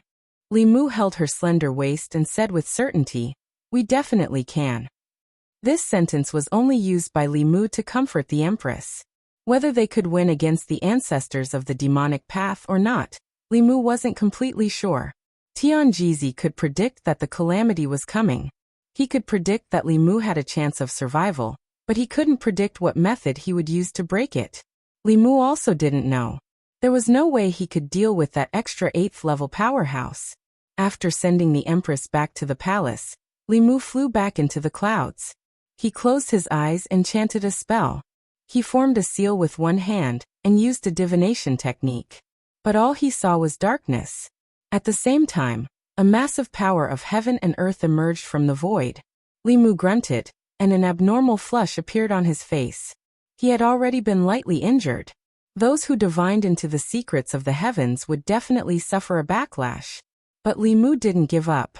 He formed another seal and all he saw was darkness. This darkness had no boundary. It stretched up and down endlessly, left and right. The entire world was filled with a kind of extreme darkness. He divined a great battle with the demonic path. This indicated that in the current situation, they had no hope of winning. Just as Li Mu was about to give up, a faint light suddenly appeared in a certain direction in the darkness. This light was very dim. Li Mu almost missed it. But it was indeed the only light in the endless darkness. Li Mu opened his eyes and looked in a certain direction. That was the direction of the light in the darkness. That glimmer of light represented hope. And that direction was Yingzhou. Li Mu didn't delay. He walked all the way to the northeast. Soon, a vast land appeared in front of him. This was Yingzhou, a barren land adjacent to the Zhou continent. Mo Li and the tens of thousands of soldiers of the Great Zhou would be conducting research on mechanisms here. But Li Mu wasn't here to find them. He went all the way into Yingzhou. After passing through countless places filled with smoke and miasma, he finally arrived at a mountain range. This mountain range stretched endlessly, but there was no poisonous miasma. The reason was that there wasn't a single blade of grass in this mountain range. There were no poisonous plants or plants that could produce miasma. The entire mountain range was filled with a thick corpse aura. Li Mu floated in the air. He looked around and soon saw a familiar figure. Xianming also didn't expect that Li Mu would come here. His expression changed drastically. He said in surprise, "What are you doing here?" When enemies meet, their eyes turn red. Xianming and Li Mu met here. The atmosphere instantly became tense. A battle was about to break out. Suddenly, a deep voice came from the mountain range. "It's you." A sturdy figure flew out from a mountain. This figure carried a thick corpse aura. Li Mu was shocked. This person's aura easily overshadowed his and Xianming's. It was comparable to Yu Quan and Tianjizi's. This was actually an expert of the 8th realm. Li Mu looked at the figure that was gradually becoming clearer. He lowered his voice and said, "Emperor Bai." Chapter 646. Li Mu had not seen the White Emperor demonic corpse ever since they parted ways at the Demon Emperor cave abode. He had even forgotten about its existence. Emperor Bai was an expert from the demon clan 3,000 years ago. His cultivation had reached the 9th realm. At that time, 9th realm experts were extremely rare. In the entire 10 continents, they could be counted with one hand. It was a pity that such an expert was still limited by his lifespan. However, Emperor Bai did not face death calmly. Before he died, he ordered all his subordinates to be buried with him. He also sacrificed their corpses and waited for a few thousand years for someone to break into the Demon Emperor cave abode and absorb their blood essence to be revived. Later on, his plan succeeded. However, he was persuaded by Li Mu's glib tongue. He gave up his memories of Emperor Bai and even the Demon Emperor cave abode. He then disappeared without a trace. Who would have thought that he would come to Yingzhou and reach the 8th level without anyone noticing? Li Mu was not surprised by Baidi's demonic corpse's cultivation level. Li Mu had refined 2 level 7 demonic corpses from his 2 level 8 demonic corpses. Baidi's cultivation level had reached level 9, and his physical body was extremely strong. As long as he had time, it was only a matter of time before his physical body recovered to level 8. The moment he saw Emperor Bai, Li Mu finally understood what that slim chance of survival represented. If he could recruit Emperor Bai, then even if the 3 ancestors of the demonic way gathered, they would not have any advantage. This was because Li Mu and the others only lacked a peak 8th realm expert. Xianming probably came here with the same goal as Li Mu. Although he did not know how she knew about Emperor Bai's whereabouts. If Emperor Bai was recruited by the demonic way, they would have no chance at all. Li Mu put these thoughts aside. He clasped his hands together and said to the White Emperor demonic corpse, "Senior, long time no see." Xianming and Li Mu knew each other's thoughts. After Li Mu spoke, Xianming immediately said, "Taoist White Emperor, this person has a clever mouth and is good at deceiving people. No matter what he says, don't believe him." Since Emperor Bai had appeared, Demon Dao had been paying attention to him and searching for him everywhere. This time, his 2 senior brothers were in seclusion. Xianming had come here specially. It would be best if he could recruit Emperor Bai. If he couldn't, he had to persuade him not to be recruited by Li Mu. Unexpectedly, as soon as she arrived, she met Li Mu. If White Emperor was deceived by Li Mu, in addition to Tianjizi, it would be a great threat to them. She could not sit back and watch such a thing happen. Li Mu glanced at Xianming and said to Emperor Bai, "Predecessor Emperor Bai, listen to her. What is she talking about? What is she talking about? You are a monster. She looks down on the monster tribe, which means she looks down on you. You can't listen to her." When Emperor Bai heard this, he looked at Xianming and gradually frowned. Xianming did not expect Li Mu's angle to be so tricky. His expression changed and he immediately explained, "I didn't mean that. Taoist White Emperor, you should be able to feel that our auras are of the same origin. We are the same kind. This person is from the alien tribe. He is not one of us. His heart must be different. Don't be deceived by him." Li Mu, of course, would not let Xianming do as he wished. He quickly said, "Her chest is so big. Both of us are flat. We are the same kind." Emperor Bai looked at Li Mu and then at Xianming. He found that Xianming's aura was very similar to his. On the other hand, Li Mu's aura made him faintly disgusted. However, in terms of chest, both of them were indeed different from the other person. Hesitation appeared on his face. He couldn't tell which of the 2 people in front of him was his friend. Li Mu glared at Xianming. The advantage he had just established was almost completely reversed by her. After all, Emperor Bai was a corpse cultivator. Xianming was also a corpse cultivator. As an outsider, he did not have the advantage to compete with Xianming. Fortunately, the demonic corpse Bai in front of them was not the real Emperor Bai. Emperor Bai was the former king of the demon tribe. He was cunning and astute. His way of doing things was also demonic. It was very likely that he would stand on the side of demonic. The demonic corpse Bai in front of them did not have Emperor Bai's memory. He was a new individual. He had the strength of an 8th realm and the intelligence of an 8-year-old. Li Mu had been fighting with Su Miao in the ghost domain all day long. He was very experienced in dealing with this kind of spiritual corpse. With the intelligence of the demonic corpse by, he obviously did not know who to listen to. He scanned the two of them and asked, "What are you doing here?" Xianming said impatiently, "Taoist White Emperor, it has been 3,000 years. My senior brother and I would like to invite you to the Ghost Island for a chat." Li Mu interrupted, "Senior, the Emperor Bai she is talking about is the demonic Emperor Bai, not you. If you go to the demonic territory, perhaps your intelligence will be erased again, and you will become their puppet. Demonic Tao likes to do this kind of thing the most. The Ghost Island she is talking about has 3 existences as strong as you. Senior, please reconsider."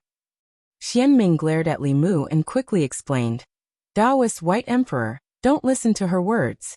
You are a guest of the Ghost Island. We will not do such things to you." Li Mu glanced at her and said to Emperor Bai, "A woman's mouth is a liar. You can't believe her words. When you go to the Ghost Island, your life and death will be in their hands. You will not be able to control it anymore." Xianming was furious. Li Mu. Li Mu squinted at her. "So?" At this moment, Emperor Bai looked at the two of them and said, "You two can go. I will stay here. I will not go anywhere." Before Xianming could speak, Li Mu sighed and said, "Senior, you are not experienced enough. You are too naive. With the way the demonic Tao does things, they will destroy what they can't get. If you let her go, I am afraid she will lead the experts of the demonic Tao to annihilate you soon." Hearing this, the demonic corpse Bai's eyes moved slowly. Although he had just gained sentience not long ago, he was not stupid. Li Mu's words made him a little wary. Seeing this, Xianming immediately formed a seal with one hand and said, "I can swear that we will never do such a thing." Li Mu used his specialty and fanned the flames, saying, "The oath of the demonic Tao cannot be trusted. Senior Emperor Bai, why don't you come with me? We only have 1/8 realm cultivator here. They will not harm you. At the very least, even if we want to harm you, you can leave at any time. But if you go to them, you will face 3 experts of the same level. If something happens, I am afraid you will not have much power to fight back." Under Li Muxiao's persuasion, the White Emperor seemed to have been moved. With his current intelligence, it was hard for him to understand some complicated things. Unknowingly, his mind was being led by Li Mu. Xianming did not expect that Li Mu would interfere in the successful recruitment. With just a few words, he persuaded Emperor Bai. Seeing that the situation was gradually getting out of control, she immediately gave up trying to rope him in. She turned into a white light and was about to leave. It was not easy to meet Xianming alone. How could Li Mu let her go so easily? Almost at the next moment when Xianming was about to move, he reminded Emperor Bai, "Senior, you can't let her go like this."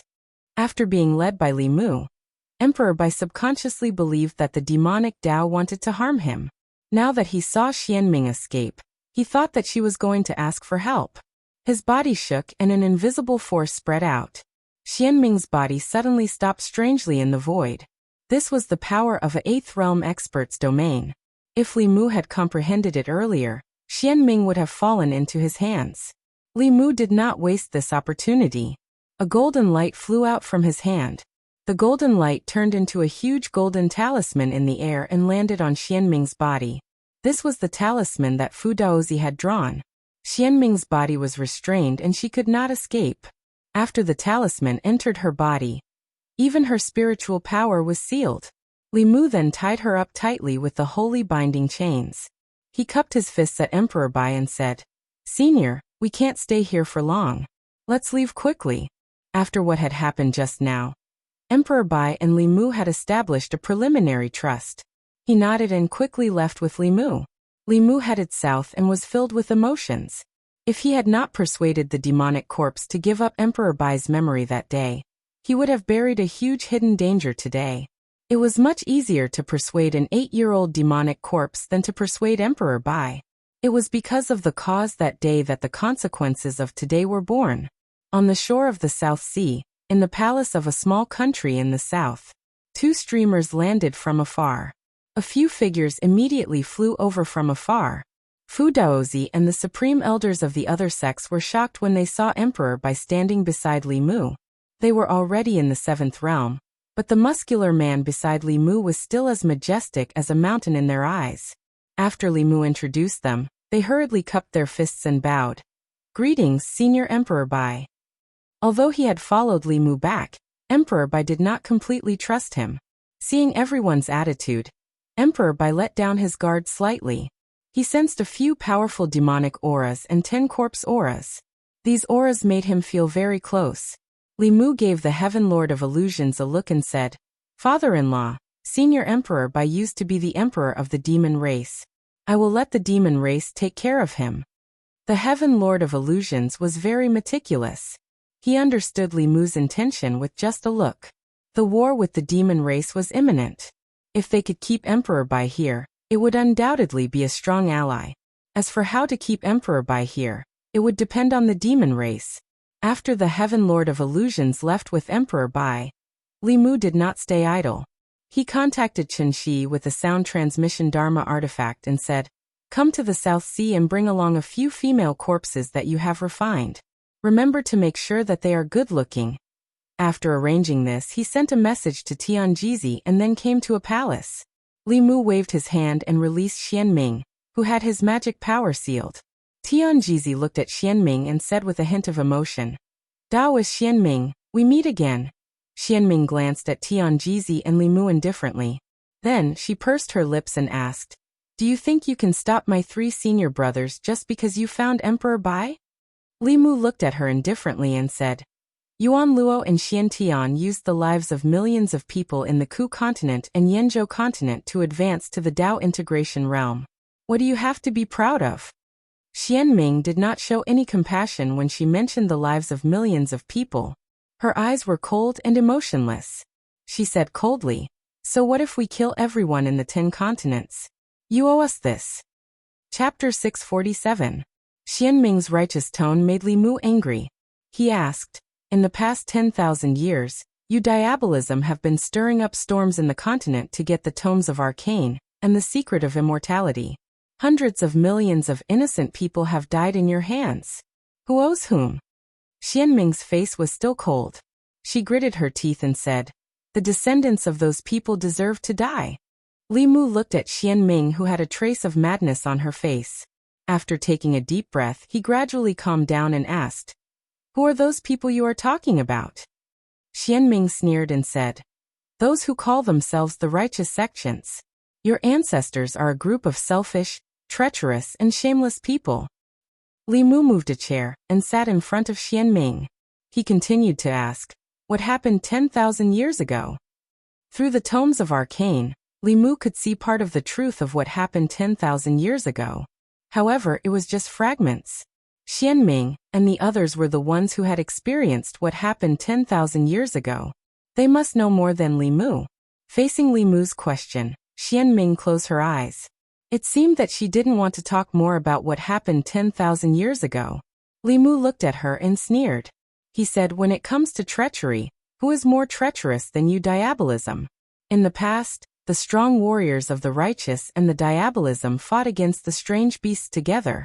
Many ancestors sacrificed themselves in exchange for the stability of the 10 continents.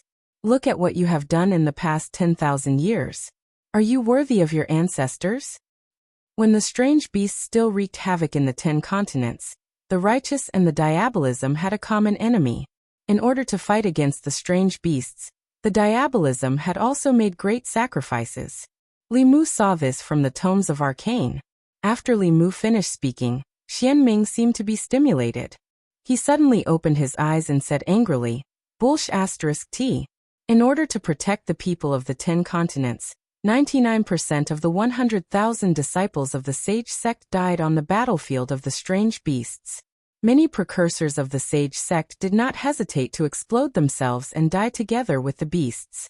However, what did they get in return? Those people opened the gate of heaven, found the Taoyuan, destroyed the road to heaven, and enjoyed their immortality. They only left the strange beasts for us." Being stimulated by Li Mu, Xianming revealed more information. Li Mu knew that in the past, because the people of the demonic path were no match for the strange beasts, they could only self-detonate and perish together with them.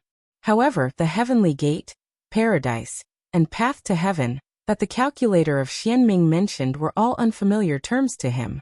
Li Mu looked at Tianjizi and found that he wasn't surprised. Li Mu asked in a low voice, "You know about this?" Tianjizi nodded, then shook his head and said, "No one knows the truth of 10,000 years ago. This is only their guess." At that time, the Taoist sect had not yet appeared. The ancestors of Xuanzong only found some clues through some ancient books. Li Mu asked, "What clues?" Tianjizi was silent for a moment and said, "More than 10,000 years ago, the ancient cultivators were all looking for a place called the Taoyuan. It was said that in the Taoyuan, one could ignore the laws of heaven and earth. After cultivating to a certain level, one could obtain immortality. As long as they found the gate of heaven, they could find the road to heaven and enter the Taoyuan."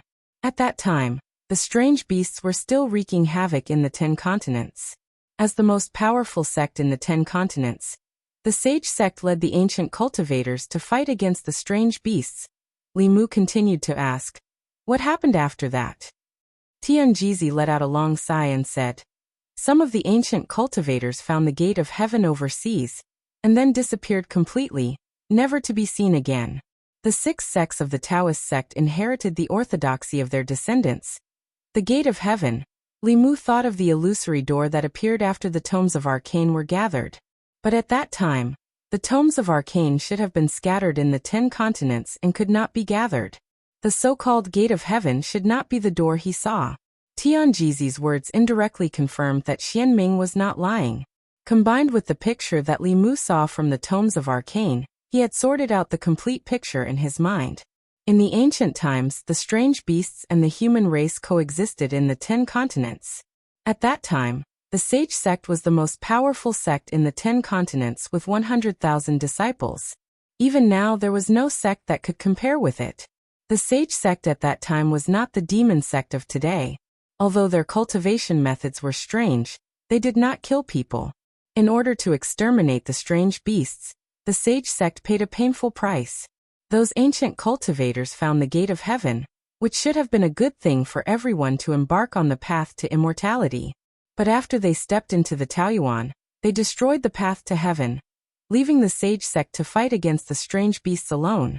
In the end, all the experts of the sage sect fell in the war with the strange beasts, leaving only Xianming and the others, who were the ancestors of the devil sect. In the past 10,000 years, they held the hatred for the descendants of the ancient cultivators, and stirred up conflicts on the continent. They made the sage sect, which originally belonged to the righteous camp, completely become the demon sect. On the one hand, they were seeking revenge. On the other hand, they were looking for the tomes of arcane, wanting to use the tomes of arcane to reopen the gate of heaven. Li Mu still had one thing that he did not understand. He asked, "Why did they destroy the path to heaven?" Xianming's chest rose and fell. She gritted her teeth and said, "Because the spiritual qi is limited. It will become thinner with time. The more cultivators there are, the faster the spiritual qi will become thinner. It will become harder and harder for experts to appear. When the spiritual qi in the 10 continents is exhausted, there will be no more cultivators. They don't want too many people to go to the Taoyuan, and they don't want people to compete with them for the spiritual qi in the Taoyuan." Li Mu was silent for a long time before he said, "This is not a reason for you to kill other innocent creatures. Even if the ancient cultivators were wrong, in the past 10,000 years, the innocent people who died in their hands were not wrong. The ancestors of the devil sect had witnessed the destruction of their sect, and the betrayal of their allies. Their hearts had long been occupied by hatred. Hatred made them act in an extreme way, and it also created the evil reputation of the devil sect for 10,000 years. Li Mu did not ask Xianming any more questions. He sent her back to the teapot space.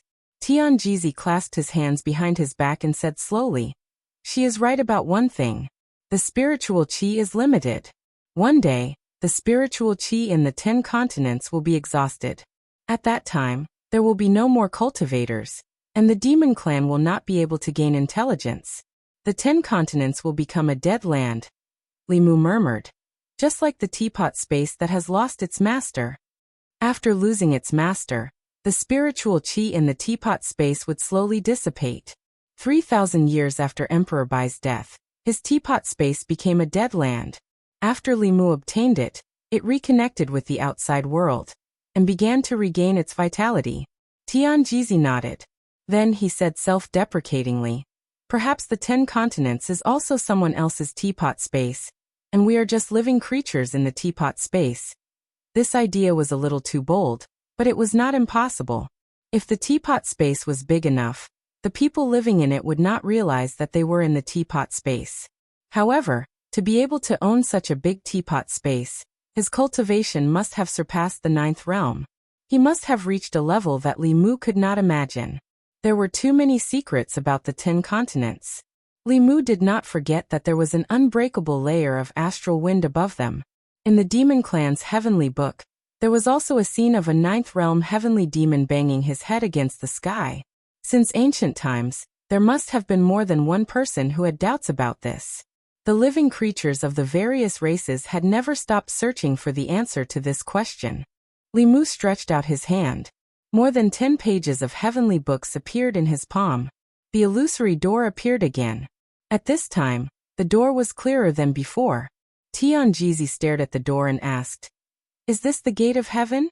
Li Mu shook his head and said, "I don't know."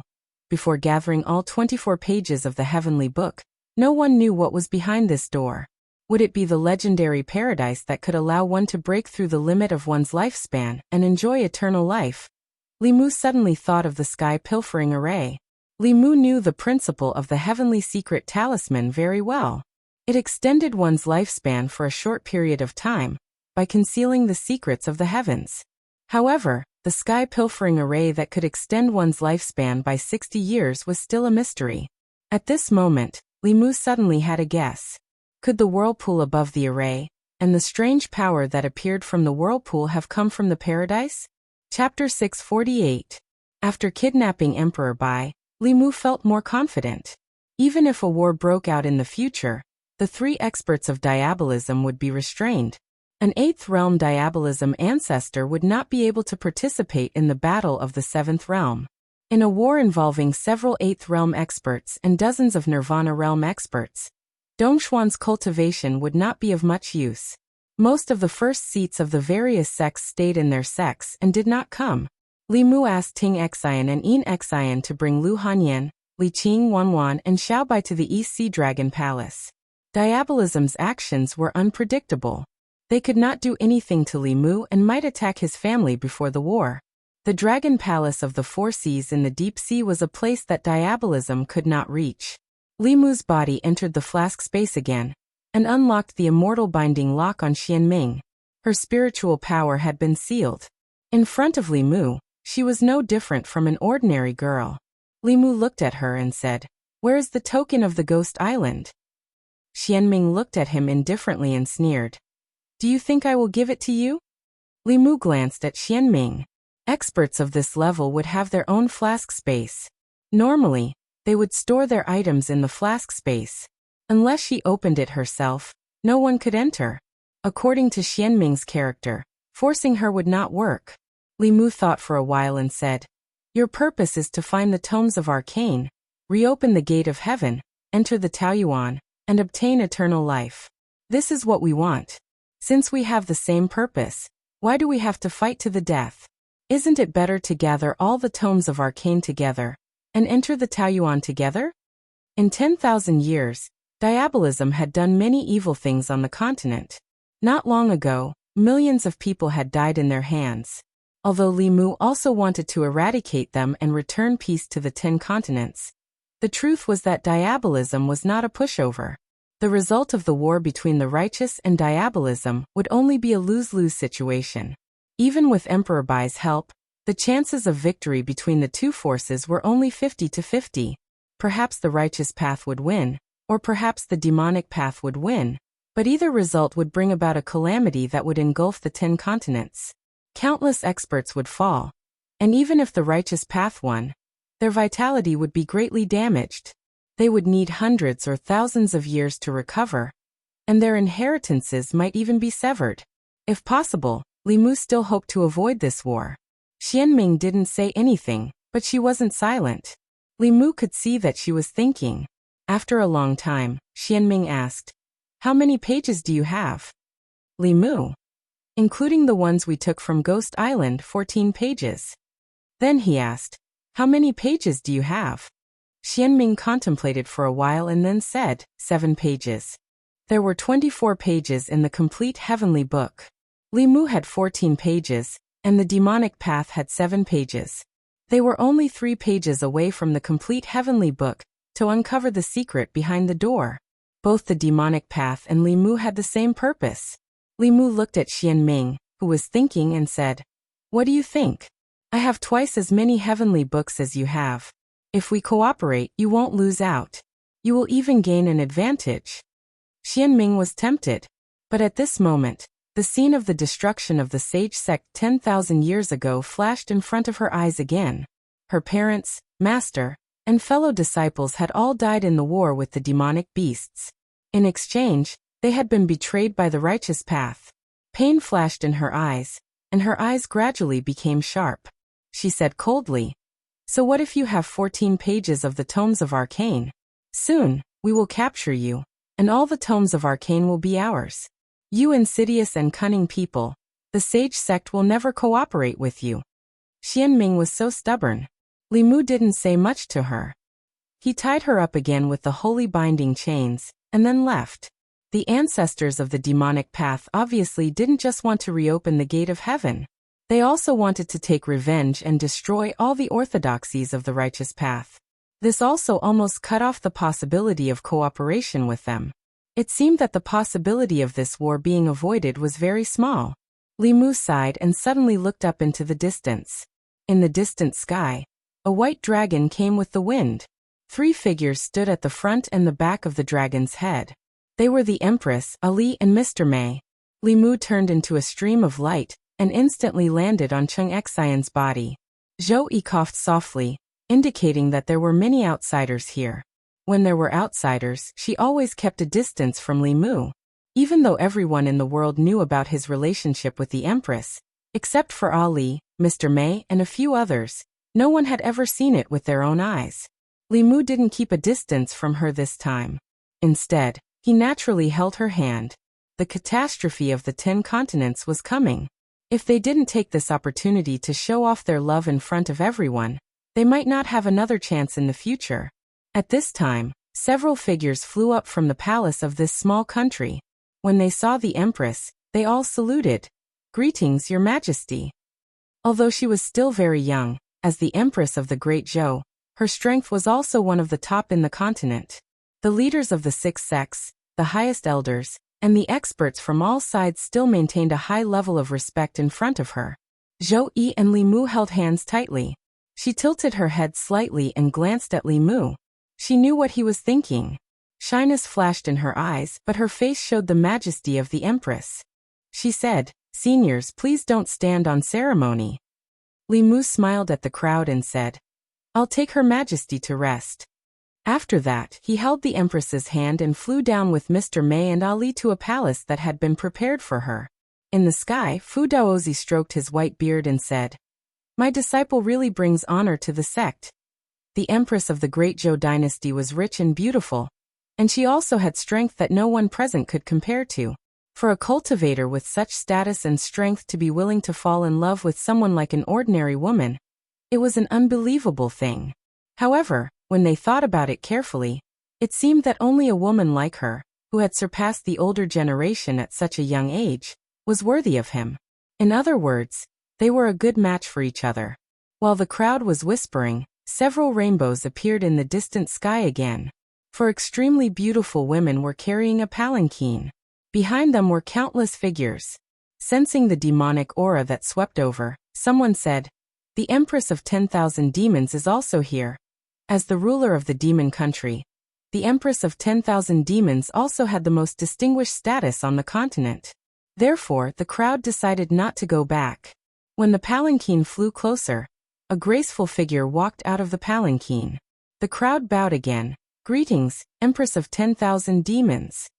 Huan Ji revealed a charming smile and said, "Seniors, you're welcome." After she finished speaking, her eyes scanned the surroundings. It was obvious that she was looking for someone. Somewhere in the palace below, Li Mu hadn't spoken much with the Empress when he sensed Huan Ji's aura coming from outside. He looked at the Empress. Zhou Yi glanced at him indifferently and said, "Go." Huan Ji waited outside for a while. Then, another figure flew out of the palace.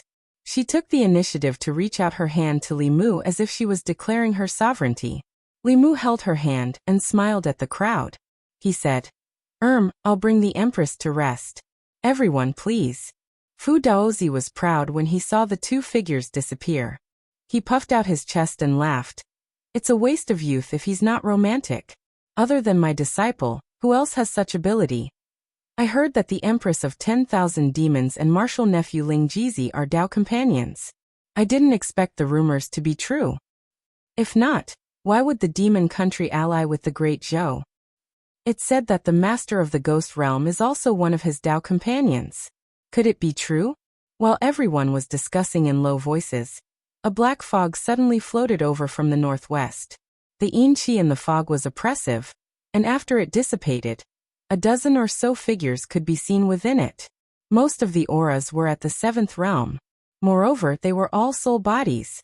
Different from the ghost cultivators, they stood behind the two figures with wooden expressions like the most loyal guards. The two women at the front looked exactly the same. One of them emitted the aura of the 7th realm. When the four ghost kings saw this, they immediately flew forward and knelt on one knee. They said respectfully, "Greetings, Ghost Lord." This was the first time everyone saw the mysterious master of the ghost realm. Just as they were about to go forward and greet her, a familiar light flew up from below. It was Li Mu. When Su Miao saw Li Mu, she immediately flew up and held Li Mu's arm tightly with one hand. She reached out with the other hand and said, "Candy." After spending some time together, Li Mu's position in her heart was second only to Su He. Li Mu suspected that this was because he was the only one in the ghost realm who would play with her and often give her candy. On the way back, Li Mu notified Empress Huan Ji and Su He. He didn't expect them to come together, so he was a little busy. He looked at the strange gazes of the people around him and hid his embarrassment with a smile. He said, "I'll take good care of the Ghost Lord. Everyone disperse." Chapter 649. After dispersing the crowd, Li Mu was in a dilemma. Others only knew that having the Empress of the Great Zhou, the Queen of Demons, and the Master of the Ghost Realm seemed to be a wonderful thing. But who could truly understand his dilemma? Right now, the Empress, Phantom Princess, and Su He were in different palaces. Where should Li Mu go first and where should he go next? This was a big problem. Now that he was with Su He, should he go find the Empress or Phantom Princess first? Su Miao was still pestering Li Mu and did not know that Li Mu was full of worries. Su He glanced at him and said, "I want to see what you're going to do now." Su He would not fight with the Empress or Phantom Princess, but the two of them had accumulated hatred for a long time. As long as they met, they would be at each other's throats. This was what gave Li Mu the most headache. If he went to Phantom Princess and then the Empress would be unhappy. If he went to the Empress and then Phantom Princess would be unhappy. After careful consideration, Li Mu decided not to go to anyone.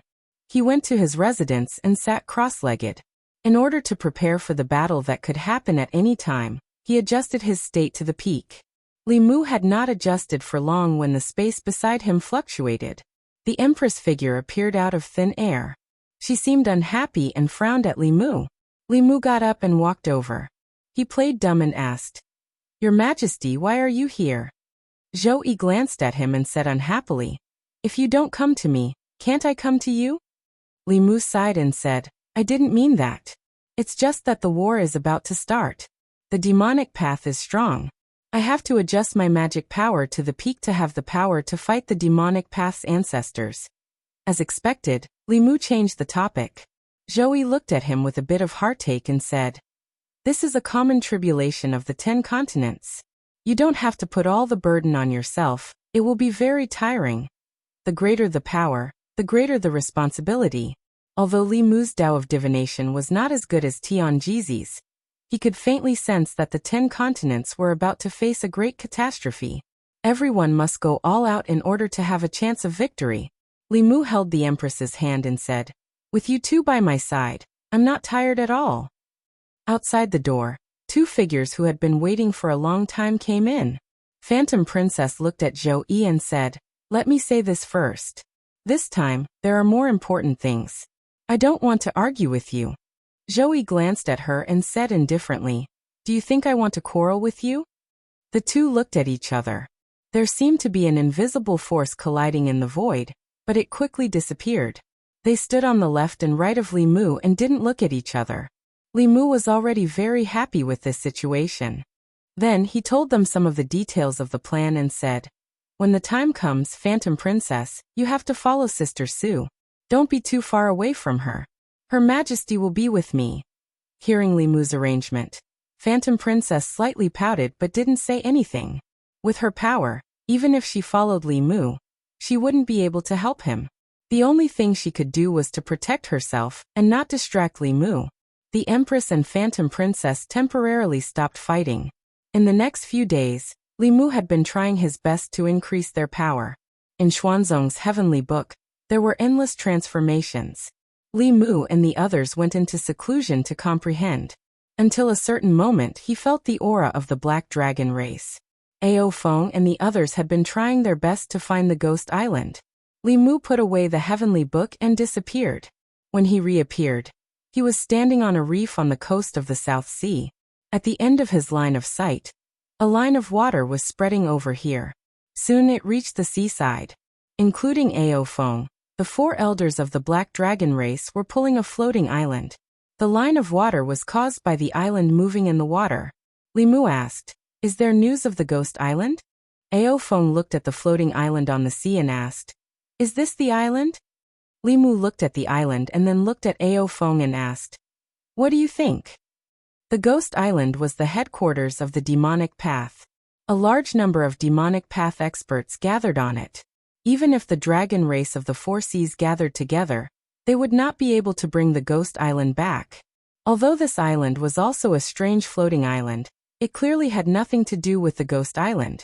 Ao Feng revealed a difficult expression and said, "We searched the entire South Sea and only found this floating island that can move on its own. We brought it back for you." Li Mu waved his hand and said, "Forget it, there is no need to search anymore. Tell them to come back. From now on, you all will stay here. You don't need to go anywhere." Before the first ancestor and second ancestor of the demonic path advanced, the strength of the Ghost Island was at its weakest. It would not be easily discovered. If the dragon race of the Four Seas were to spread out, they would lose a large portion of their combat strength. He could not let them continue to go out. Li Mu looked at the huge island that Ao Feng and the others brought back. This island was no different from the other islands. It was lush with vegetation and some small animals. The only strange thing was that this island was completely floating on the surface of the sea. This was indeed very similar to the Ghost Island. Li Mu originally thought that the Ghost Island was floating on the surface of the sea by the demonic path. Now it seemed that this was not the case. This was because there was no trace of a formation on this island. A normal island should be a piece of land that extended from the bottom of the sea. It was impossible for it to float on the surface of the sea just by virtue of buoyancy. It was rumored that the three celestial mountains that hid the secret of eternal life floated on the surface of the sea and moved around. However, this island was nothing special except for its ability to float. No matter how he looked at it, it had nothing to do with the celestial mountains. Li Mu used the earth escape technique to enter the interior of the island. He still did not find anything strange. The world was vast and there were all sorts of strange things. If it were any other time, he might carefully study the mysteries of this island. However, now was clearly not the time. Li Mu withdrew his attention from the island. Ao Feng sighed and said, "Why don't we go and look for it again?" If they found the Ghost Island, their entire clan's lifespan would increase by 60 years. To the Black Dragon clan, this was of great significance. He was not willing to give it up. Just as Ao Feng's voice fell, Li Mu's body trembled slightly. He looked towards the depths of the South Sea and said in a low voice, "No need." Ao Feng still wanted to fight for it. Suddenly, he seemed to have sensed something. He turned his head and looked towards the depths of the sea. In the depths of the South Sea, a black line was spreading towards them. In the distance, the weather suddenly changed. Endless dark clouds rolled and rolled, and the calm surface of the sea became turbulent. Huge waves dozens of feet high surged towards the shore. At the peak of the giant waves, an island was floating. Countless black-clothed figures stood on the island. These black-clothed figures emitted powerful auras that swept towards the shore. Li Mu's gaze traversed hundreds of miles and saw 3 figures standing at the very front of the island. He saw Yu Quan, Yuan Luo, and a sinister youth standing in the middle of them. Compared to those demonic cultivators, the 3 of them did not have any auras. They were just like mortals. At this moment, Li Mu only had eyes for the 3 of them. Almost at the same time, dozens of streaks of light streaked across the sky behind Li Mu. They covered the sky and covered the earth as they flew towards the shore and landed beside Li Mu. The aura exuded by the dozens of 7th realm powerhouses also created a wall of waves that swept forward. In the end, the 2 walls of water collided. After an earth-shattering sound, they all turned into mist. The surface of the sea temporarily returned to calm. The ghost island also stopped moving and quietly floated 10 miles away from the shore. In an instant, the world fell silent. However, this silence only lasted for a moment. Boom. In the next moment, the sea within 10 miles suddenly exploded. The seawater evaporated instantly, revealing the rocks at the bottom of the sea as well as the corpses of countless fish, prawns, and aquatic creatures. Then, the seawater flowed backwards and filled the sea again. Apart from the surging waves, it was as if nothing had happened just now. However, an extremely oppressive atmosphere quickly spread in all directions. In the sky, countless birds flew away. In the sea, countless aquatic creatures fled towards the depths of the sea. On land, all sorts of snakes, insects, rats, and ants were also frantically fleeing from this place. The apocalyptic scene spread rapidly with this place as the center.